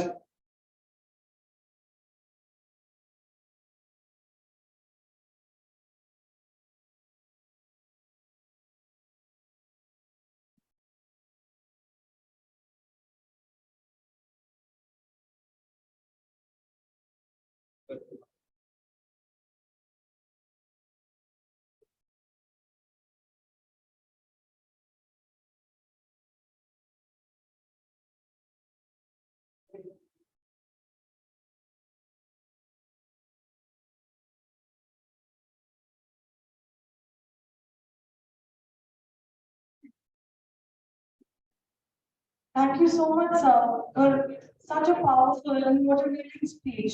We are truly blessed to hear you speak here. Advocate Shantanu Sharma, legal delegate, KS Law Chambers, to address the gathering. He's one of our sponsors for the national seminar.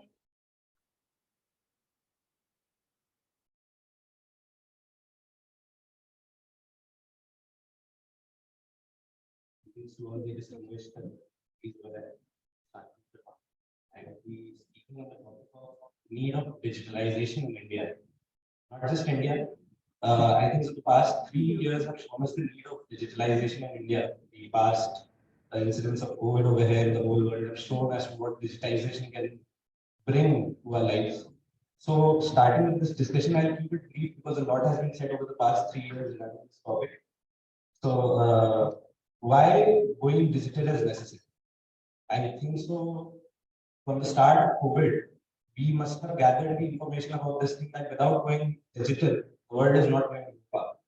So going digital was one of the things which COVID was one of the things which prompted people to go digital, be it in the legal field or any XYZ field in XYZ place.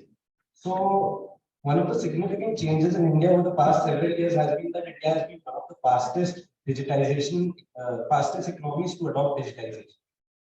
Over the past several years, COVID outbreak in 2020 adequately put the internet and our whole digital infrastructure in the spotlight, showing us exactly how crucial it is for our lives now. From food to clothes to getting justice in court, everything was on the very top of your phone. Right now, our dependency is linked on devices. Devices, especially PCs, laptops, increased overnight as learning and working shifted online, even if everything is back to normal again. We shouldn't abandon the lessons learned during the pandemic. Second thing that I will be talking about is the government, the Digital India program by the government of India, which was promoted during these times. Digital India is a flagship program of the government of India with a vision to transform India in a digitally empowered society and knowledge. The program was launched on July 11, 2015 by the Honorable Prime Minister Shri Narendra Modi. The vision of this initiative was digital infrastructure as utility to each and every citizen, governance and services on demand, and overall digital empowerment of the citizens. There are 3 core components to Digital India initiative: digital infrastructure creation, digital delivery of services, and digital literacy For this purpose, the government aims to provide high-speed internet in panchayats, provide easy access to common service centers, which we also known as CSCs, in all localities, and to implement previous schemes in a synchronized manner. Developments under Digital India. What were the developments that have taken place over here under the program of Digital India? There have been many programs that the government conducted under the ambit of this initiative. Through them, there have been major digital developments as well, like the Aadhaar card biometric facilities, which provides 12-digit biometric and demographic-based identity that is unique, lifelong, online, and authenticated. Over 135.5 crore residents have been enrolled in this. Second major development is Common Services Centers, also known as CSC, which are offering government and business services in digital mode in rural areas. To village level entrepreneurs, over 400 digital services are being offered by these CSCs. So we can all assume that the government has understood the importance of going digital in this way. A much needed and important program under this was the CoWIN program. I'm very sure that everybody over here must have used the CoWIN app in the cities during coronavirus pandemic. So one of the major things was CoWIN, an open platform management of registration, appointment scheduling, and managing vaccination certificates for COVID-19. In the sector of education, the government took up e-Pathshala, which was developed by the NCERT. It showcases and disseminates all educational e-resources, including textbooks, audio, video, periodicals, and a variety of other print and non-print materials to the website and mobile app. And lastly, BHIM, which we all have been using day and night. BHIM Bharat Interface for Money, an app that makes payment transactions simple, easy, and quick using unified payment, which we have been using a lot in the past 3 years since the country has gone digital, since the world has gone digital. Thereafter, there are some cons also to digitalization, since this whole seminar is about data privacy and data protection. One of the biggest problems in India right now is the data protection bill, which is still in the process of getting passed, but has not been passed because of various discrepancies and various compliances. But there is a very high need in India right now, according to the population and according to the access to digitalization and digital things that people over here. Data privacy and data protection is very necessary in India right now. Digitalization in India is not just limited to education, shops or food. One of the most crucial problem which arose in COVID was that there was no access to judicial courts. Because in the end, the judicial courts, you have to go to the courts, the judges, the honorable judges have to sit in the court and they'll have to listen to the cases. But how we go forward with such a pandemic in our midst? So getting justice by them had been a bit difficult, and even the legal system took its own sweet time to get through the digital process. But our honorable CJI right now, he has done a wonderful job in promoting the judicial system to go digital by introducing the e-libraries and by introducing a program whereby all the judgments of the Supreme Court will now be available for the public on free domain. So before the cases were heard by any of the judges, the lawyers must have to submit these documents to the court registrar, like we do in our registry. Once you guys will get into the practice, some of you guys, when they will get into the practice, you'll go through the whole process as to how we do the cases over there in the courts and how the honorable judges go through the cases. So it's a very physical process that would always require a physical presence in the court. You will have to get the documents physically. Everything has to be done physically. So it was a very big problem for India, wherein there are so many courts, there are so many judges, there are so many cases that need to be adjudicated. This facility aids the court in reducing the paper trail once it went digital, the paper trail, because some of the cases when we work with it, they go into lengths, a lot of lengths. They become very hefty files. So digitizing those files was not an easy task, but our judicial system went that and did it beautifully. So digitization in India, this facility aids the court in reducing its paper trail, but it also assists lawyers in keeping track of all court records. Second, and most important, the advancement of online court proceedings where selected cases can be followed by parties engaged in the case, along with public stakeholders such as journalists via the video conferencing service. Live broadcasting of judicial proceedings can assist in eliminating physical obstacles to these courts. There are also a number of online platforms, clients with the opportunity to connect with others is equal. The main objective behind this is to create more accessible, inexpensive, dependable, and transparent judicial system. With digitalization, as the devices are getting smart, you need to get smarter. And same applies. And same applies to law. The danger of digital crime and infringement of fundamental rights needs to be taken care of. Digital rights such as freedom of expression, information, and communication, right to privacy and data protection, right to anonymity, right to be forgotten, protection of minors and individuals, some rights that have to be secured.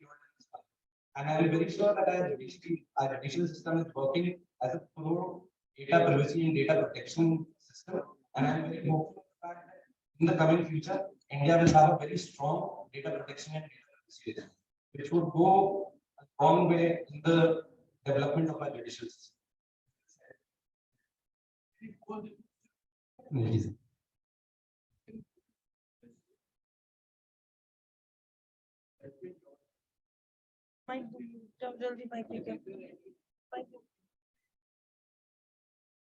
My lords, as of now, up to my limited knowledge, what I know.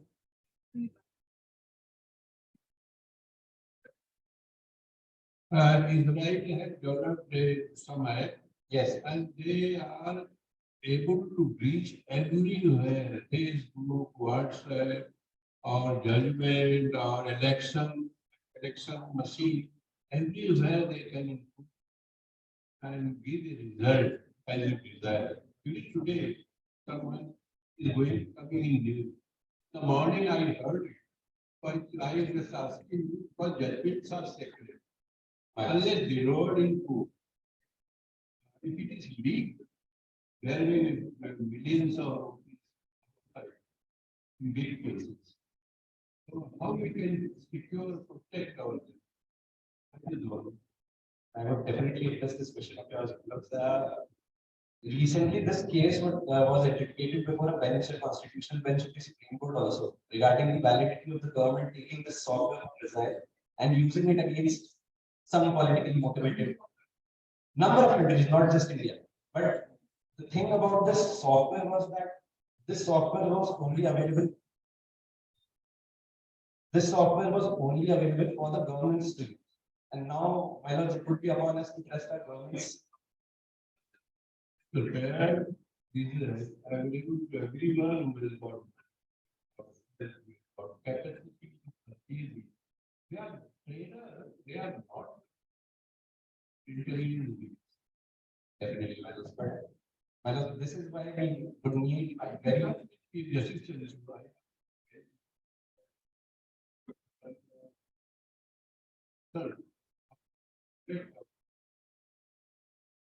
for this the whole judicial system, in fact, the CIS system that the high courts in all over India and the Supreme Court also, the central information system that we have incorporated from January 2020. Because you see, there are billions of big companies. I also operated in and they are just looking how to know the field of their case. And it is weak. The lives without millions of rupees. Telling the result before. Not a problem. There has to be a very strict data protection regime. Query of my lords regarding the leaking of judgments and the sensitive documents which are present. Those documents can only be protected and they can be protected and this digital system of the honorable court is right in the my lords, right now this is a certain tool. That's why even the Supreme Court deliberated over it for a long period of time. Some of judiciary is involved with the government. I don't really have to trust our government in that sense. And the government didn't use software against us. Every case is against the government. Majority of the cases are. I would rather say this would be only the government who protects us. We would be as the government there and the access of Defense, very.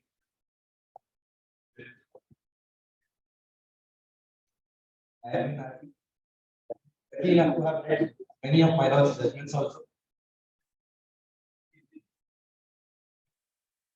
But my lords, I am very hopeful that present Breach of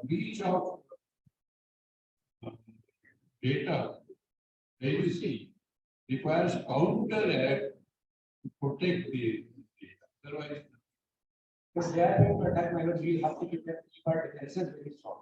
And those defenses will have to be taken care by the honorable authority. Thank you.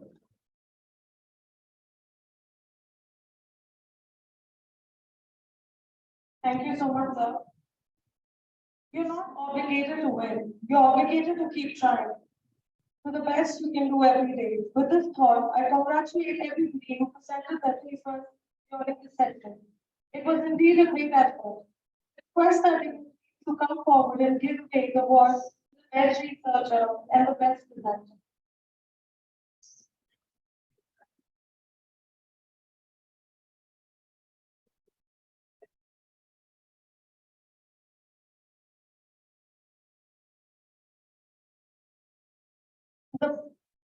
The award for the best research paper goes to Mr. Vijay Bahadur Srivastava.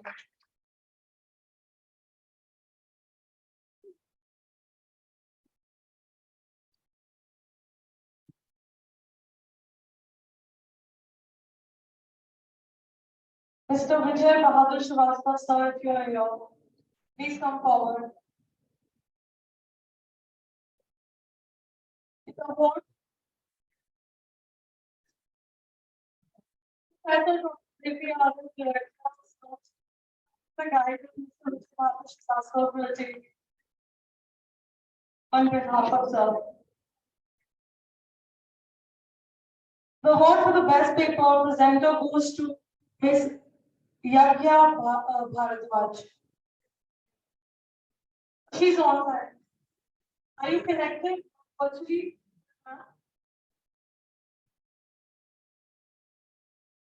Thank you so much, dignitary.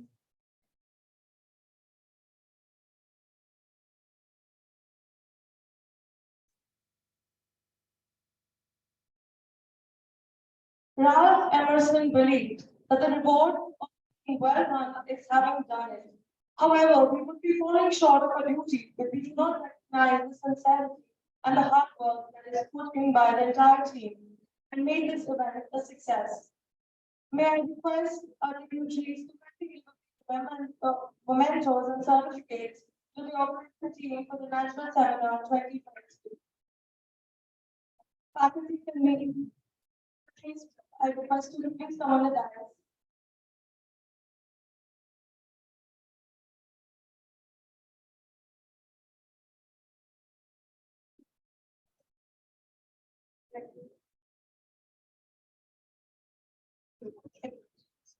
Faculty will hear Dr. Shasha Mishra.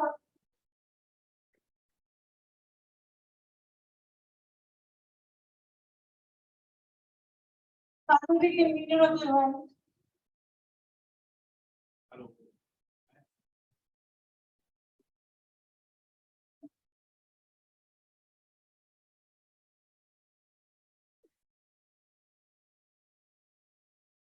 Faculty convener of the event, Dr. Rajiv Kumar Singh.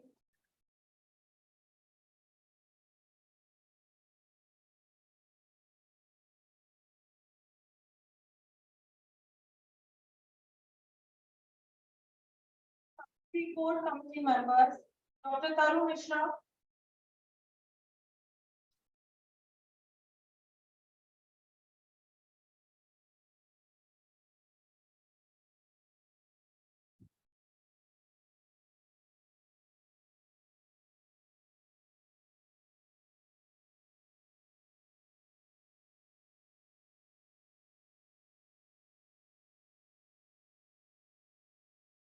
Dr. Anuj Kumar Sharma.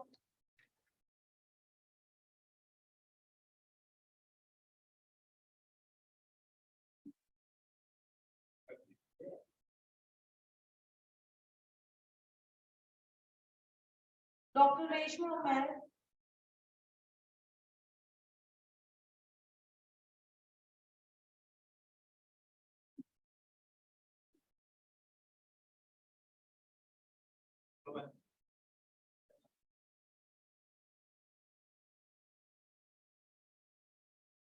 Dr. Amreen Kumar Shrivastava.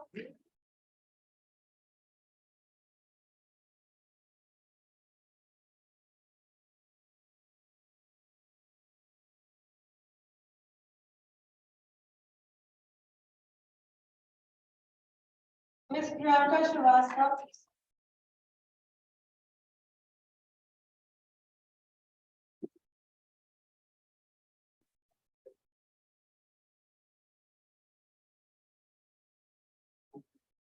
Ms. Sarita Yadav.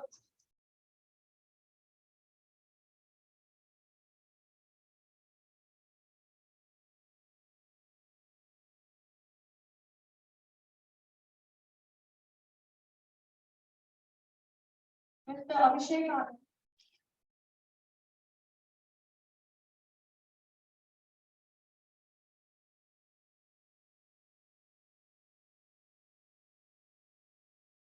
Student conveners for the event, Varsha Singh.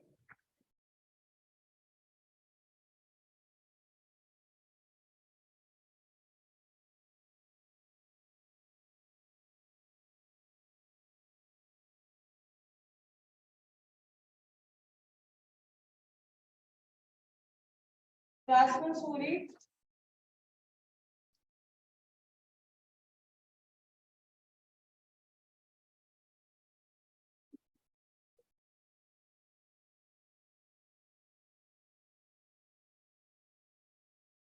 Student co-conveners, Yash Krishna Pandey.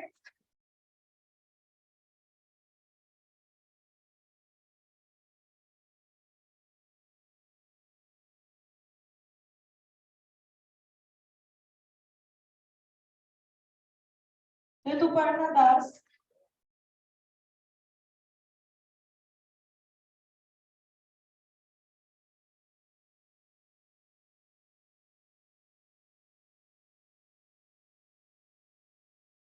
Organizing Secretary, Rishi Raj.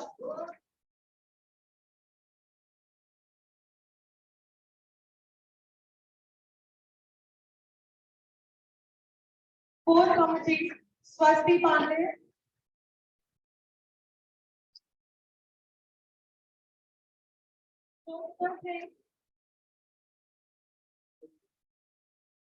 Vedant Kapoor. Sabha Sikri.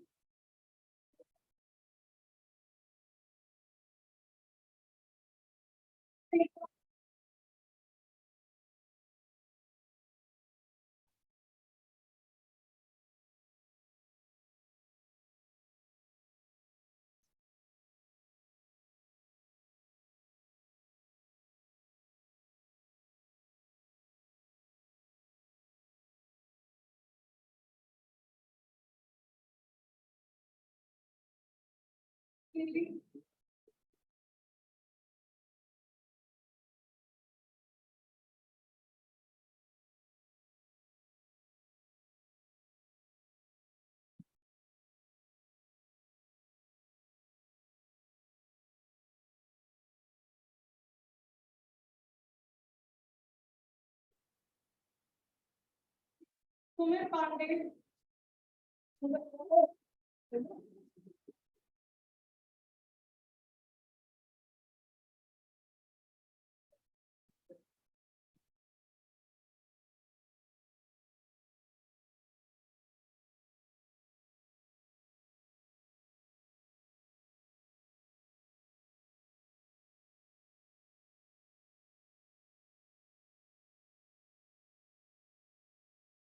Harsh Prasad. Murtuza Halal.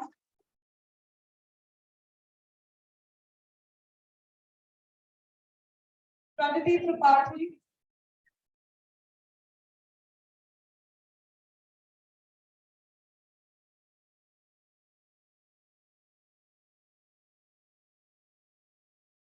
Kanishka Chaurasia.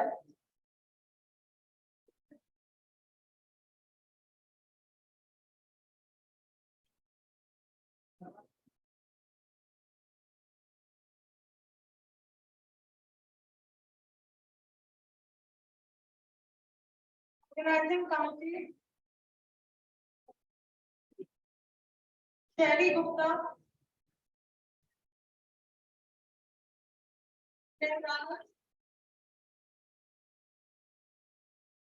I request the students to please come forward. Sam Dwivedi.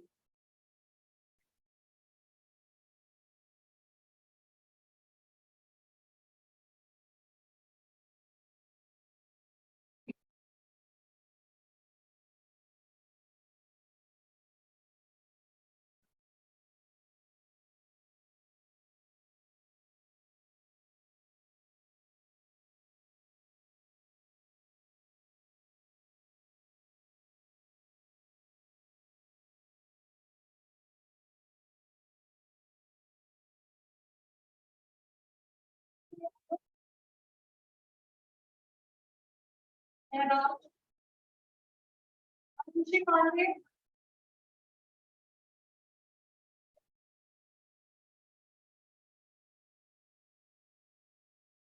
Nitik.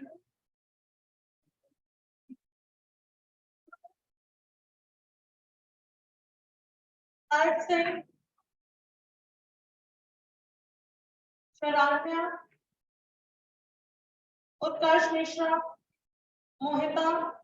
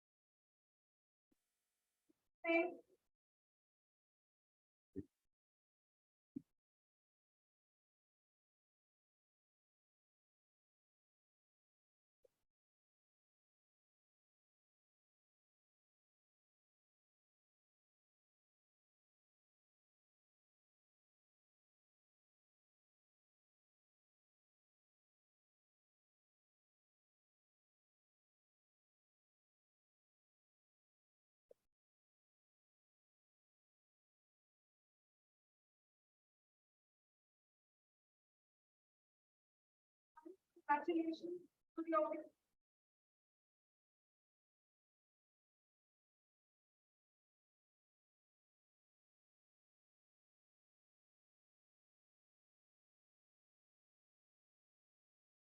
Thanks to the organizing team for organizing such a successful event. Now I request the Shashan Mishra to lead the National Seminar 2023 on ICT and data protection, principal and issues and challenges.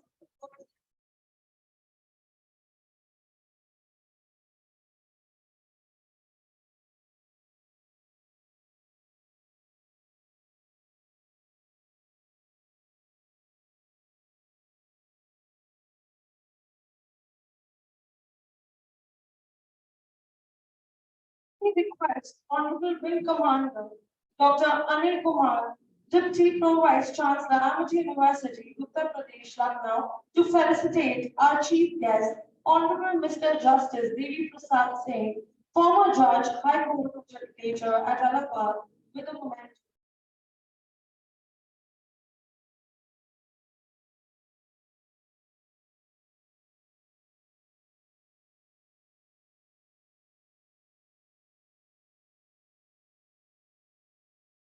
Thank you so much, sir. Now I request Dr. Shasha Mishra, convener of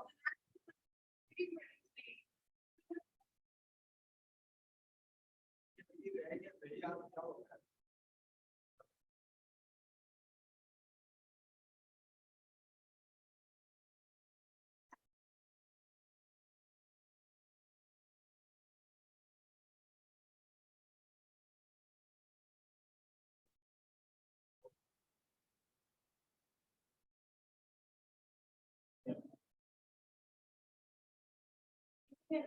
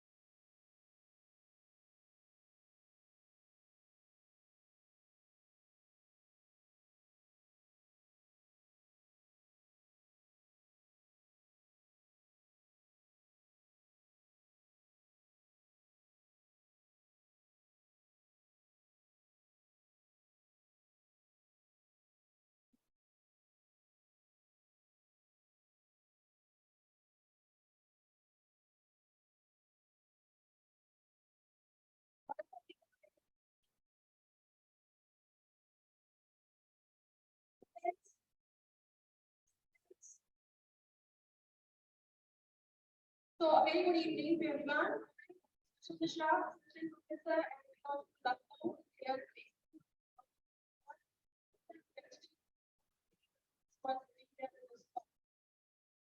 First of all, I want to thank Chief Guest of this national seminar, which is on the right to privacy and protection in digital issues and challenges. And Mr. Justice, he's saying former Judge High Court of Manila. Thank you so much, sir, for gracing this occasion. Further, I want to thank Deputy Provincial Sir, Wing Commander, for his patient presence and for his words of wisdom which we are listening since yesterday. Thank you so much, sir, for your presence. Next, I want to thank the directors of the other institute for the part of this national seminar. Jagdish Singh, sir, the director of School of Architecture. Thank you so much, sir, for your patience. Further, I want to thank Dr. Yadav, sir, for giving me this opportunity for holding this national seminar. Very topic. Thank you so much, sir. Give me a round of applause for sir.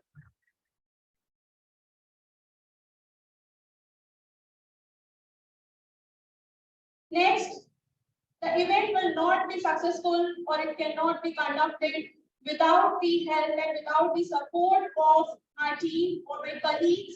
So I want to thank my faculty committee members, Dr. Reshma Ma'am, Dr. Kumar Sharma, Dr. Karu Krishna, Ms. Priyanka Srivastava, Dr. Andrew, sir, Ms. Sarita Yadav, Mr. Abhishek Khanna.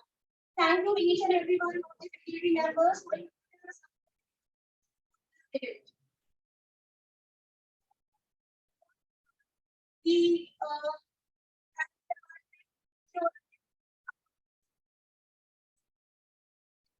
important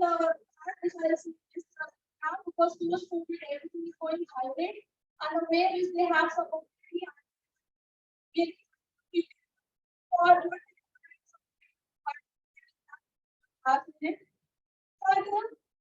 you know that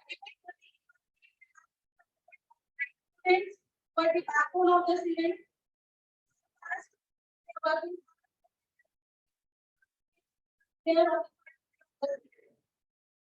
I want the conveners of this event, Jasmine Puri, Varsha Singh,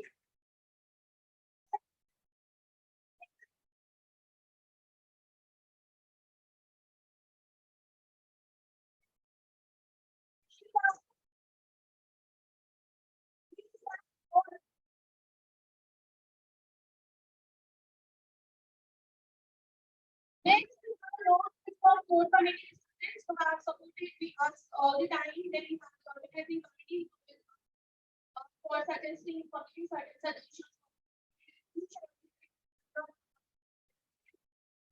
And we have a long list of volunteers, the persons who are working night and day for making this event successful. Really, really thankful because they are working continuously. Their seniors as well as the facilities. Thank you so much. Of this event, like the knowledge partners, food partners. Thank you so much for their support. So with this, thank you so much, and all the participants who are sitting here, and all the participants.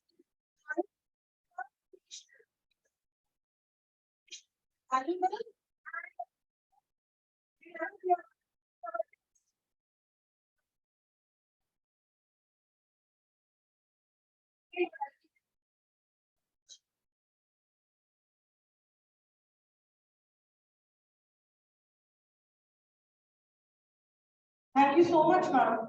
The time has come to draw the curtains with a promise that we will return to the next national seminar with another thought-provoking theme.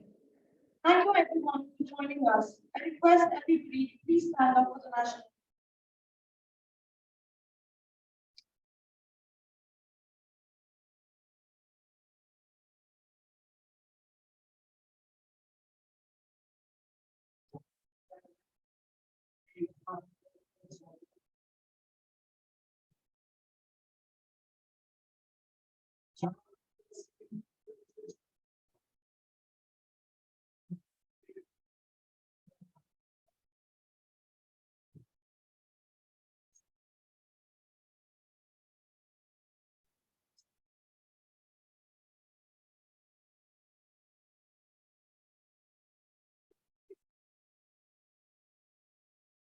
I